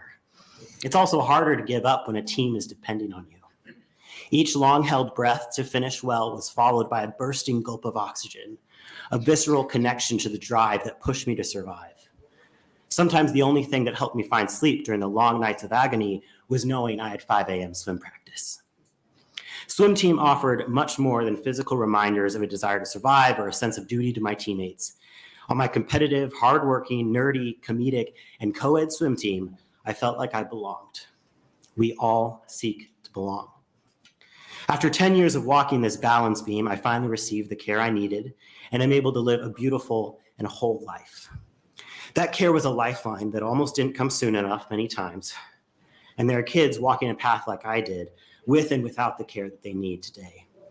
Many are able to be open with themselves, their families, their friends, teachers, coaches, and directors. This is good. This means more life and less deprivation. LB 575 is a reaction to an internet-stoked vendetta against trans girls that is based on sensationalized ignorance. This bill is a problem looking for an issue. It will cause harm if it is passed. I know trans students right now who will be bullied more if they cannot access the appropriate bathrooms. One student told me that if this bill is passed, he just won't go to school at all. Codifying these attacks defends an imagined victim and will choke the life out of kids just trying to hang on until morning. Oppose 575, protect their hope for a team to show up for and a place to belong. Thank you. Any questions for Victor Clapper? Thank you very much. Next, I have Dr. Jay Irwin.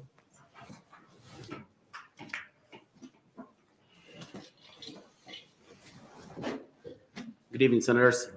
My name is Jay Irwin, Jayirwin. Chairperson Merman, members of the Education Committee, thank you for your time today. I'm a former Board of Education member from Ralston Public Schools, where I served as the first and only transgender person serving an elected office in the state of Nebraska. I have a personal connection to this bill as a trans man who transitioned during graduate school. Professionally, I am an associate professor of sociology at the University of Nebraska at Omaha, though I speak today as a private citizen and not as a representative of UNO, the NU system or any other organization.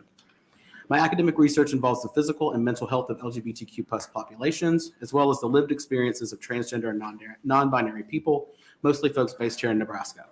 I have close to 20 peer-reviewed publications in this area, and I've served on local, regional, and national sexuality and gender organization boards. I am a facilitator of 2 local support groups for LGBTQ+ teens and young adults. I mention these today not to brag about myself, but to implore you to listen to individuals who are a part of this community, who know the harm that will result if this bill is passed. The Sports and Spaces Act is a discriminatory bill aimed at excluding an already marginalized community, transgender and gender expansive youth. This bill is based on an unscientific definition of the very complex concept of biological sex. There will be other testifiers who go into this in more specifics, but I will ask the question of the committee, who will be in charge of determining the chromosomes of trans student athletes? And shouldn't we then check chromosomes for all athletes, since there is, of course, natural variation in chromosomes and all other variations in human bodies, as approximately 1.7 of all births could be classified as intersex. There are several other baseless assumptions that this bill is relying on about the natural, quote unquote, superiority of assigned male at birth bodies over assigned female at birth bodies. The easiest statement is that elite athletes are elite regardless of their sex assigned at birth. Bills like these devalue the strength of assigned female at birth people and assume that they are fragile and in need of quote unquote protection, even as elite athletes. I strongly urge the bill introducer in this committee to read the piece Biological Sex, Gender, and Public Policy by hormone expert Sari Van Anders and collaborators from 2017. The authors conclude the following. Policies under debate often use biological sex, but this fails to account for scientific understandings of sex and gender, misrepresents sex as single-faceted and binary, and overlooks scientific consensus about the importance of gender and identity. This bill is also unnecessary as NSAA rules already exist to address this issue, and local school boards make policy that cover extracurricular events and who is eligible to participate. NCAA has clear expectations as well. This bill will enact harm on trans people and further the invasion of privacy of trans youth, and in fact, any youth who compete, and brings questions to check the sex of any athlete who is simply outperforming their peers. Research shows that inclusion in school and other school-related activities boost students' feelings of belonging and engagement in school. This bill will further inequalities in GPA, missed school opportunities, etc., and will negatively affect attention and harmful stereotypes onto trans kids. Bathroom and locker room access is also restricted in this bill. Transgender people want access to equal facilities in order to take care of basic biological needs. In fact, many of you here today has used the bathroom with transgender people, and most of the time you've not even known it. I'm going to move on. In 2019, a journal of pediatrics said youth who have locker room access restricted by biological sex were more at risk for sexual assault. I'm sure the senators don't want to put more people at risk for sexual assault, and that's what this bill could do. Trans youth just want to play. Please just let them play. Thank you. Thank you. Any questions for Dr. Irwin? Okay, thank you very much. Next, I have Dr. Sophia Jod Wessel. Hello. Oh, yeah. Hello, Education Committee and Chairman Merman. Hello, and thank you for your service tonight. I am Sophia Jawed Wessel, SOFIA JAWED-WESSEL. I'm an associate professor of public health. I completed my PhD at Indiana University and moved to Omaha to accept a faculty position at UNO just over 10 years ago now. While I love working at UNO, I do not represent them today. I'm here testifying before you because I have been educated on this topic of the biology of sex via graduate courses, scientific presentations, mentorship, and extensive scientific reading. The key point I want to share with you today is that close to a century of science has failed to find an association between naturally occurring testosterone and athletic success. I know you're probably thinking this current bill isn't about hormones, it's about chromosomes and anatomy, but I want to remind us that there are no internationally recognized sports governing bodies that use genital anatomy and chromosomes alone anymore to perform their gender verification tests. They've tried it and failed because there was too much variation in anatomy and chromosomal makeup. Sports organizations have long been interested in gender and sex-based policies to determine who can participate in sports and how. And most of those policies have emerged in order to protect women from men who are trying to cheat, right? When physical examinations of women's genitals and genetic testing fail to identify athletic cheaters, governing bodies have turned to hormones. Because men display higher average levels of testosterone than women, recent policies about who can compete in women's sports have been based on maximum acceptable levels of testosterone in women. The notion of transgender girls or women having an unfair advantage comes from the idea that testosterone causes physical changes, such as an increase in muscle mass. But the science about testosterone and athletic performance shows no connection with athletic success in men or women. So in other words, some athletes who perform very well have very high levels of naturally occurring testosterone, and some have very low. Some have no functioning testosterone at all. So where does this false notion come from? It comes from doping, right? There's exogenous outside of the body testosterone that can be taken that is associated with increased muscle mass.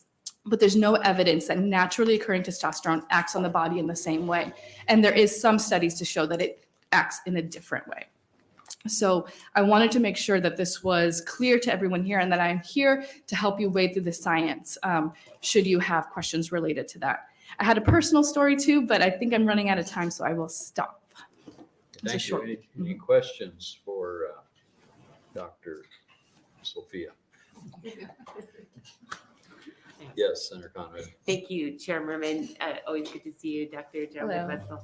I just wanted to ask a question too, in addition to your scholarship. You know, when I was preparing for the bill and talking to some neighbors, people were reading some of these headlines coming out of our sister states like Florida, and talking to parents across the political spectrum that hold very different viewpoints than I do on a lot of different issues, but we were kind of aghast at we had waded so far into the culture wars that now there were these proposals that schools were going to be checking young people's menstrual cycles and stuff to allow for participation in extracurricular activities. And I know they kind of walked back from that.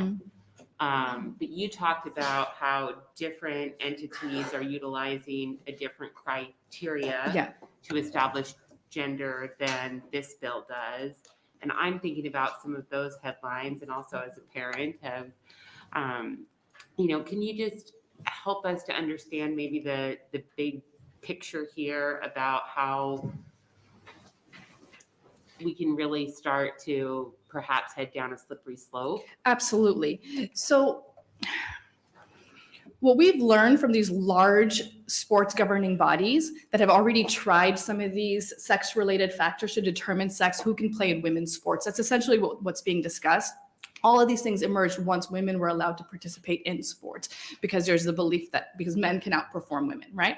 But none of them, so looking at doing genital parades, literally anatomy checks, chromosomal testing, genetic testing, they haven't revealed any cheaters.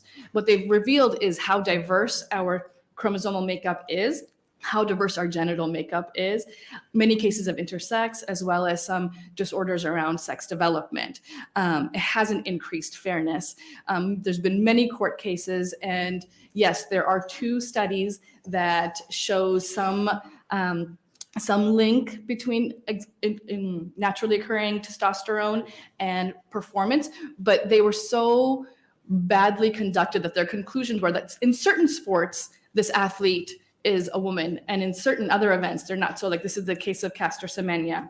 We're seeing where she is allowed to participate as a woman in the 5,000 meter race. But according to these studies, she's not considered a woman when running the 800 meter. The logic is all over the place, and the scientists don't condone those studies as being scientifically done well. We don't want to get down this road. And in those cases, those athletes were identified by other individuals as being potentially not women. That's another road we don't want to go down. I have a parent, I'm a parent, and I have a middle schooler who runs cross country. And I don't know if you all have watched sports where the boys and girls either participate at the same time or like where they can be easily compared. But in cross country in middle school, the girls all go first and then the boys go. And they're on the same exact field, so you can compare their times. And there's this boy and there's a girl who completely destroy all the other athletes, right? And then they run very similar times. They run neck and neck, the girl and the boy, even though they're not running in the same physical race.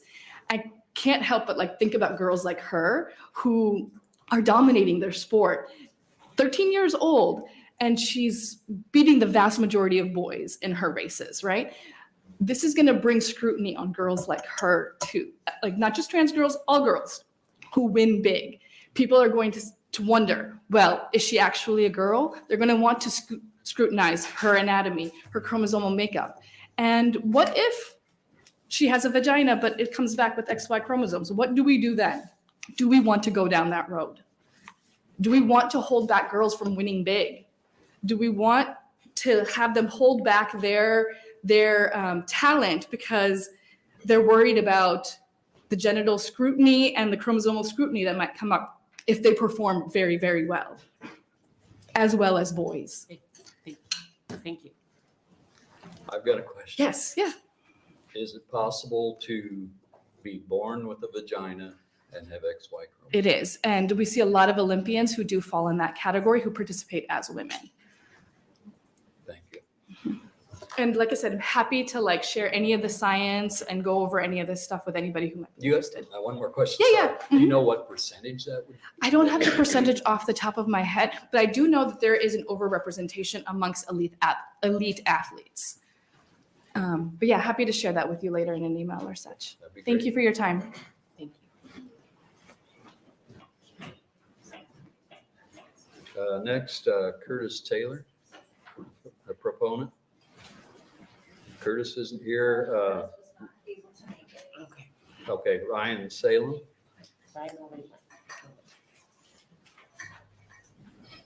Other Ryan.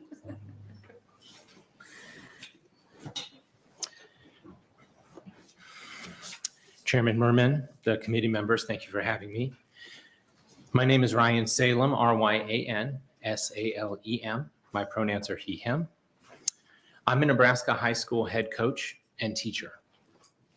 This is my 25th year coaching and my 23rd year teaching high school students. I was born and raised in Lincoln, Nebraska. Lincoln is where I coach and teach and raise my family currently. I'm speaking to you in opposition of LB 575. My testimony is my own. LB 575 is an unnecessary bill. The Nebraska Schools Activities Association, the NSAA, is the governing body for all high school athletics in Nebraska. The NSAA has already established rules for transgender athletes to play sports. Their policy is consistent with the current policy for athletes in the NCAA. LB 575 is unnecessary, unwanted legislation that all Nebraska high school athletes and teams are already held to a standard that satisfies complaints surrounding fairness and competition. More importantly, I want to remind this board of the joy of playing sports. Kids want to play sports. Trans kids are kids, and they want to play sports. My athletes are taught the value of hard work, how to set and achieve goals, and how to be a good teammate. I've coached thousands of Nebraska runners and track athletes in my 25 years as a coach. I've coached champions and championship teams. But it's the love of a team and the camaraderie among teammates that all levels of athletes can participate in. That's what makes sports so meaningful to high school kids. I see joy every day on our teams and with teams around Nebraska. The connection between athletes and their teammates as well as their coaches can become the through line for their success in the classroom and in life. Trans kids deserve to be part of that too. Passing this bill would take those opportunities away from trans youth student athletes. Kids want to play sports. Continue to let them play. I ask you to oppose LB 575. Thank you. Thank you. Any questions for Brian Salem? Thank you very much. Next opponent is Kimberly Thomas, or excuse me, Dr. Aaron Feichtinger. You almost got it. Yep. Close.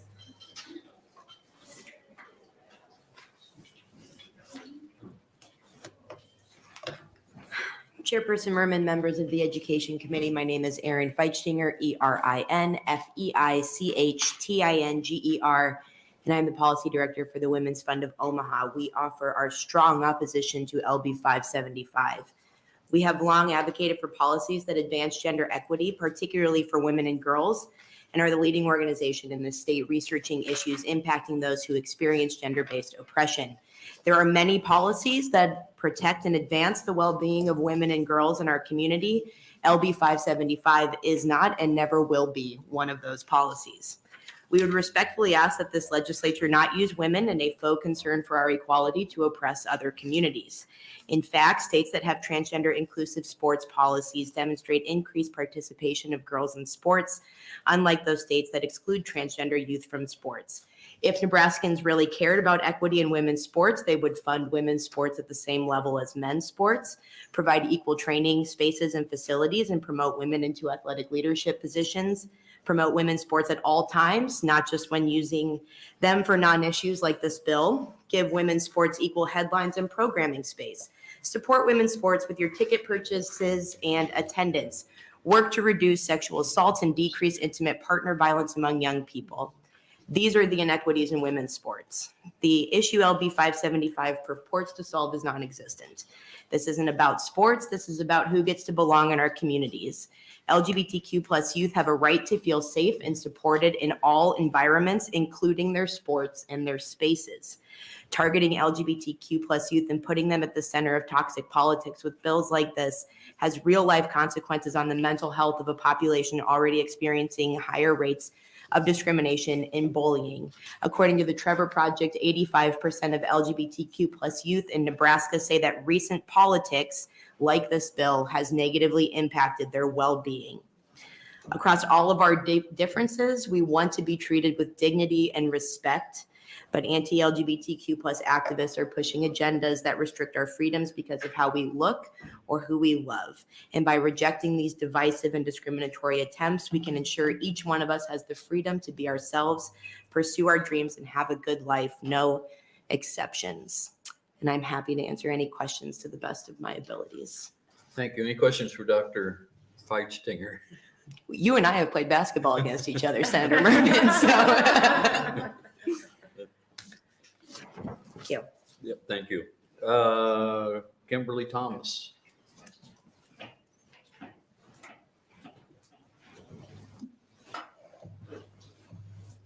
Good evening, Chris. Good evening, Education Committee. My name is Kimberly Thomas. Thank you for allowing me to appear. I'm testifying on behalf of myself in opposition of LB 575. LB 575 seeks to remove a fundamental piece of public education. K through 12 athletics are considered part of educational opportunities and are subject to civil rights laws. If athletics are available to some students, then they should be available to all. In an article by the Newport Academy, Teen Sports and Mental Health, 10 Mental Health Benefits of Sports, teen sports can have a significant impact on teen well-being. Teen sports can boost self-esteem, build teamwork skills, and help young people build close community of peers and supportive adults. An Aspen study, Youth Sports Facts, Why Play Matters, shows the benefits of sports participation at a young age have lifelong personal impact, health and wellness, financial and career benefits, and communities thrive when they promote policies and develop infrastructure that encourages athletics for all. Finally, according to the American Progress article dated March 2021, the importance of sports participation for transgender youth. 15 states have trans-inclusive state athletic association guidance, that's also up to 17 now, and years of open participation by transgender students, those places have produced zero evidence of purported harms to cisgender people. Inclusive school policies are associated with lower suicide risk and greater feelings of safety at school for LGBTQ students. There's a less likelihood to skip school or experience victimization, higher grades for students who do not participate in sports, and 20% reduction in depressive symptoms. I believe this is what we should be aiming for in public schools. Higher graduation rates, greater self-worth, and confidence. Bills like this are concerning for many reasons, but most importantly, they aren't inherently designed to help anyone. It feels as if we can't stop trans youth and people from existing, then we will attempt to make their existence a living hell. Why aren't we banning and restricting sports participation on height and weight limits, since those pose a greater risk to others playing school sports? My own daughter, a high school and college athlete, gave a handful of girls a concussion because of her ability to hit the volleyball so hard. Perhaps she should have been banned from sports. This would have been much safer, but that's not what we're doing. This bill and several others like it aren't protecting anyone, especially trans youth. I ask you, where is the threat? Let's call these bills exactly what they are. They are anti-trans, hateful, and gross attempt to further embolden white cisgendered Christian men and women. I guess Nebraska nice is only for those who deserve it. It hurts me to my core to watch my friends and peers to have to publicly out themselves and their children to show you and others that their children are normal. Why are you trying to exclude a group of kids from accessing the benefits of sports? And why are you not comfortable with parents, doctors, and children making decisions that are best for them? Senator Kauth and proponents of this bill, you are part of a dying and waning majority in this country. This bill is not about keeping sports and spaces safe.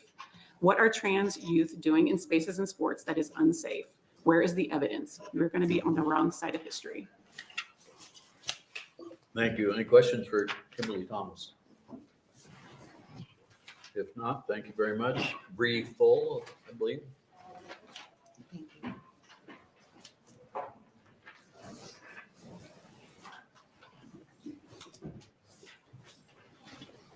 Good evening. Good evening.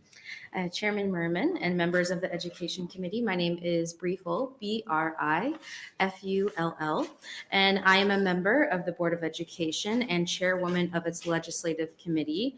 I am here on behalf of the Omaha Public Schools in opposition to LB 575.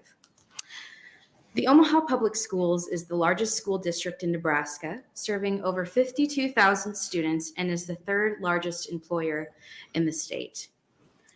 The Omaha Public Schools is the most diverse school district in the state by almost any metric you wish to evaluate us by. Our students and families speak more than 100 languages. Nearly 1 in 5 students we serve receive special education services. We pride ourselves on embracing each and every student, where they are, when they come to us, without judging them in any way. We know that many children and parents choose to attend the Omaha Public Schools because they know that we treat every child with the dignity, respect, and acceptance they deserve. We oppose LB 575 because it seeks to solve a problem that we do not see in our hallways.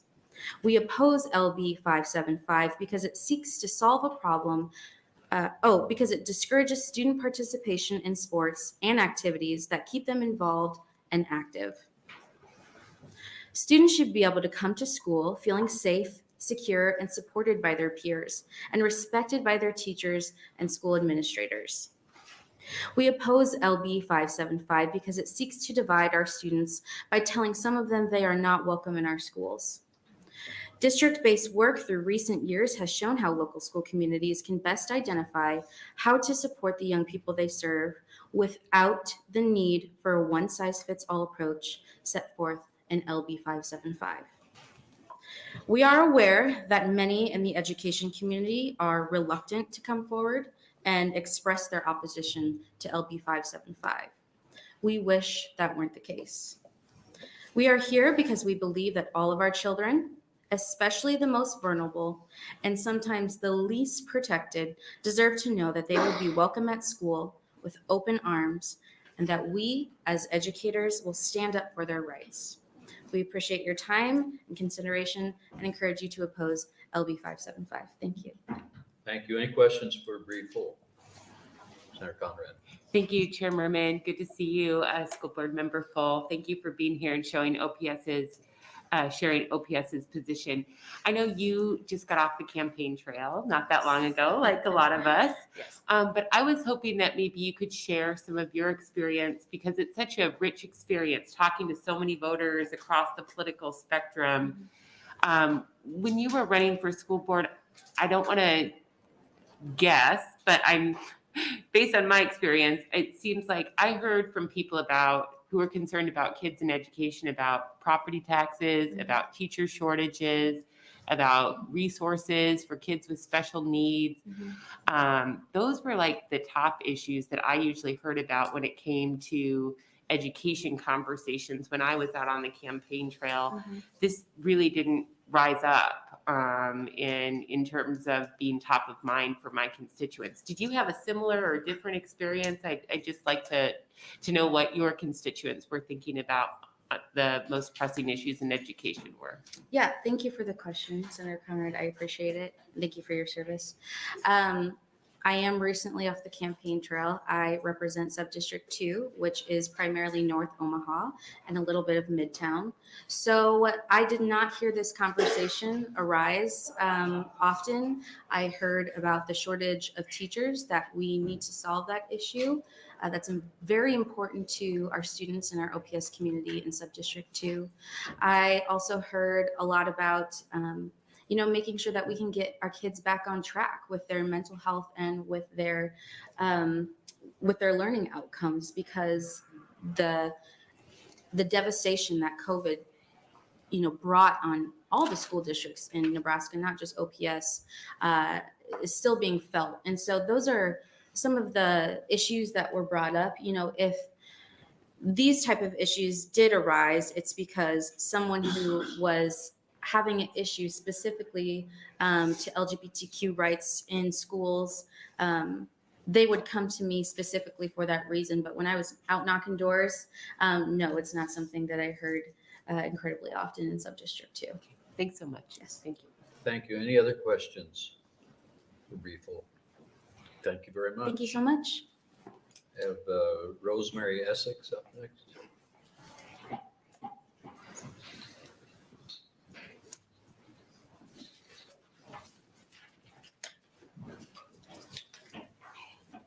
Senator Merman and members of the Education Committee, I'm Dr. Rose Essex, ROSE-ESS-EKS, and I appear before you today in opposition to LB 575 on behalf of the Nebraska Psychological Association.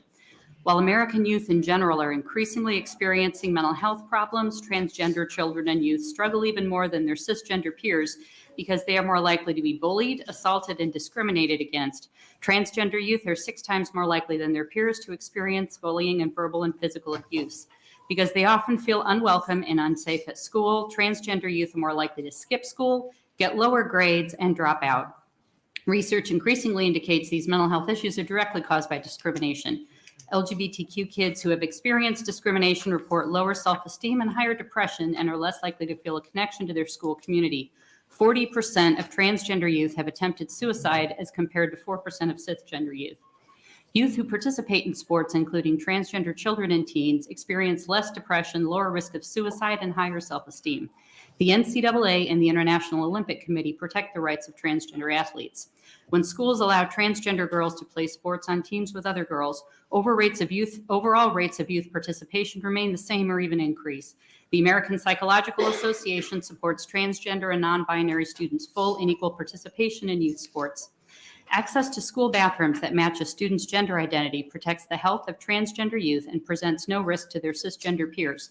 While there is no evidence of any transgender student assaulting another student in a bathroom, 70% of transgender youth report having been verbally or physically harassed in a bathroom or denied bathroom access. The common solution for kids in this situation, as several speakers have pointed out, is to avoid using the bathroom at school. More than half of transgender people have reported health issues such as dehydration and kidney or bladder infections as a result of being unable to use public restrooms when needed. Research shows that preventing transgender youth from accessing appropriate bathrooms is associated with depressed mood and suicide attempts. We are in the middle of a youth mental health crisis, and transgender children and teens are already at higher risk than cisgender youth of developing significant mental health problems as a result of the discrimination and victimization they experience on a daily basis. We know that when transgender children are affirmed and supported by adults and policies, they do well. When they are not able to use the appropriate bathrooms and excluded from sports, transgender children are at even greater risk of poor outcomes than their cisgender peers. In conclusion, LB 575 will significantly harm transgender youth while doing nothing to enhance the lives of their cisgender peers. The Nebraska Psychological Association urges you not to advance this bill. Thank you. Any questions for Rosemary Essex? I have one. We've heard from both sides, proponents and opponents, about the risks in bathrooms and locker rooms. And I agree that seems to be a very important issue. And I'll use the D word. Do you think maybe discipline in the schools might go a long way toward solving that issue? Well, if they were to station teachers in bathrooms to make sure nobody's getting assaulted, obviously that would be a good idea. I don't know. I don't see anything in this bill about trying to protect everybody in bathrooms. Okay. Yeah, you may not be the right person to ask that question, but I thought I'd better throw it out just in case. Well, thank you very much. Any other questions? Thank you very much. Next, I have a guy by the name of Senator John McCollister. Is he here? Yeah. Oh, there he is.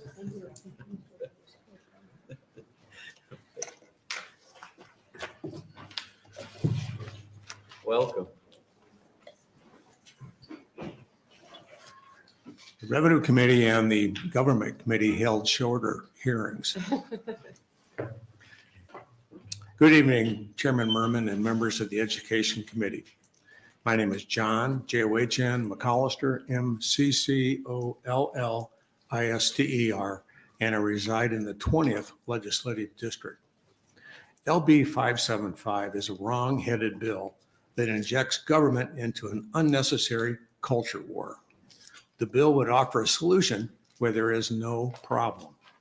I ask you, when did the issue addressed by LB 575 become of such concern in Nebraska that it warrants such a draconian solution? It's important to note that Nebraska Schools Association already has a gender participation policy that allows transgender youth to participate if they meet certain requirements. Specifically, transgender girls must submit proof of hormone treatment and medical evaluation that show they do not possess physical advantages. This common sense policy is also endorsed by the National Collegiate Athletic Association, NCAA, and other sports organizations, including those that regulate the Olympic competitions. Moreover, transgender youth, just like all youth, have varying levels of athletic ability and training regimens that are more predictive of performance success than gender identification. Besides, with the NCAA's rigorous requirements in place, it is doubtful that many transgender youth will be eager to participate in competitive sports. It just isn't worth the hassle. I further stipulate that the public school groups, such as the Nebraska State Education Association and the Nebraska Council of School Administrators and many others, are not clamoring for this exclusionary legislation. Actually, LB 575 would just add another level of heavy administrative burden on our state's school systems. They're already reeling from legislative mandates. Moreover, given the HIPAA confidentiality requirements, provisions in this bill would be unworkable at the local school system. We decry the fact that we have too many teacher vacancies in Nebraska. Maybe it's time to elevate the teaching profession to the status it once held. Turning teachers into culture war agents for state government is counterproductive, unworkable, and just plain wrong. LB 575 does not meet a recognized public need in Nebraska, and it impinges on the freedom of our citizens without an obvious beneficial result. Please let LB 575 die the death that it deserves. It is unnecessary, inflammatory, and hateful. Thank you. Thank you, committee. Any questions for Senator McAllister? Well, thank you very much. Thank you. This is the most interesting committee. That's why we got the Thanks. Now it's open to whoever gets up here first, I guess. Just stand up and move forward. Yeah, get in the front row. Don't. It's not to have a mad rush, though.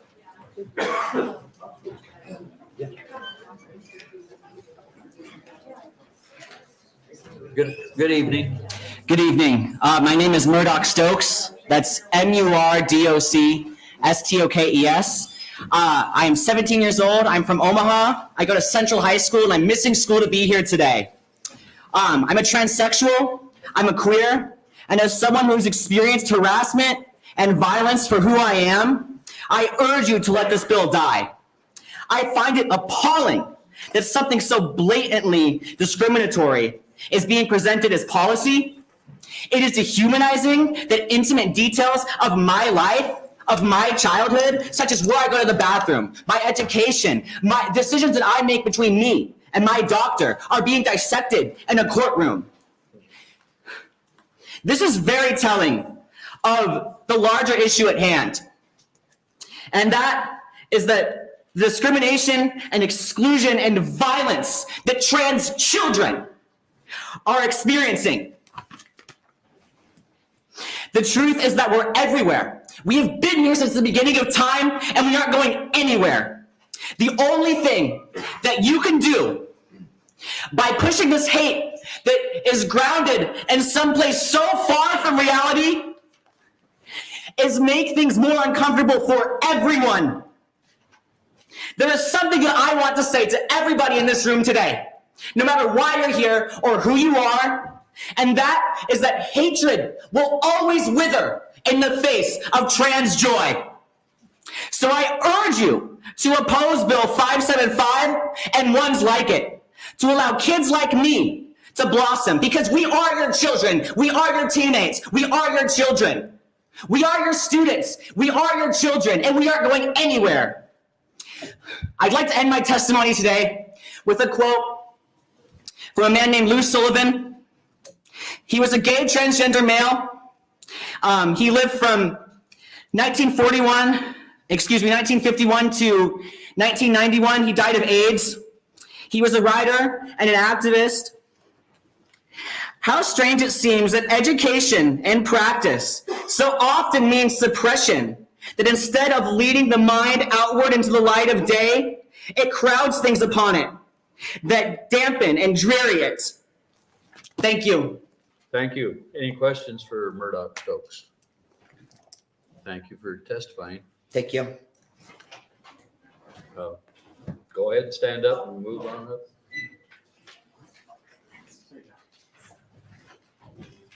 Question, does the timer start like after I like say my name and stuff? As soon as you sit down, it starts, so start right in. Hi, thank you so much for having us here. My name is Corey McConaughey, no relation to Matthew McConaughey. CoreymcConnaughey. Just sing the Mickey Mouse tune to help you spell my last name. Have you ever worked a bad job?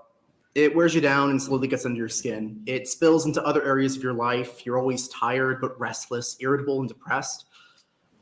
It has you at your breaking point and you cannot do it anymore because it's not the right job for you. Then you quit and have a bumpy road ahead as you try different things.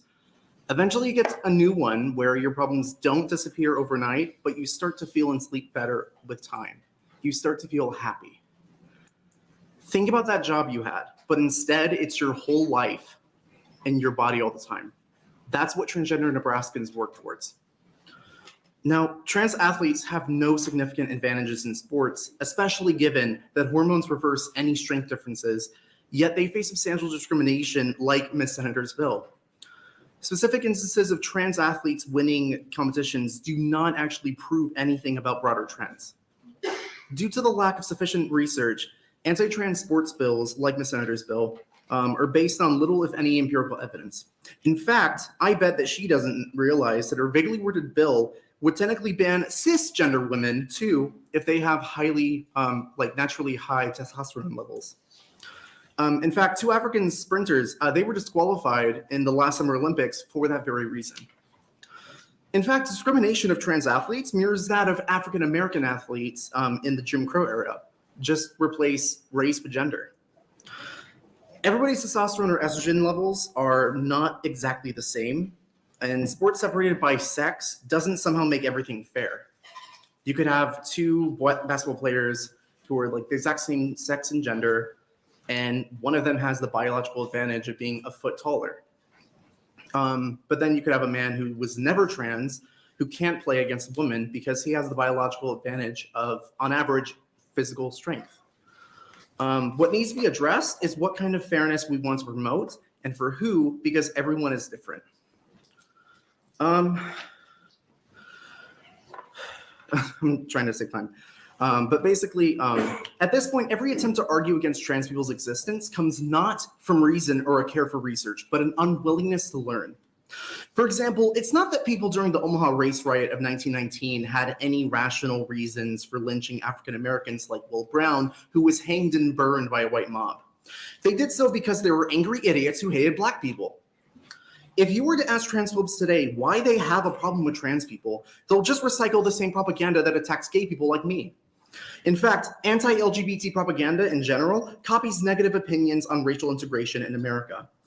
Long story short, white women, okay, I'll just get to the chase. Bills like Miss Senator's share one goal: to drive trans people back into the closet, into suicide. The trans community needs more people who will go to bat for them and fight for their civil rights, because if they lose all progress, then gay people are next on the chopping block, then women, then ethnic and religious minorities, until white supremacy is restored. Senator Ben Hansen may have turned away more than 100 Nebraskans who came to testify last week against Miss Senator's Let Them Die Act. Sorry, you have the red light. Oh, no, that's totally fine. Thank you. Any questions for Corn? Thank you very much. Okay, thank you. Try to keep it short.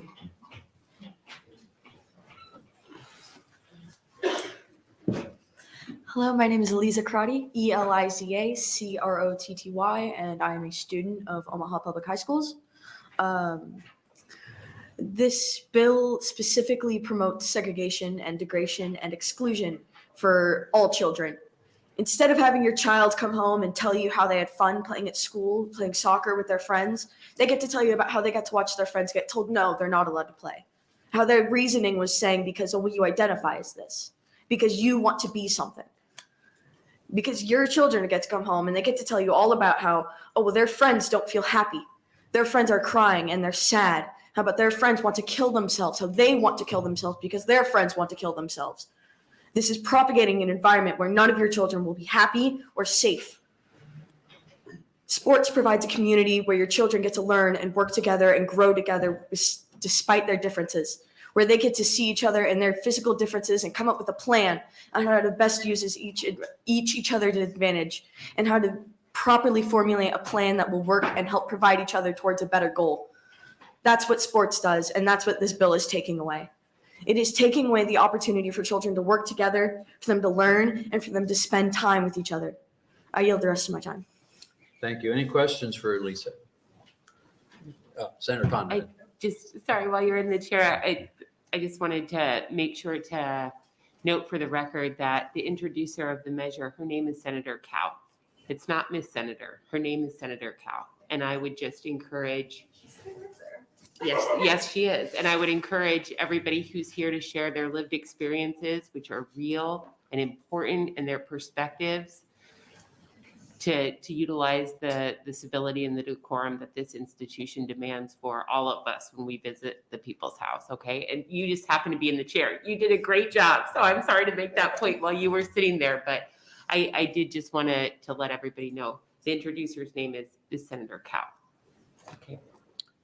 Thank you. Thank you. Any other questions? Thank you very much. Next, opponent.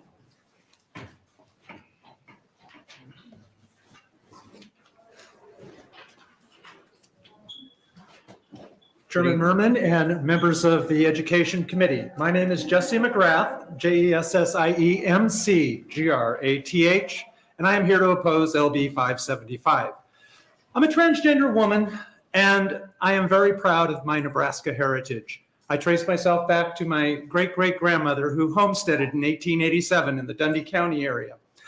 I'm educated in Nebraska. I'm a graduate of what is now Dundee County Stratton High School, the University of Nebraska-Lincoln, and 1 year behind Senator Breeze, who's not here, from the University of Nebraska College of Law. For the last 35 years, I have been a prosecutor for the Los Angeles County District Attorney's Office, and 8 years ago, I transitioned on the job. I'm the parent of 5 wonderful children who support my transition, as does almost all my family. It is support from family, friends, medical providers, school and work environments that is the most important indicator of success for a transgender person and for transgender youth. This bill places a giant target on trans kids and singles them out for unnecessary and harmful abuse in an environment that is already extremely stressful. School settings can be stressful for many kids, but for trans kids, it can be a nightmare. Forcing a trans child to use the bathroom of their birth gender is nothing short of cruel, and it can lead to a number of physical, psychological, and personal safety problems. Trans kids who are forced into this draconian situation suffer from psychological trauma and frequently develop urinary tract infections because they are afraid to use the bathroom. I'm not afraid to use the bathroom, and I actually used it with a number of you senators today, and I don't think the world has come to an end, has it? This problem extends also to locker rooms where the gym bathrooms are kept, and it ripples out from there. The last few years have seen a dramatic uptick in legislation attacking the rights of transgender people, especially transgender children, to lead normal, productive lives. I have witnessed as state after state has used the power of government to tell these transgender kids that they are not welcome in their state. What I have seen is trans youth being used as a political football in an organized, calculated effort by groups such as the Family Research Council, the Alliance Defending Freedom, and the American Principles Project. I have seen them expend enormous amounts of money to wage a war against one of the most oppressed and marginalized communities there is. Why? Because they believe that we need to be eradicated. And I don't say that with hyperbole. One of the spokespeople for the American Principles Project said, we're coming after trans children because everybody thinks that that's okay, but make no mistake about it, we're going after all trans people. The value of participation in sports and the lessons that a kid learns from that are amazing. You can have lifelong bonds. I lettered in 3 sports when I was in high school, and I am still friends with my high school teammates. Putting transgender kids into this situation and telling them that they are not welcome puts them into a horrible position, and it uses them as a political football when all they are is kids who want to play. Thank you. So thank you for giving me the opportunity to talk with you, and I'll answer any questions if you have any. Yes, any questions? Thank you. Thank you.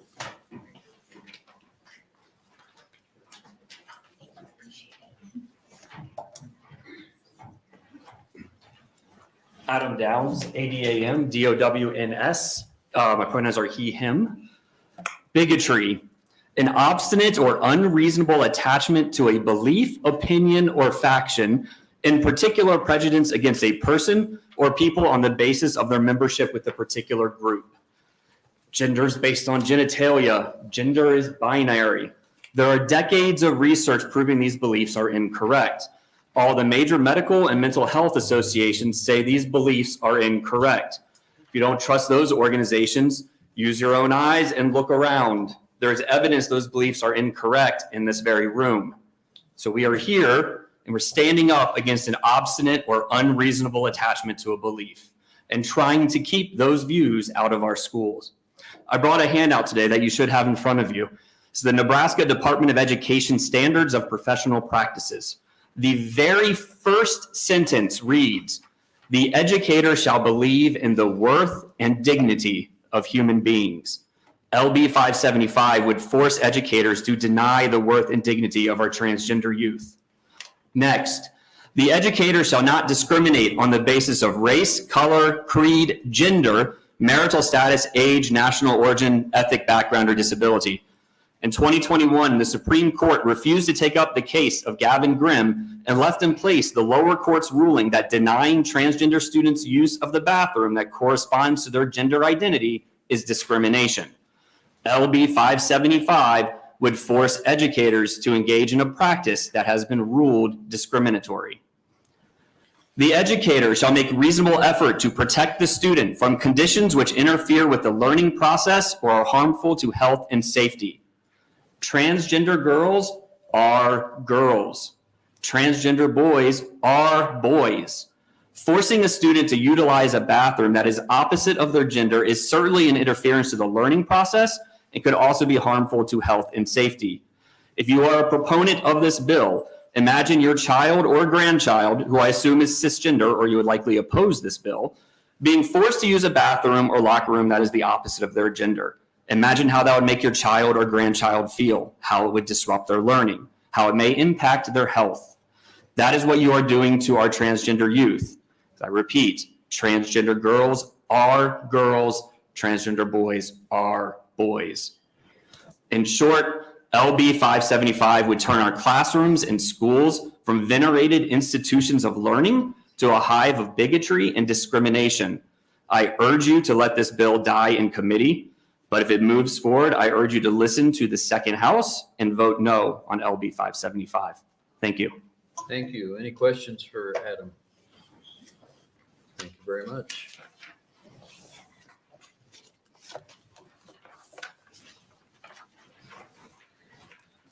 Good evening, Senator Merman and members of the Education Committee. Thank you so much for your time this evening. My name is Abby Swatsworth, ABBISWATSWORTH. I am the Executive Director of Out Nebraska, a statewide nonpartisan nonprofit working to celebrate and empower LGBTQ Nebraskans.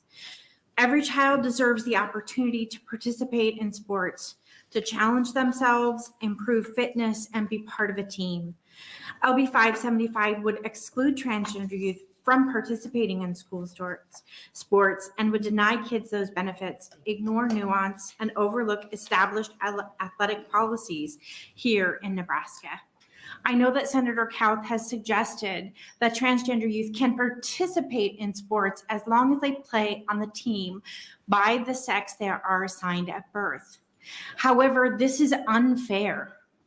We would not expect boys to participate on a girls' team. We allow girls to participate on boys' teams if there are no girls' teams. But if there are girls' teams, we would not want them participating with boys. As our previous testimony said, trans girls are girls. Trans boys are boys.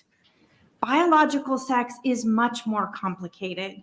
And as we've heard from many, there are already policies for transgender youth to participate if they meet requirements.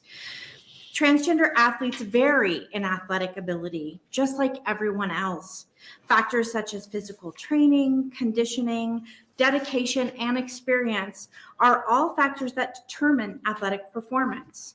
All youth are different, which is why different students excel at different sports. The same is true for transgender athletes. In regard to bathrooms and locker rooms, transgender students already have the right to use the facilities that match the gender they live every day. No cisgender people have been harmed by transgender students accessing these spaces. Allowing students the ability to file a civil case if they feel another student has violated this law sets up a bounty system whereby any student can be accused of being transgender. How will these cases be heard? What kind of evidence will be required? The bill does not outline a mechanism of proof. I'm imagining a nightmare scenario where young female students are subjected to medical examinations of their genitals. Why are the adults forcing these laws so insistent on knowing this very private information? If schools are not using genital examinations, are they forced to use genetic testing? Genetic testing also violates the privacy of students and is not accurate in cases where students may be intersex. Transgender students belong in all sports and all spaces. Denying them that right sends the message they do not belong. If Nebraska truly wants to protect kids, we need to focus on legislation that supports families, funds education, and ends mass incarceration. Thank you. Thank you. Any questions for Abby Swadsworth? Senator Conrad. Thank you, Chair Merman. Thank you, Abby. Always good to see you. Now, I know that the LGBTQIA plus community doesn't speak with one voice, but that you represent a diversity of perspectives for members of the community across the state. And I know that you've been flying between committees like a lot of us have the last couple of weeks. And I wanted to just do a kind of a check-in with you on two threads. One, I mean, I think we're hearing a lot of passion here tonight because these issues are so close to who we are as people, to our humanity, to our identity. So that's kind of one side that I think is evident and on display. The other is, I know that there's a lot of people in this room who've waited hours to testify on abortion bans and a lack of affirming care, a ban for affirming care for Nebraskans that is also pending before this legislature, and weren't able to have their voices be heard in that process. And I feel like probably a lot of that is bubbling up here today too. So the question just being if you would work with the committee perhaps in the legislature so that we can try and figure out, you know, how to make sure those voices do count in the process, because I think that's a real concern that a lot of citizens have brought forward. So I don't want to put you on the spot as to ideas to improve the process, but I'm hearing it a lot in my office. So I'm guessing you are as well as kind of a focal point for the community. We are, Senator Conrad. Thank you for the comments and the question and concern about our community. We've been encouraging people who are not able to be heard to email their testimony to the entire committee and to contact the chairman and perhaps also Speaker Arch in regard to time limits on testimony. I know that at one time, the senators in a committee would stay until 10 p.m. if necessary. So it does feel in a lot of ways that the testimony being limited is silencing the voices of those who are marginalized and really want to be heard. Yeah, I appreciate that. Thank you. I just wanted to give voice to that as well. Thank you. Thank you. Any other questions? Okay, thank you very much.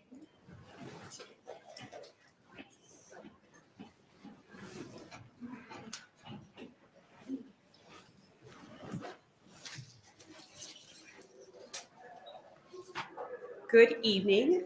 My name is Sarah Centineo, and I have had the privilege of spending some time with these folks today.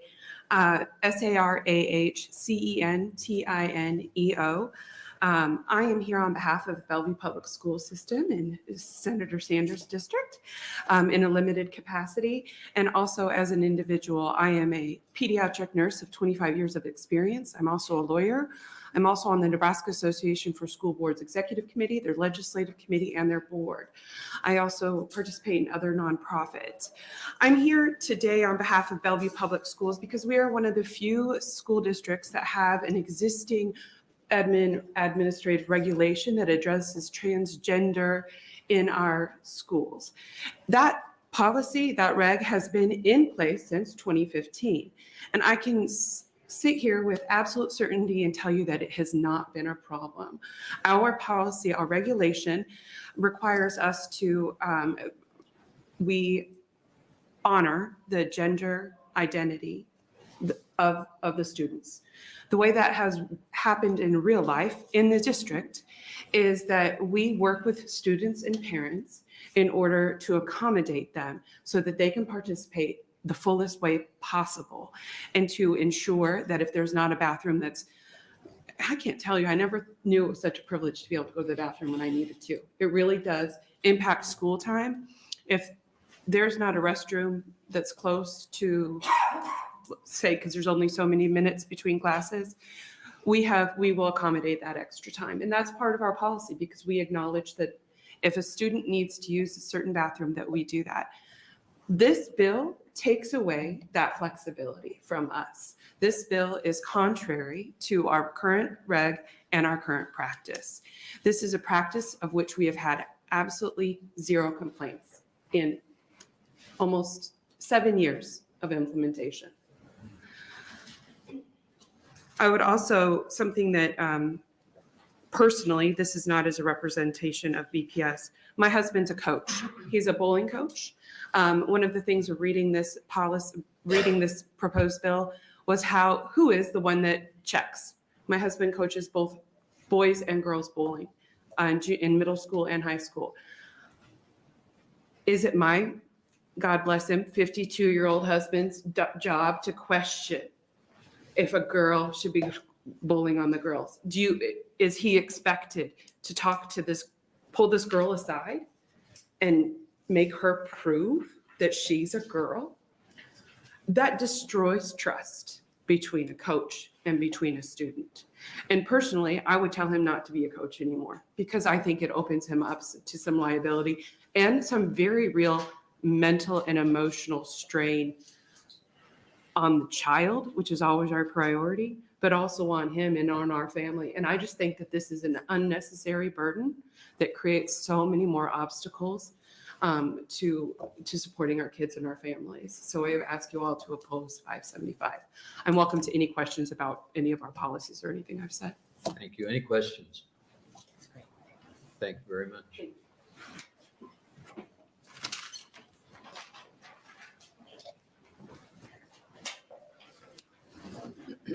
Good evening. My name is Dr. Lisa, Lisa Siskowski, Siezzkowski. Yes, I've spelled that many times. Good evening, Chairperson Merman and members of the Education Committee. I'm a pediatrician and a parent who lives in Omaha, Nebraska. I was born and raised in Omaha. I earned my medical degree from University of Nebraska College of Medicine. And then I left the state for about 10 years for various training and work opportunities. But my husband and I chose to move back to Nebraska because of our families and because we felt that this was a safe, welcoming place to raise our children. We chose a small religious-based school when our oldest was ready for kindergarten. And although there were many positive things about this school for our 3 children, as our oldest entered junior high, it was very clear that something was wrong. It wasn't until they bravely told us after graduating from 8th grade and explained their gender and sexuality to us that it made a bit more sense. But hearing my child tell me, the school you forced me to go to made me hate myself, is something I will never forget. I will own that guilt though, because we sort of knew what we were getting into, although certainly couldn't have imagined it to that extent by choosing a private school. The mental and physical health consequences that our child suffered during that time are not trivial and things that we're still dealing with. Moving to a public high school has been a very positive experience for my oldest. They're generally free to express themselves and have thrived academically. But even more importantly than academics is that we have our child back. For years, our child would go straight to their room and we wouldn't see them except for 5 minutes at meals. Now they come out, they watch shows and play games with us, they laugh and they smile. Things that we took for granted, we missed dearly when they were suddenly gone. And although high school has been dramatically better than the private school, there have been some bumps in the road. It's not always possible, as many people have mentioned today, to make it to the 1 or 2 gender neutral bathrooms between classes. PE class was also difficult this semester, and ultimately my child decided to drop the class because of the gender specific locker rooms and breaking up into gender specific groups during class. My child beautifully and respectfully tried to navigate this to the best of their ability, but still felt alienated and disrespected. I'm not just here to tell you my family story, though. I am also here as a board certified pediatrician who works in a hospital, and my opinions and testimony today is my own, not of my employer. But I take care of patients on a weekly basis who have attempted suicide and or self-harm. And while certainly not all of those have issues with gender and sexuality, it's a contributing factor quite often. As a member of the American Academy of Pediatrics, I urge you to follow their lead in creating safe places for all children. Thanks for your time. Thank you, Dr. Lisa. Any questions for Dr. Lisa? Senator Conrad. Thank you, Chair Merman, and thank you, Doctor, for being here and sharing your family's experience. I think that it's something all of us who are parents can really relate to, right? Moving heaven and earth to protect our babies, right? And they'll always be our babies, no matter what age. So I appreciate that. But I just wanted to make sure, to be really clear for the record and for the committee, when you treat children in need of mental health care, and you talk about how gender or sexuality can be a contributing factor to their need to receive mental health care, is your opinion, it's not because of their gender or their sexuality, right? It's because of what, I don't want to put words in your mouth. I want to make sure I'm fair about this. But it's about getting negative or mixed messages from society that they're not worthy as they are, that they're not enough as they are, that they need to somehow change who they are. Is that a fair assessment? Can you help me tease that out a little bit? No, that's exactly right. I think a lot of the youth we see in the hospital that are going through these mental health crises, and but for the grace of God, we would have been there too. Identify that their families, their communities, their schools don't accept them, refuse to use their preferred name and pronouns, and just that lack of acceptance and feeling like they can truly be their authentic self is what leads to the mental health crises. Thank you. Thank you. Any other questions? Thank you very much.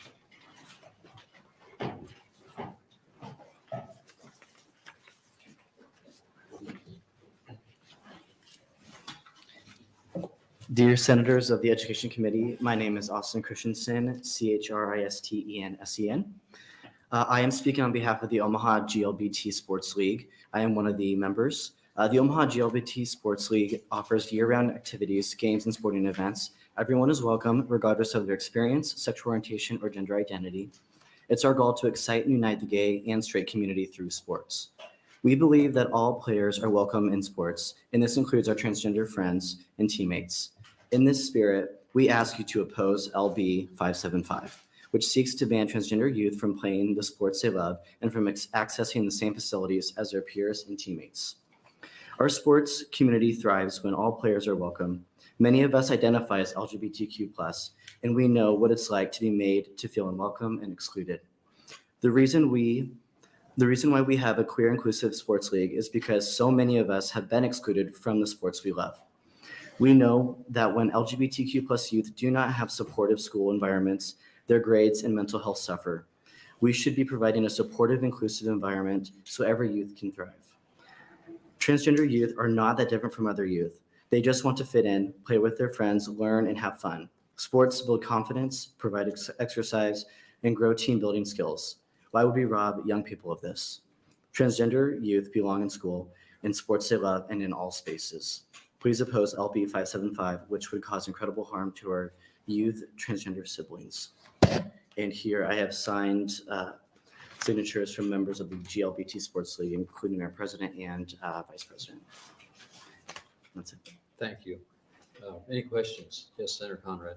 Thank you so much, Chair Merman, and thanks for being here. I didn't know about the organization, so that's really, really helpful to know about. And this might seem a little off base, but I just want to kind of clarify something for the record here.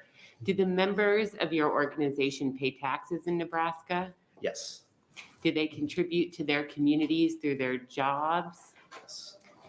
Do the members of your organization have families or raise families in Nebraska? Yeah, we do.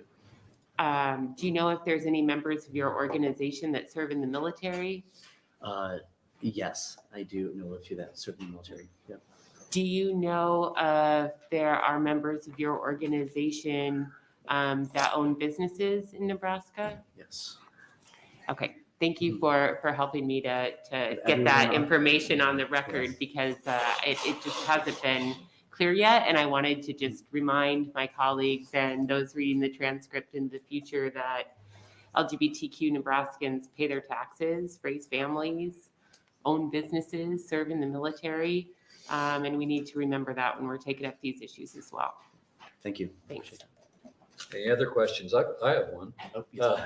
It sounds like your league is a little more the way sports was really intended. I mean, how competitive is it? It's more, I mean, it's good for That's a good exercise question, and Yeah, so we have- camaraderie, like you said, those type. Exactly. We have levels of how like your skill. So you do kind of go into the level that you feel like you're capable of doing. So if you want to do more of a recreational league, then we have that available. If you want to do a competitive league, then we have that as well. So that's usually kind of the two different areas. So you kind of go in based on just what your experience you want to get out of it. If you want it to be a little more fun and not so serious, more rec league.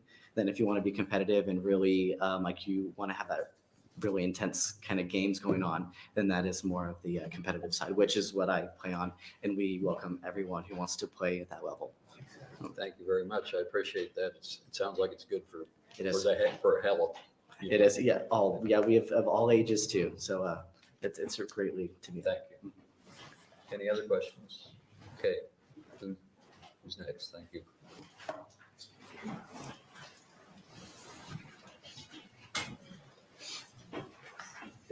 Hello, Senator Merman and members of the Education Committee. My name is Julian Haynes, legal name Kaylee. That's Julianhaines. I am testifying in opposition to LB 575. This bill would cause harm and confusion to cisgender and transgender youth if passed. I am a 16-year-old transgender male who has been socially transitioned for about 3 years. I am in many honors and college level classes and have 3 leadership positions in clubs at school. My peers in high school have only known me as male, so it would be more concerning for them to see me go into the women's bathroom and locker rooms than to use the men's restroom. I am also in the male show choir team at my school. The way this bill is written, if it were to be enacted, I will not be allowed to be part of this team anymore. Being a part of this team has improved my mental health and well-being.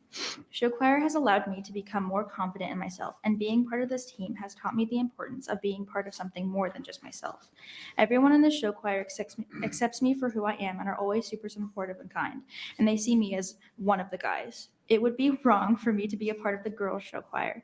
I'm not hurting anyone. I'm not prohibiting anyone, not taking anyone's spot, just by living my life and being me.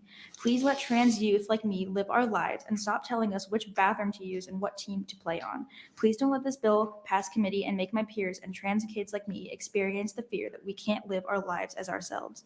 Thank you for your time, and I will accept any questions. Thank you. Any questions for Julian Haynes? Thank you very much. Next testifier.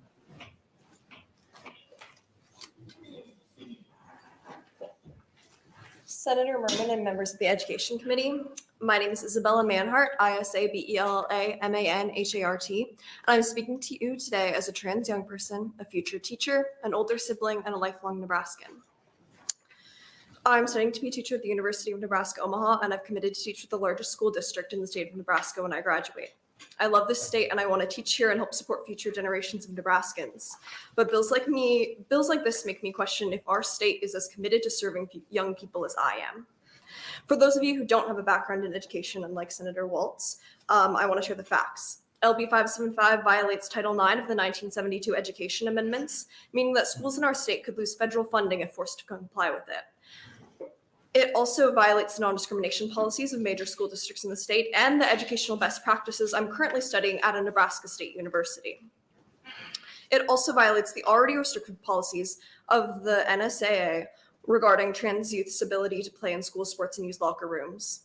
And I've included all those things that I just cited in this packet for you.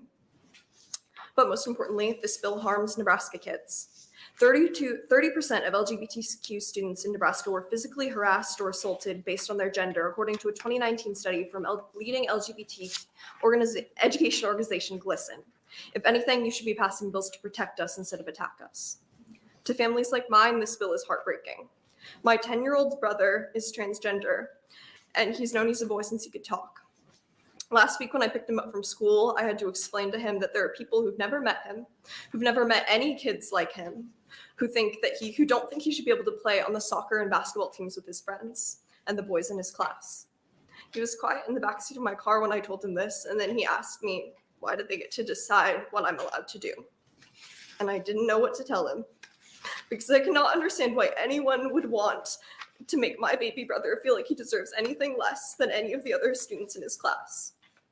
It's crushing to be in this room yet again, begging to be heard and seen as human, begging for my 10-year-old brother's human rights and for all trans students like him and like me. But we're resilient. We're here again. One thing I heard, one of our past speakers talked about their student dropping out of gym class because it was so uncomfortable to be in locker rooms.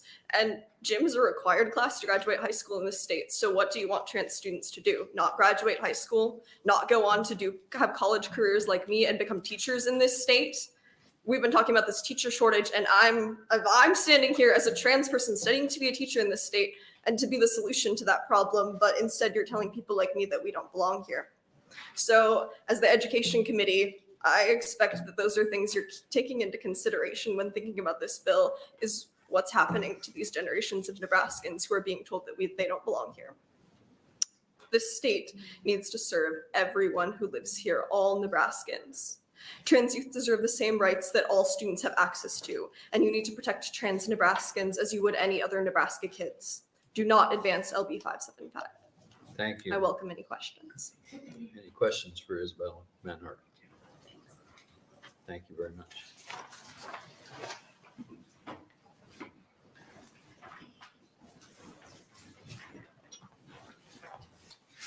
Hello, Senator Merman and people of the Education Committee. Sorry, I'm not quite as eloquent as my wonderful son that just spoke. My name is Dr. Shannon Haynes, S-H-A-N-N-O-N, H-A-I-N-E-S. I am a pediatrician who lives in Papillion, Nebraska, and I am speaking in opposition to LB 575. My views are my own and do not necessarily reflect that of my employer. LB 575, if passed, will harm many youths, some of whom are here today, while not adding protections to youths who aren't trans or gender diverse. A survey of over 3,500 students published in pediatrics and highlighted by the American Academy of Pediatrics found that passing a bill that restricts the use of bathrooms and locker rooms congruent with gender identity increases the risk of sexual assault of trans children by anywhere from 26 to 150%, depending on if they were trans male or trans female.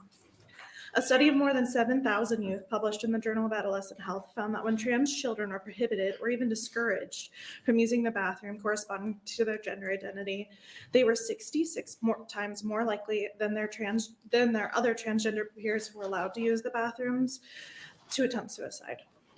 Another study thoroughly investigated assault rates after bills protecting access to bathrooms for transgender people were passed, and they did not find any increase in bathroom-related assaults. Clearly, these types of bills try to address a problem that does not actually exist while harming innocent children.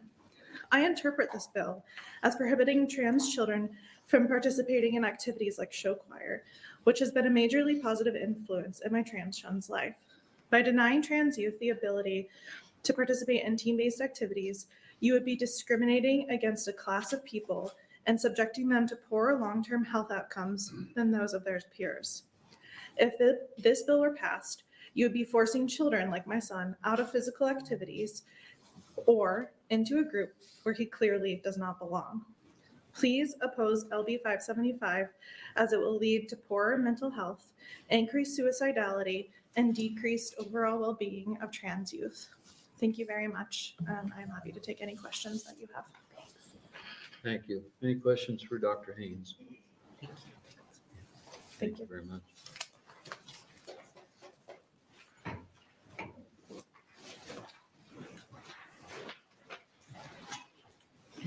Good evening, Education Committee. My name is Jill Divern Manhart, and JILLDIBBERN and I live in District 5. I'm a mental health therapist in the schools and a mother of 3 children, 2 of whom are transgender. I am deeply saddened by what is happening in my own state. Bills like LB 575 devalue transgender children and are harmful to their health. Sports are about teamwork, creating community, and supporting well-being. My 10-year-old son is transgender. He plays soccer, basketball, tennis, skateboards, and wants to be on American Ninja Warrior one day. He is one of the most caring and loving individuals that you will ever meet. During the pandemic, he started leading encouraging workouts for my family to keep us all going. "You're doing great, Mom," I would hear him as I desperately tried to finish that last push-up he was leading us in. Sports have contributed to his confidence and overall well-being. I know some of you think, your son can still play sports. He should just play on the girls' team. What you do not understand is that my son is not a girl. And looking back, I know that my son was never a girl. I know that it's hard for you to understand, but it's the absolute truth. I saw the many, many signs over the years. To be honest, I struggled, not because I did not want to accept it for him, but because I deeply feared the greater world's reaction, the intolerance and hate. What I do not understand with this bill is why you or anyone else is focusing on my child's genitalia or any child's genitalia. Frankly, in all of this, that is the extremely disturbing point to me. LB 575 plants the seeds of hate I feared and waters them furiously to help them grow. Someone once told me, I don't believe God makes mistakes, trying to say that my child is wrong in feeling this way, somehow going against God. You know what? I also don't believe God makes mistakes. My son is not a mistake. I believe that my son is a gift to this world, brought to us all to open our minds and see, will we really love everyone as ourselves? My son's existence is not a threat to you, but you are a threat to him and all transgender children in our state. Please just let them be who they are. Don't burden them with your fear or your discomfort. Tell them they belong here in Nebraska. Thank you. Thank you. Any questions for Jill Manhart? Thank you very much. Just got to say we have just a little less than 1 hour left, so hurry up. Try and get as many testifiers in as we can.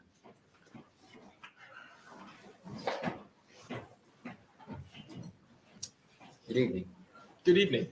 My name is James Earhart, JamesEhrhart. I am a student of Creighton Prep, an all-boys Catholic high school in Omaha, Nebraska. LB 575, it'll ban people who are considered biologically female from participating in sports. This is particularly a problem for my school because it allows trans men to enroll in its school under its policies. But we don't have sports teams for women because it's an all-boys school. Any trans man in our school wouldn't be able to participate in any of our sports. We don't have a women's locker room, so they won't be able to use our locker room.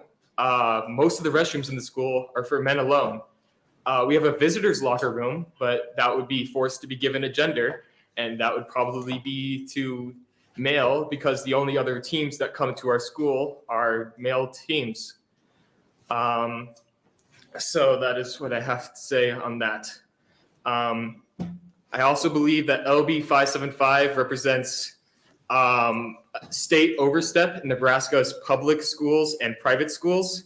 The state should not have a concern on how the individual school districts and our private schools run their sports teams, label their restrooms, label their locker rooms, and classify their students. Most importantly, LB 575 tells the trans youth of Nebraska they are not welcome here. Multiple trans friends of mine have told me that they have plans of leaving the state in slew of the new laws that this legislator has been passing. These kids are engineers, teachers, scientists, and technicians. They are Nebraska's future, and they are leaving Nebraska because of laws like LB 575. LB 575 harms the freedoms of Nebraska's public and private schools, our transgender youth, and Nebraska itself. I urge you all not to advance LB 575. Thank you. Any questions for James? Thank you very much. All right. Thank you for your time.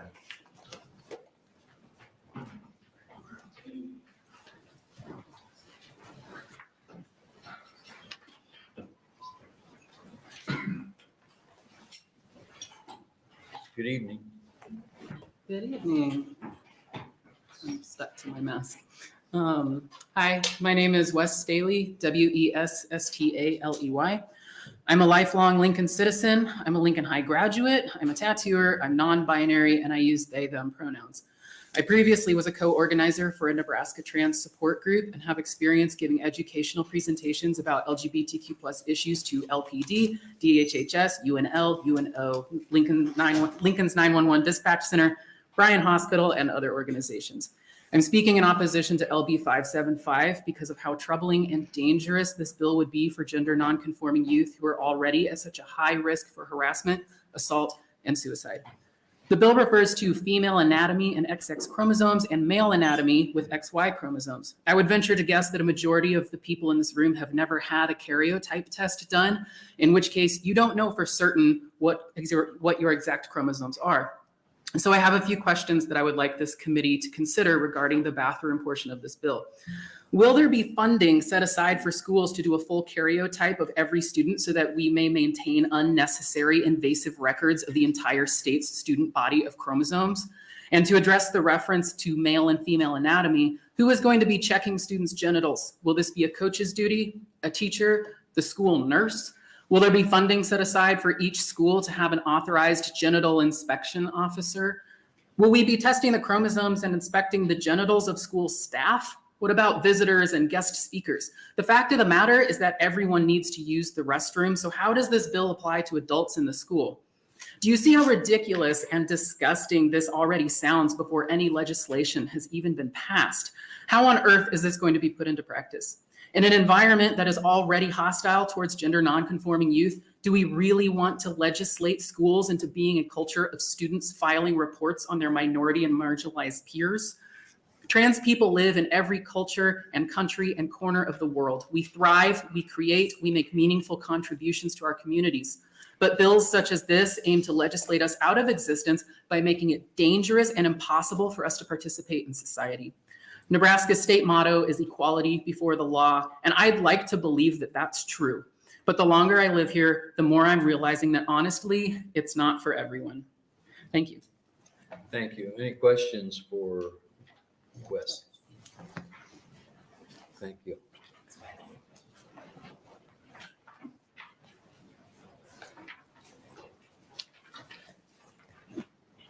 Good evening, Education Committee. My name is Noemi Gilbert, Noemigilbert. My pronouns are they, them. I'm non-binary, I'm transgender. I'm getting ready to graduate from Omaha Central High School. I live in District 9. I'm speaking in opposition to LB 575. I'm an 8th generation Nebraskan. My mom can tell me if that's the right number. And I really don't want to leave this state, but bills that are discriminatory and exclusive and make young trans people fear for their lives in public schools make all students want to leave Nebraska. It makes your bright, you're brilliant, you're talented students want to run away from this state because this state does not value us. I also speak to you today as a transgender Reform Jew, and that LB 575 is a clear violation of my religious freedom. My religion teaches me that all transgender young people are B'Tselem Elohim, made in the image of God, deserving of affirming spaces, schools, and people in their lives. Transgender young people, according to my religion, are radiant and brave, and the gender we identify as, and we need our schools to recognize and love and validate us exactly as we are. People have mentioned the NSAA guidelines that are already in place that restrict transgender athletes. There's a lot of concern that I've heard, and I've heard this from Senator Kauth as I interviewed her for a story for my school newspaper on this project. Fear of cisgender teenage males competing as women in order to win school sports. Many of you have met teenage boys. Many of you have been teenage boys. Would you go through 1 year of hormonal and social transition to living as a woman, face higher levels of transphobia, disproportionately high levels of violence and harassment from peers to win a high school sports trophy? This is not something that happens. I urge you to look beyond your culture war-induced fear and make your decisions based on the facts about transgender student athletes in Nebraska. I urge you to refuse to participate in the legislation of hate, recognize the humanity of transgender students who simply want to go to school and play sports with their peers. Thank you for your time today, and I'm happy to answer any questions. Thank you. Any questions for Naomi? Thank you. Thank you. No, I do have a question. Oh, yes. Senator Wayne. I just read the last paragraph. Oh, yes. So no, you came this far and this is important to you. You do that. Yes. My final paragraph that I prepared is that I want to spend the remaining time in my testimony in a moment of silence and remembrance for a 16-year-old trans girl, Brianna Gay, who was murdered last week, and all trans youth who have lost their lives to the social violence and exclusion that bills like this promote.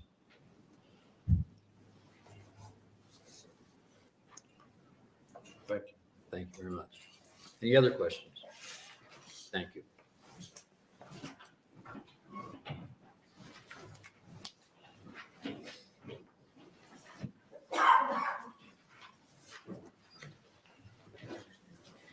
Good evening, Chairman Merman and members of the Education Committee. My name is Donna Faber, D-O-N-N-A-F, like Frank, A-B-E-R. Thank you very much for your work on behalf of Nebraskans. I'm speaking in opposition to LB 575. I am a board-certified family medicine physician. For 20 years, the last 16 of them here in Nebraska, I've been delivering babies and caring for children and adolescents. I truly enjoy helping them stay healthy so that they can reach their full potential. That potential includes physical activity and sports.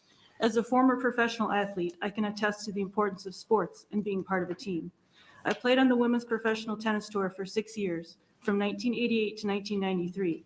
That means playing all the Grand Slam events, Wimbledon, the French Open, Australian, US Open, every year. In 1991, I was on the United States team for the Pan American Games in Havana, Cuba. I won a gold medal in doubles with Pam Shriver. As a medalist, I was subjected to compulsory DNA testing by cheek swab. So that answers the question if anybody here is that karyotyping. That would be me.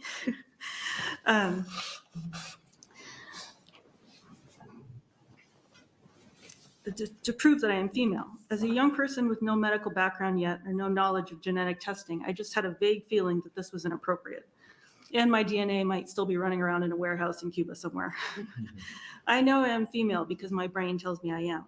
The same is true for transgender persons. They know what gender they are because that is how their brains are made. The brain of a transgender person resembles the gender with which they identify. There are physical differences in the brains of transgender persons that can be seen on MRI. I included an article on MRIs in your information packet. A person who says she is female truly is. The human brain is amazing, and there is so much that modern medicine is still learning. But we do know that if a transgender adolescent says she is female, she really is. It is not something someone chooses. While their brains and bodies may not align, these young Nebraskans should not be denied the right to use the bathroom, which is pretty basic, where they feel comfortable. They are not harming anyone. They're simply going to the bathroom. And just as important, they should have the same right to play sports as other children in the gender with which they identify. Being part of the team is so important to building confidence and character, and for the sport itself, for fun and health. Remember, these are kids we're talking about. I have good friends whose children are transgender and suffered a great deal when they were younger. They transitioned in middle school and are no longer depressed. They are now happy, healthy children living as and looking like their identified gender. To require them to use the wrong bathroom would be humiliating and anxiety-inducing for them. We can't put them through that. The risk of suicide is so high. 82% of transgender individuals have considered killing themselves, and 40% have attempted suicide, with the highest rates among transgender youth.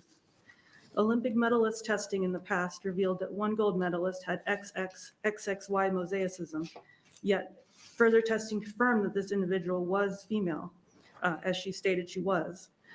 With time, we will learn more about the spectrum of human gender. As we continue to learn, let's give these vulnerable young Nebraskans the chance they deserve to play sports, to belong, and to reach their full potential. Please do not advance LB 575. Thank you so much for your time, and I'm happy to answer any questions. Any questions for Dr. Vapor? I have one. Will cheek swab tell you whether you're XXXY chromosome? They sent it off for karyotyping. And Pardon me? they sent it off for testing to make sure I was XX.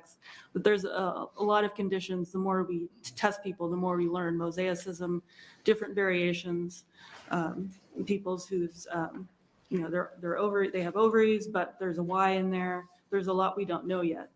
But you can actually see on MRI, which I thought was really interesting. It's kind of like neurodiversity, that someone who is transgender female, on the MRI, their brain looks more like someone who is female than male.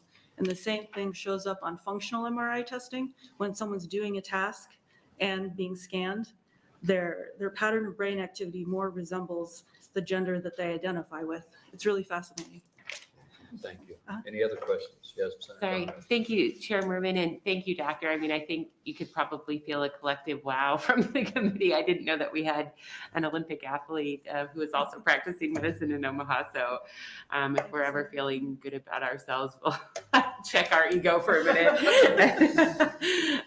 in deference to that incredible background. But Senator Merman's question got me thinking about something, and while I have a doc in the chair, I don't pretend to be one. When you get a cheek swab, and however, what's it called? Carotene testing? Karyotyping. I'm sorry, I just didn't have the medical language. So is there any limitations then for like other aspects of DNA or medical privacy in terms of like what happens with that cheek swab? Goes off to a school or government or some sort of sanctioning kind of organization. Does the test, carrier testing, karyotyping, does it just test for the chromosomes, or is there any restriction on limitation of that DNA material? I'm sure the Olympic Committee has policies on what can be done with it. There's always a concern that someone won't follow the guidelines. I do believe, I'm not certain, but I believe they keep results for a while. As far as mine, 1991, who knows what happened to mine or.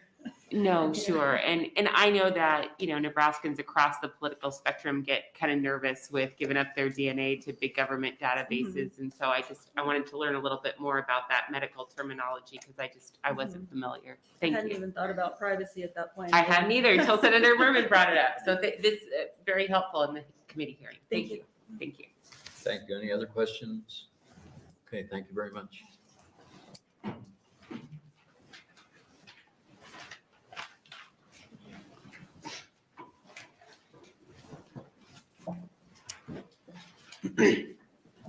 Hello, my name is Nicholas Manhart, NICHOLAS MANHART. I am a senior at Crane Prep, and I sit here to oppose the passing of LB 575. LB 575 is a fundamentally unfair set of unnecessary restrictions to the human rights of transgender students. The policies LB 575 are built upon are an unstable foundation consisting of poor depictions of the transgender community, lack of sufficient and consistent data, and most notably, personal biases as well as a fear of change. I'm sure we can all agree athletics are extremely beneficial. Exercise provides an improvement of overall physical ability and mental health. It can fine-tune your work ethic and encourage teamwork, skills that are essential for young and impressionable youth. My time running track during elementary, junior high, and high school taught me a lot about myself, my limits, and my physical abilities. I am positive other athletes as well, would never want to strip this opportunity from anybody, especially students developing in an overall hostile and isolating environment. Trans people exist, and they will continue to exist. Passing of bills like LB 575 come off as not only illogical and unethical, but also as unintuitive. Its policies don't work to protect students, but to instead deny the existence of a minority of students. Specifically, students who are experiencing an astounding lack of much needed support from as far as our own legislature. I encourage you all to focus on passing bills that advance us as a society rather than outcast our fellow human beings. Thank you.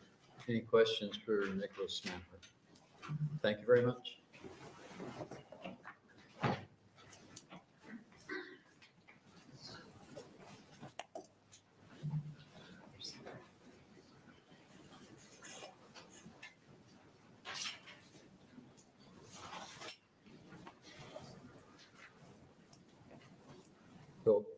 Go ahead.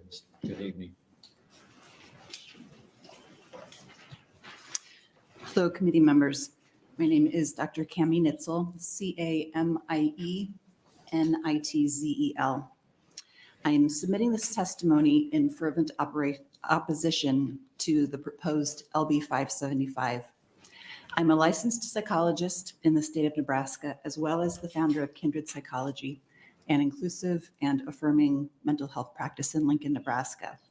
I completed a PhD in counseling psychology from the University of Nebraska-Lincoln as well.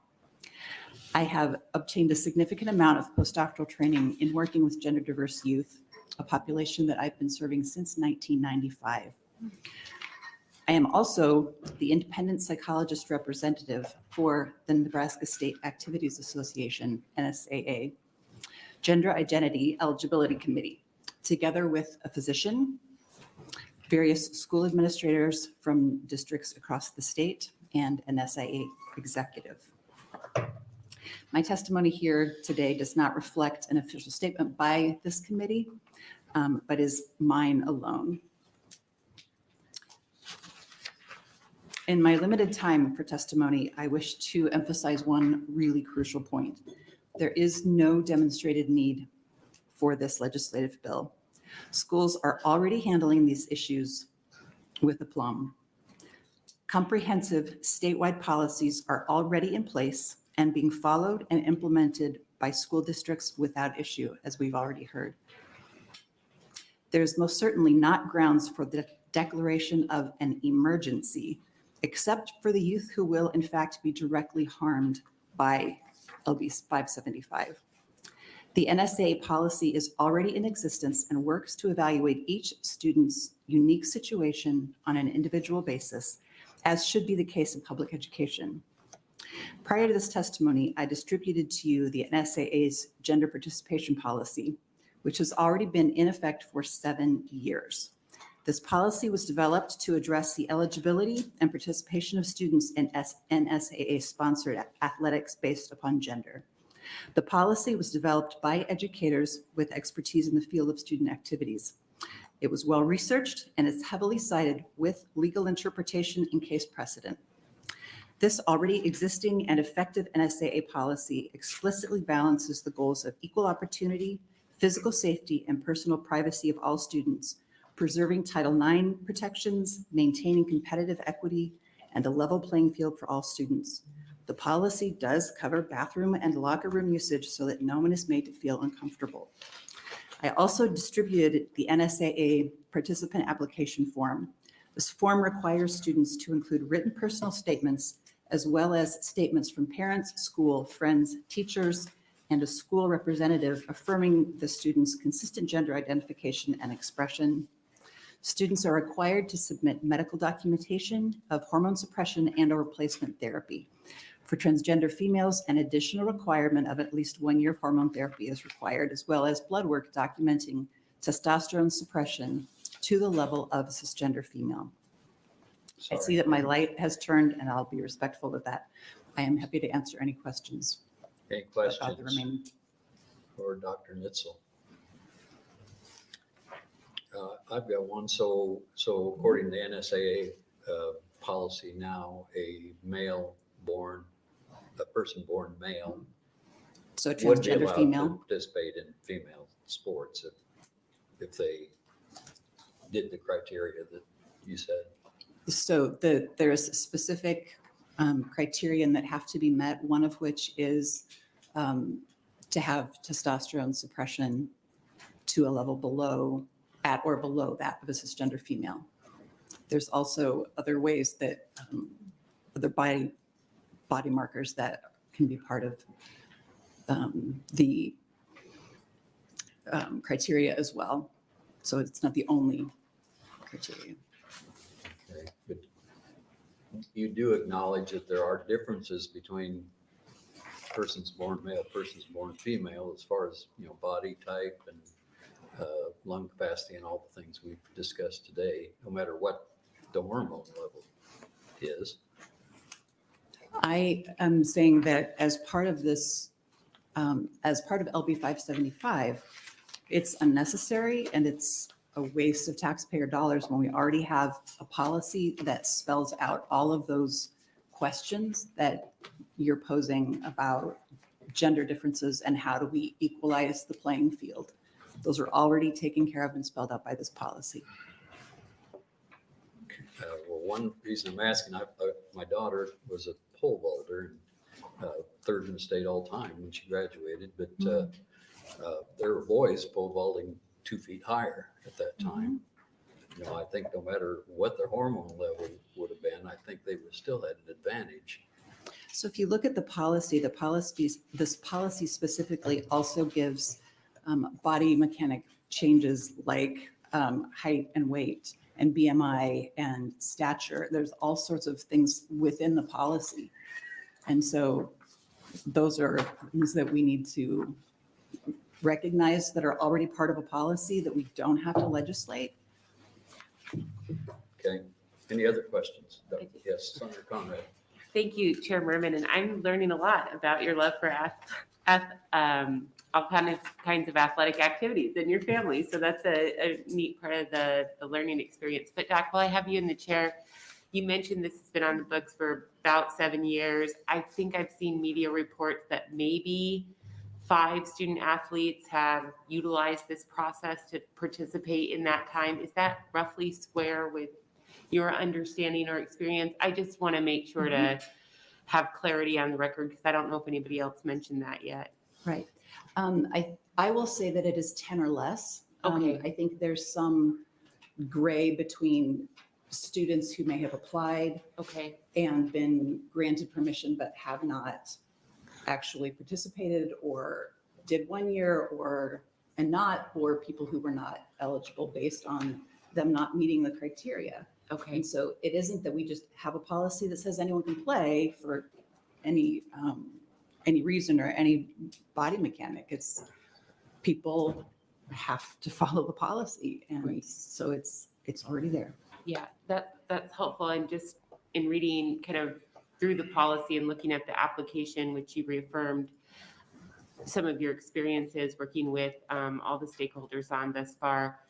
The reason that the policy is in place, if I understand it, and the application process is to ward against any sort of kind of effort that maybe Senator Merman or Senator Kauth are worried about, right? That somebody's just going to willy-nilly utilize a process to steal a medal from somebody else who deserves it. And I think that we would all be kind of concerned about something like that happening. But the way I understand it, the policy and the application goes pretty deep to figure out how you're living your life, the medical treatments you're utilizing, basically to kind of weed out against that kind of unserious approach or kind of unfair competitive kind of agenda or something. Can you help me understand that? I'm not articulating very well. I understand your but- question. Okay. So part of the process, and the process is spelled out in the policy as well as in the application, the student themselves has to write a personal statement. So family, friends, teachers, the school administrator, medical professionals all have to certify that this person has been living in accordance with their gender identity for a given period of time. And, you know, students present with varying degrees. And so it's really not possible for that fear to be realized if we just use the already established protocol. Okay, that's really helpful. And I don't know, were you, last question, were you following the measure before the Health and Human Services Committee that would have prevented gender affirming care for trans youth as well? I was here and testified to that as well. Thank you. I was able to catch most of it, but not all of it. So I'm sorry if I didn't remember that. But I'm also trying to think about like how these bills, if they were to advance, like work together, because the NSAA policy says you need to avail yourself of gender affirming care if you want to participate in extracurricular activities. And then on the flip side, the legislature is saying you can't access gender affirming care if that were passed. So it just seems kind of confusing, and I'm just trying to get my head around it. So, okay. It's contradictory, and I think it's safe to say that both providers and trans youth feel like there's a damned if you do and damned if you don't. Right? That there are obstacles being set up everywhere that people can't just be. Okay, very good. Thank you. Thank you. Any other questions for Dr. Nitzel? Okay, thank you very much. Next testifier.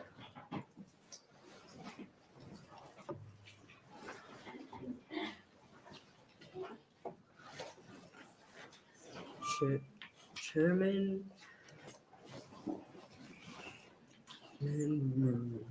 Merman and the members of Education Committee. My name is Alexander Weiss, spelled ALEXANDER WEISS, and I live in District 37 in Kearney, Nebraska. I am here to tell you how LB 575 would affect my life. I am 13 years old. I love anime, basketball, skateboarding, and hanging out with my friends. I am a Boy Scout, and I am also transgender. I started my social transition when I was 9 years old by having my family call me by my new name and pronouns. I cut my long hair off, and finally got to wear boys' clothing for the first time in my life. I feel like myself. Before my transition, I was always sad. I even had tried doing suicide, but now I am happy. I love sports. I want to play sports at school, especially basketball. I really want to play next year on the school team. Under this law, I would have to play under the girls' team. I do not feel comfortable playing against girls. I look like a boy. I am a boy. If you make me play with the girls, I'll be very, very uncomfortable. And so will the girls. The girls at school see me as a boy. If I was in their locker room, it would be weird and uncomfortable changing in front of me. I don't think their parents would like it either. Seriously, would you be comfortable with me going into the changing room with your daughter? Look at me, see me. I am not a person to look at boys while they're changing. I am just a boy who wants to use the locker room, play sports, and be safe. I am just a boy who wants to play with the other boys. Please don't make it unsafe for me to play. Thank you. Any questions for Alexander Weiss? Thank you very much.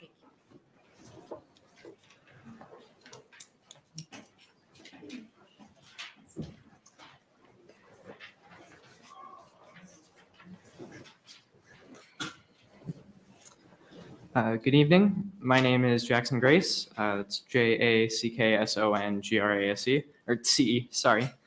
I'm here today in opposition of LB 575, the Sports and Spaces Act.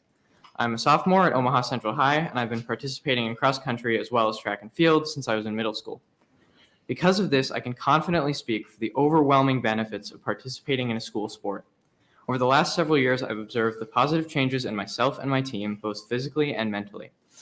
Youth sports have proven time and again to be a productive and enriching experience, and I can't imagine why those activities should be limited to our state's trans community based on something like gender identity.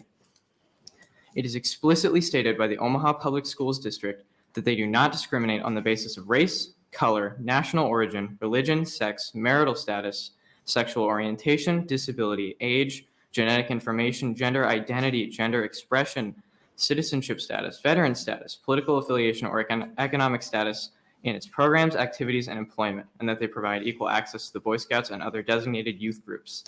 To pass the Sports and Spaces Act, then, would be to directly violate the base freedoms guaranteed by my school district that allow students to participate in school activities regardless of gender information, identity, or expression. A common argument I've heard tonight in favor of LB 575 is that the participation of individuals whose biological genders differ from the designated one on any given team may present unfair physical advantages or disadvantages. But anyone who has participated in a sport before will know that equality is never about ensuring equal physical ability. It's about ensuring an equal chance, and gender shouldn't factor into that, period. Thank you. Thank you. Any questions for Jackson? Okay, thank you very much.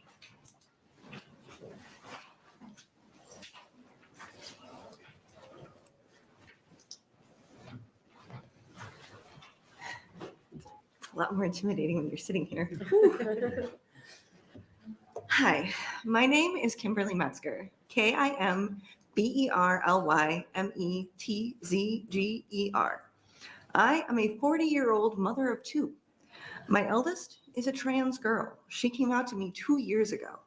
And this time I have gotten her into a better school for both academic and trans-friendly reasons, gotten her to a therapist, psychiatrist, and throughout all of this, I have been supported by teachers and clinicians and other parents. Parenting is hard.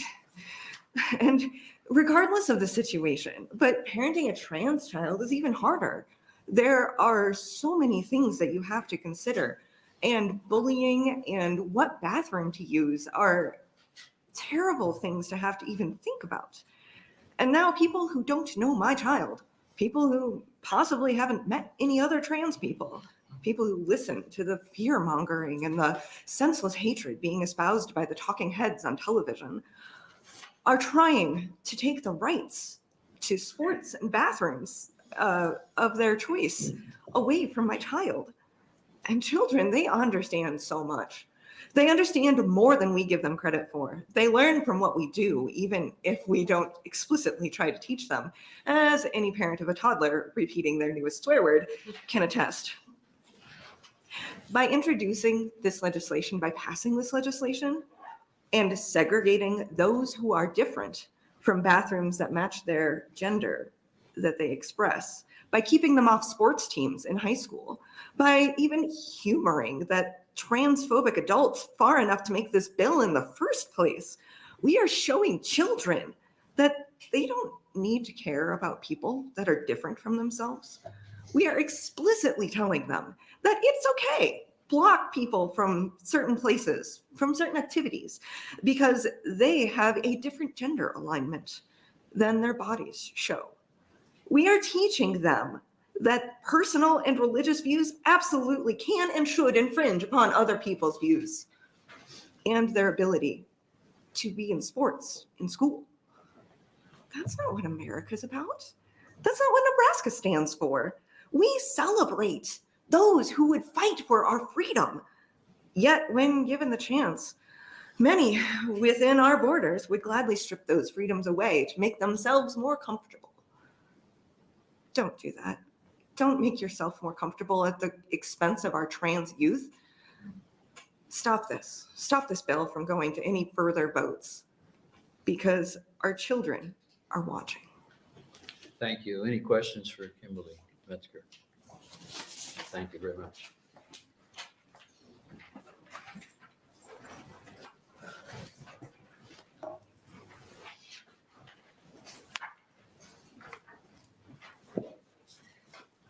Hi, my name is Steph Engelbart, STEPHENGELBART, and I'm a licensed clinical social worker who has been providing mental health services in the community for the past 18 years.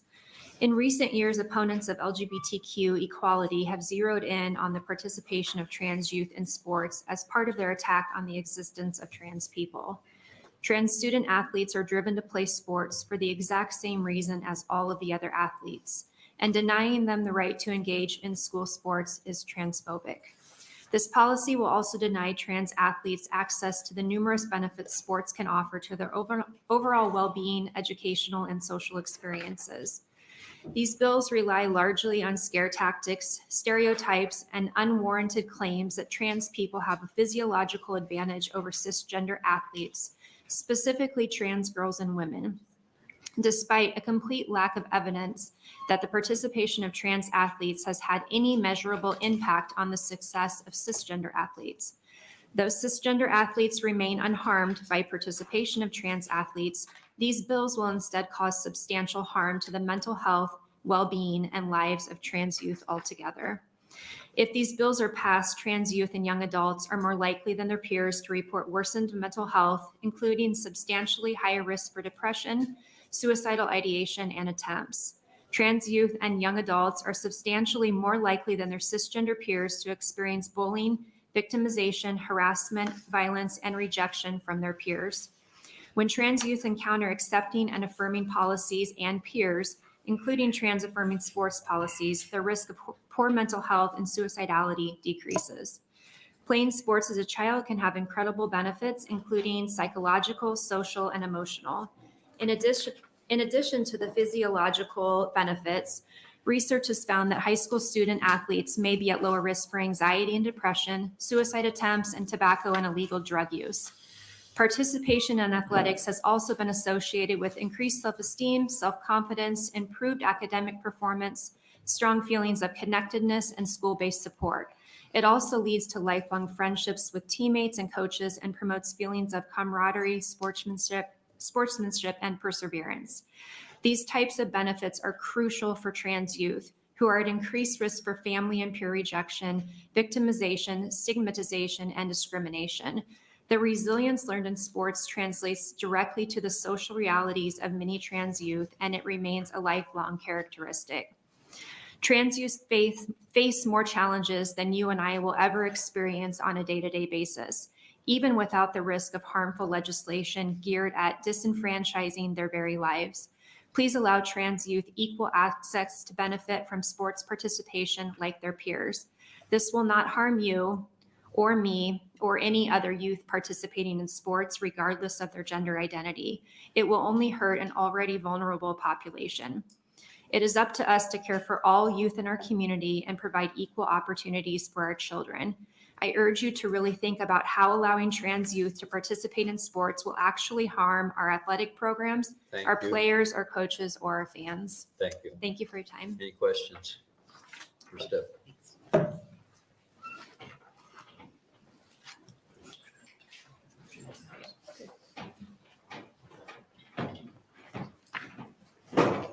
Good evening, Chairman Merman and esteemed members of the Education Committee. My name is Dr. Alex Dworak, D-W-O-R-A-K, first name A-L-E-X. Thanks for staying so late to listen to as many of us as is possible. Thank you also for serving the state of Nebraska. It's in the spirit of our shared pursuit of the common good of all Nebraskans that I oppose LB 575. I am speaking on behalf of my main employer, One World Community Health Centers. I speak as a board-certified family physician, as a parent, and as a lifelong athlete, although nowhere near as accomplished as my colleague, Dr. Faber. She's also my personal doctor, and so I can attest she will also take care of adults who just act like adolescents. I take care of trans people and cis people of all ages who need many things, dozens of things, including hormones and mental health care here in Nebraska. I'm a Creighton Prep alum, like several other testifiers tonight. This bill is unfair and uninclusive. Physical activity is important for the health of youth. I think we can all agree on that. There is not a tidal wave of trans athletes who are dominating women's sports, and we've heard from some female athletes like Dr. Faber who have perspective on that. We have heard that there is not data that there is any concern with trans youth in particular assaulting other people in bathrooms. If anything, it's the trans person in the bathroom who is at risk. We have heard data from the Trevor Project that inclusion especially leads to lower rates of attempted suicide. We've heard from many very brave young people who have shared how this care and being accepted by their families, their schools, their society has been crucial to them still being here with us. And I value all of them, as I know we all do. I have attached a letter from my colleague, Dr. Joan Doughton, who is a child and adolescent psychiatrist, who is also speaking as her representative of the Nebraska Council on Child and Adolescent Psychiatry. She is in opposition to this, and that's the general medical consensus. There's also no doubt about that. This is something that is of a piece with the other attacks on gender affirming care, where I was privileged to testify in the same room last week. As was correctly pointed out, this bill and the medical bill are mutually exclusive. They are logically incompatible, and really the only answer for trans people is to go in the closet or not exist, and I find that unacceptable. And I was planning to answer Senator Merman's question very specifically, but I do have some data on congenital or complete androgen insensitivity syndrome, which is one of 60 differences of sex development. That is a condition where somebody has XY chromosomes, so it would have failed the karyotype test, and there's a famous athlete I can give as another example, but has breasts and a vagina, and who does not respond at all to testosterone. You could give that person, you could dope them to the gills, as they say in bodybuilding, and it wouldn't make any difference. So the rate of that is between 2 and 7.5 per 100,000 people, according to data I was able to find while I was looking it up here. That is about 24,750 people at maximum in the United States, which would be more than 4 times the population of Ralston, where I live. I'm very happy to answer any questions. Please continue to be kind and curious, and thank you so much for your time. Thank you for your testimony. Do we have any questions from the committee? Seeing none, thank you for being here.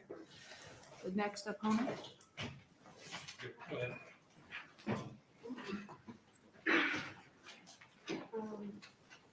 Good evening. My name is Ava Manhart, and I'm here opposing LB 575. I'm on the JV swim. Excuse me, can you spell your name, please? AVAMANHART.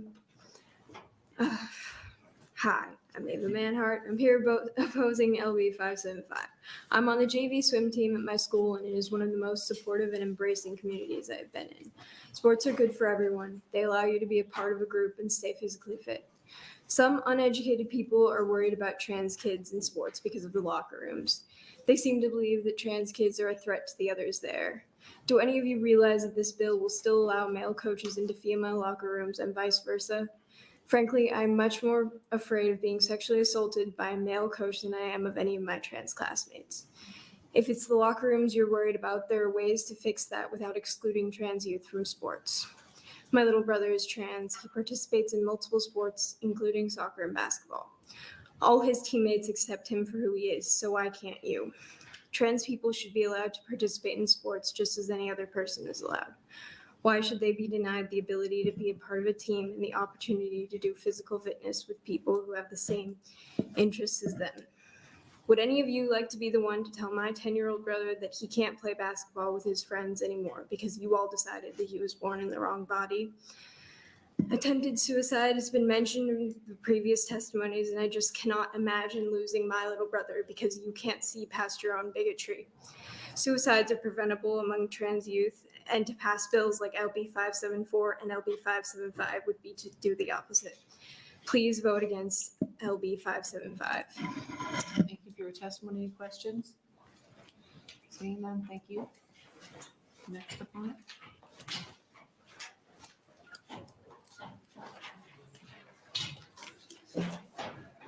My name is Daniel Ritchie, DanielRichie. I am a father of a transgender son, and I am here to speak out against LB 575.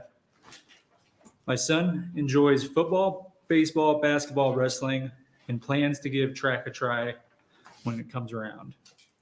He has participated in everything in this bill that would prohibit that would be prohibited, and has been doing so for many years without incident. This bill may be cited as the Sports and Space Act, but it might as well be called the Outing Nebraska Trans Act. Plain and simple, this bill puts a target on the back of trans students. They will not be legislated out of existence. They will still be. You say that safety is at the heart of this bill and that it is an emergency. Emergency. That's what struck me the most out of the bill. Tell me what violent acts are being committed by trans students. In fact, trans students are at more risk of being bullied and suffering violent attack. If passed, many trans kids will just simply skip restrooms altogether. Is that healthy? Kids should have the ability to relieve themselves without judgment. It's just a bathroom. Everybody must use them. Regarding the sports aspect of the bill, supporters will say that they do not want a bio male competing in female sports for fear of competitive disadvantages to the females. What is not being considered is the consequences this bill would create. No one is waking up one day switching genders just to get first place in a sporting event. It's just not happening. This one-size-fits-all bill targets trans athletes specifically. It discourages them. It does not exclude them, but it discourages them from participating and being part of the student-athlete community. In closing, this bill does nothing to improve the school system or make it safe. The state legislators could be working on bills to reduce school lockdowns that happen on a regular basis, but no, we are here debating transgender regulations. Senators, I implore you to oppose LB 575 and let the kids use the bathroom and let the kids play.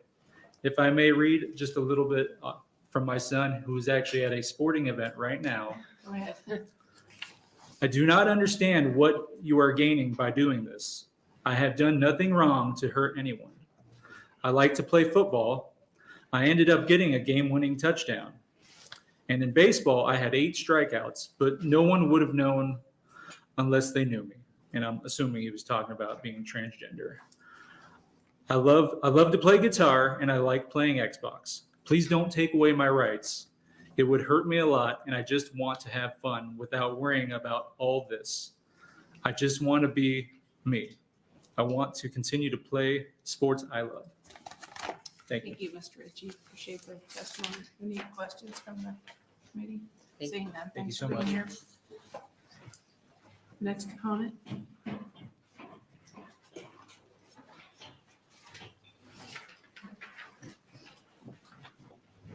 Good evening, Senators. My name is Nikki Clark, Nickyclark,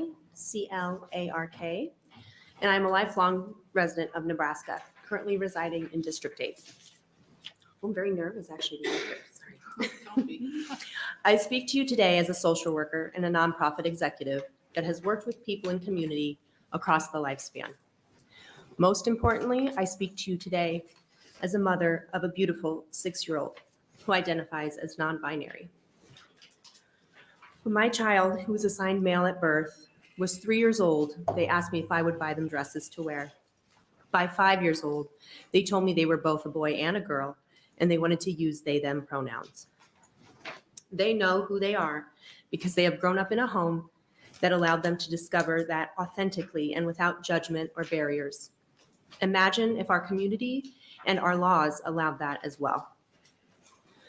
My child attends a private religious school that doesn't allow them to use the bathroom in which they feel the safest. I can tell you that this is a daily, no hourly struggle for my child. Even though they are old enough to use the bathroom by themselves, I still need to accompany them every time in public because they're afraid.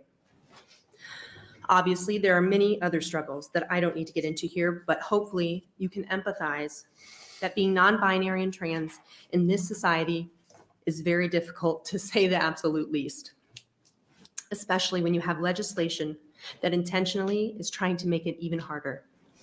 It has been incredibly heartbreaking to have to teach my child that adults who who refuse to evolve in their thinking fear them. People do not exist in binaries. However, for those with unevolved thinking, it is more comfortable to think this way. You're a boy or a girl. You're white or a person of color. You're Republican or Democrat, and so on. We know humans are more complex than that. So why is this bill perpetuating this "you're one or another" mentality? A blanket ban does not do anything but add to the struggles and dangers for trans and non-binary folks, and kicks the can down the road, as this will continue because people do not exist in binaries, so neither should our laws. For time, I just want to let you know I have a citation for an article that talks a lot more about gender policy in sports. I ask that you do not allow this bill to advance. I also ask that as our representatives, you research this topic yourselves using factual, research-based information, rather than relying on the misinformation spread by those who are afraid of something they don't understand. Thank you. Thank you. Any questions? Thank you very much.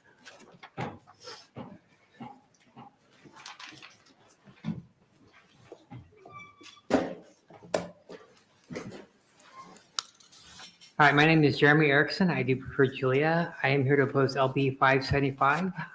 One thing I do want to point about current policy, because everybody keeps saying it works, it works, it works. It doesn't work for every kid. Junior high, it does not apply. Excuse me, could you spell your name, please? Jeremy Eriksen. Thank you. Currently, junior high kids don't get applied on that policy, so they're still not allowed to play sports. Thank you.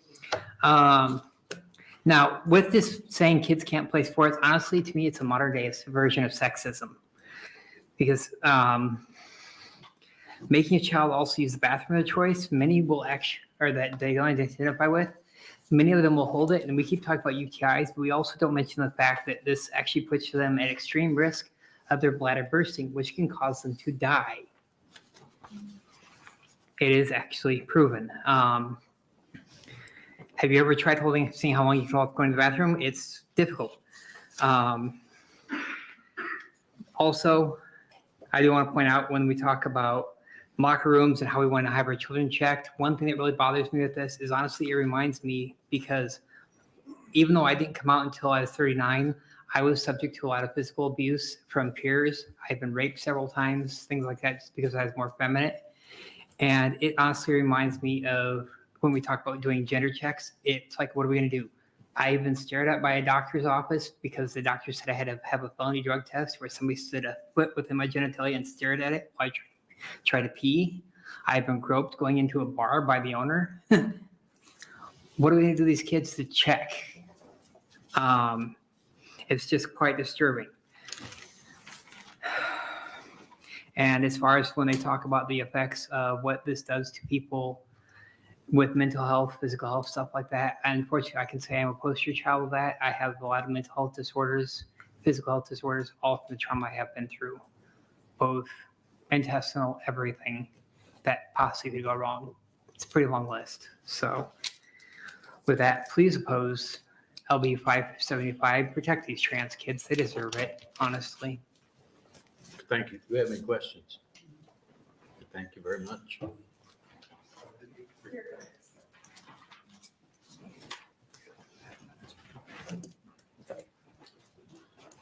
Jacob Carmichael, JACOBCARMICHAEL. I will be emailing you my testimony and my actual testimony. But I just want to acknowledge that right now there is another likely mass shooting at Michigan State, and people are sheltering in place. Unsure of any of the specifics, but that's happening, and that's happening nationwide every day pretty much. And education committees like this committee across the nation are focusing on the issue of a couple trans students over almost a decade of policy, and that's shameful. It's shameful that the focus is on this and not things that are actively threatening kids' lives every single day. Thank you. Thank you. Any questions? Okay, we'll have time for two more 3-minute or less testifiers.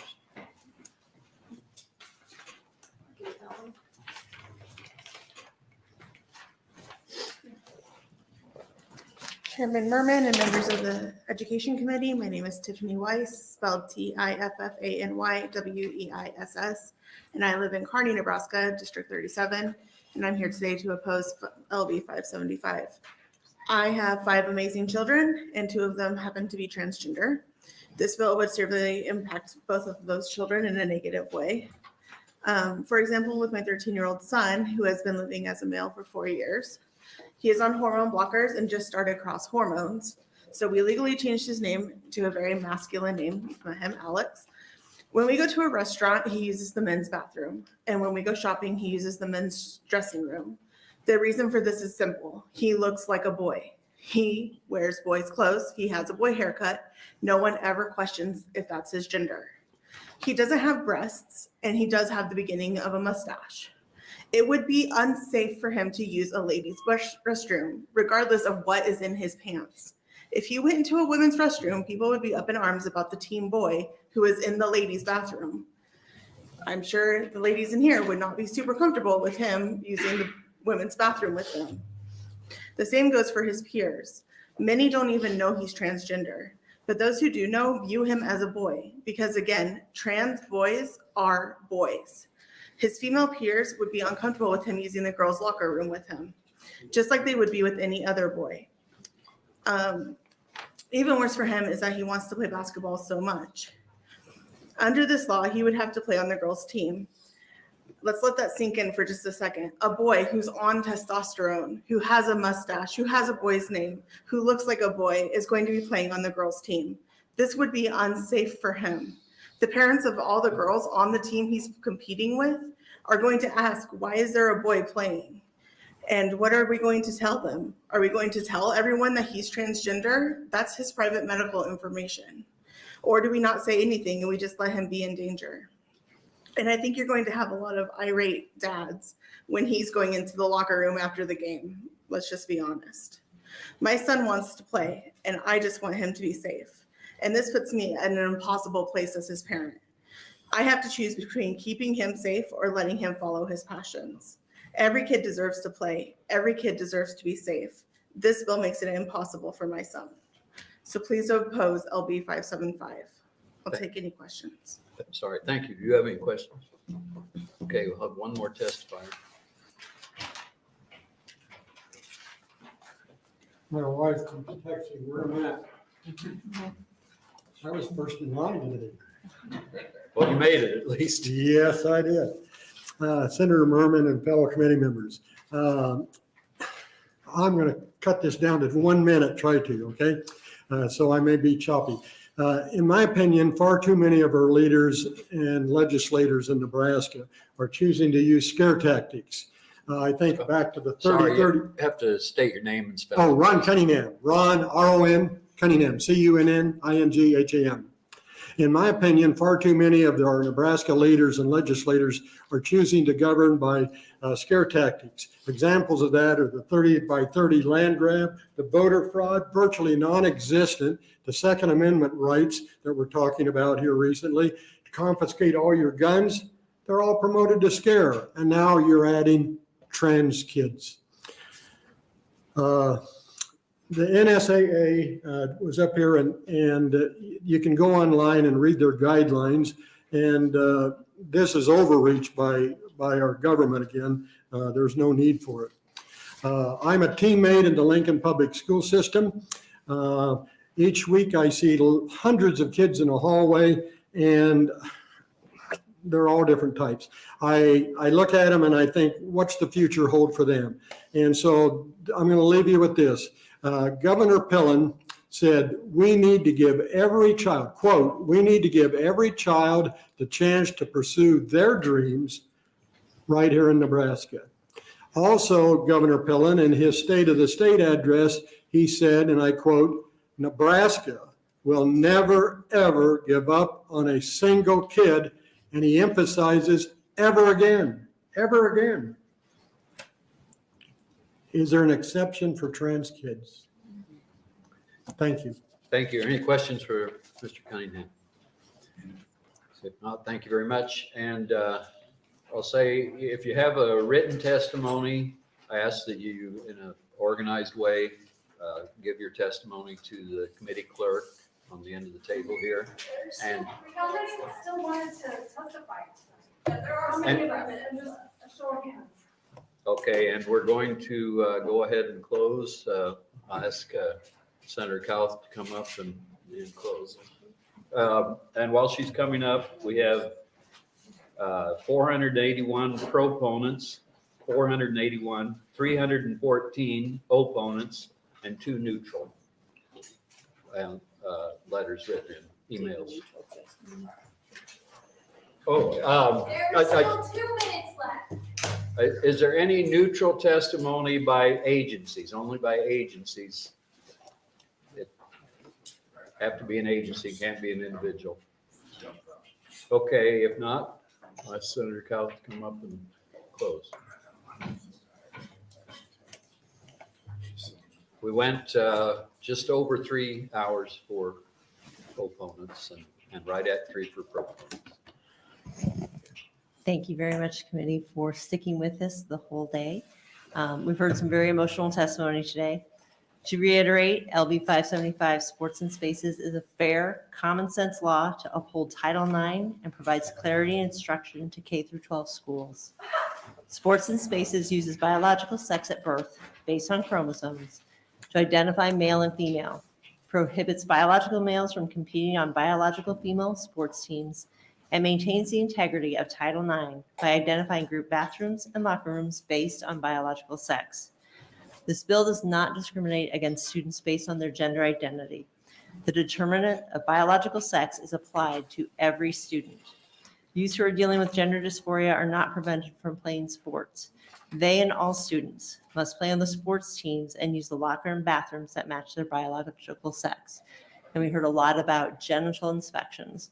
The easy way to do this, and each school is advised to figure out what works best for them. But when you do a sports physical, just have the doctor state biological male, biological female. When you talk about fear mongering, telling people that there are going to be genital inspections by the coaches qualifies. Nebraska must take steps to uphold Title IX and guarantee the dignity, privacy, and ability to compete fairly for each student. We heard a lot of students come out today on both sides. This is obviously a very, very sensitive issue. Thank you for allowing the Sports and Spaces bill to be heard today. I encourage you to move it out of committee and to general file. And I did want to point out something about the emergency clause. That is to give schools time to get their policies in place. It goes into effect August 1, but the emergency clause says get started now. So I'm open to questions. Thank you, Senator Kauth. Any questions? Senator Walls. Thank you, Chairman. August 1 of this year? Yes. Senator Conrad. Thank you, Senator Kauth. I know it's late and we're all really tired, but I know you were trying to maybe tick through some practicalities for implementation that you were thinking of in your closing. And you mentioned perhaps a sports physical might be one way to ensure compliance if this measure were to be adopted. But I just wanted to clarify, I think in your opening, you mentioned that this was much broader than just the folks who are playing sports, right? That it would actually apply to any kid using any bathroom, any locker room. So yeah, exactly. For that's why we want to give the schools some time to August 1st to write those policies, to communicate it to parents, to let them know what's going to be expected and how it needs to be implemented. Okay. And we want to make sure that that's left up to each individual school because they know their schools best. They know what things they need to do. They know the physical building and how they're going to accommodate students. Okay. So then how would it work from a model policy perspective, from your perspective, because you've done a lot of research on this.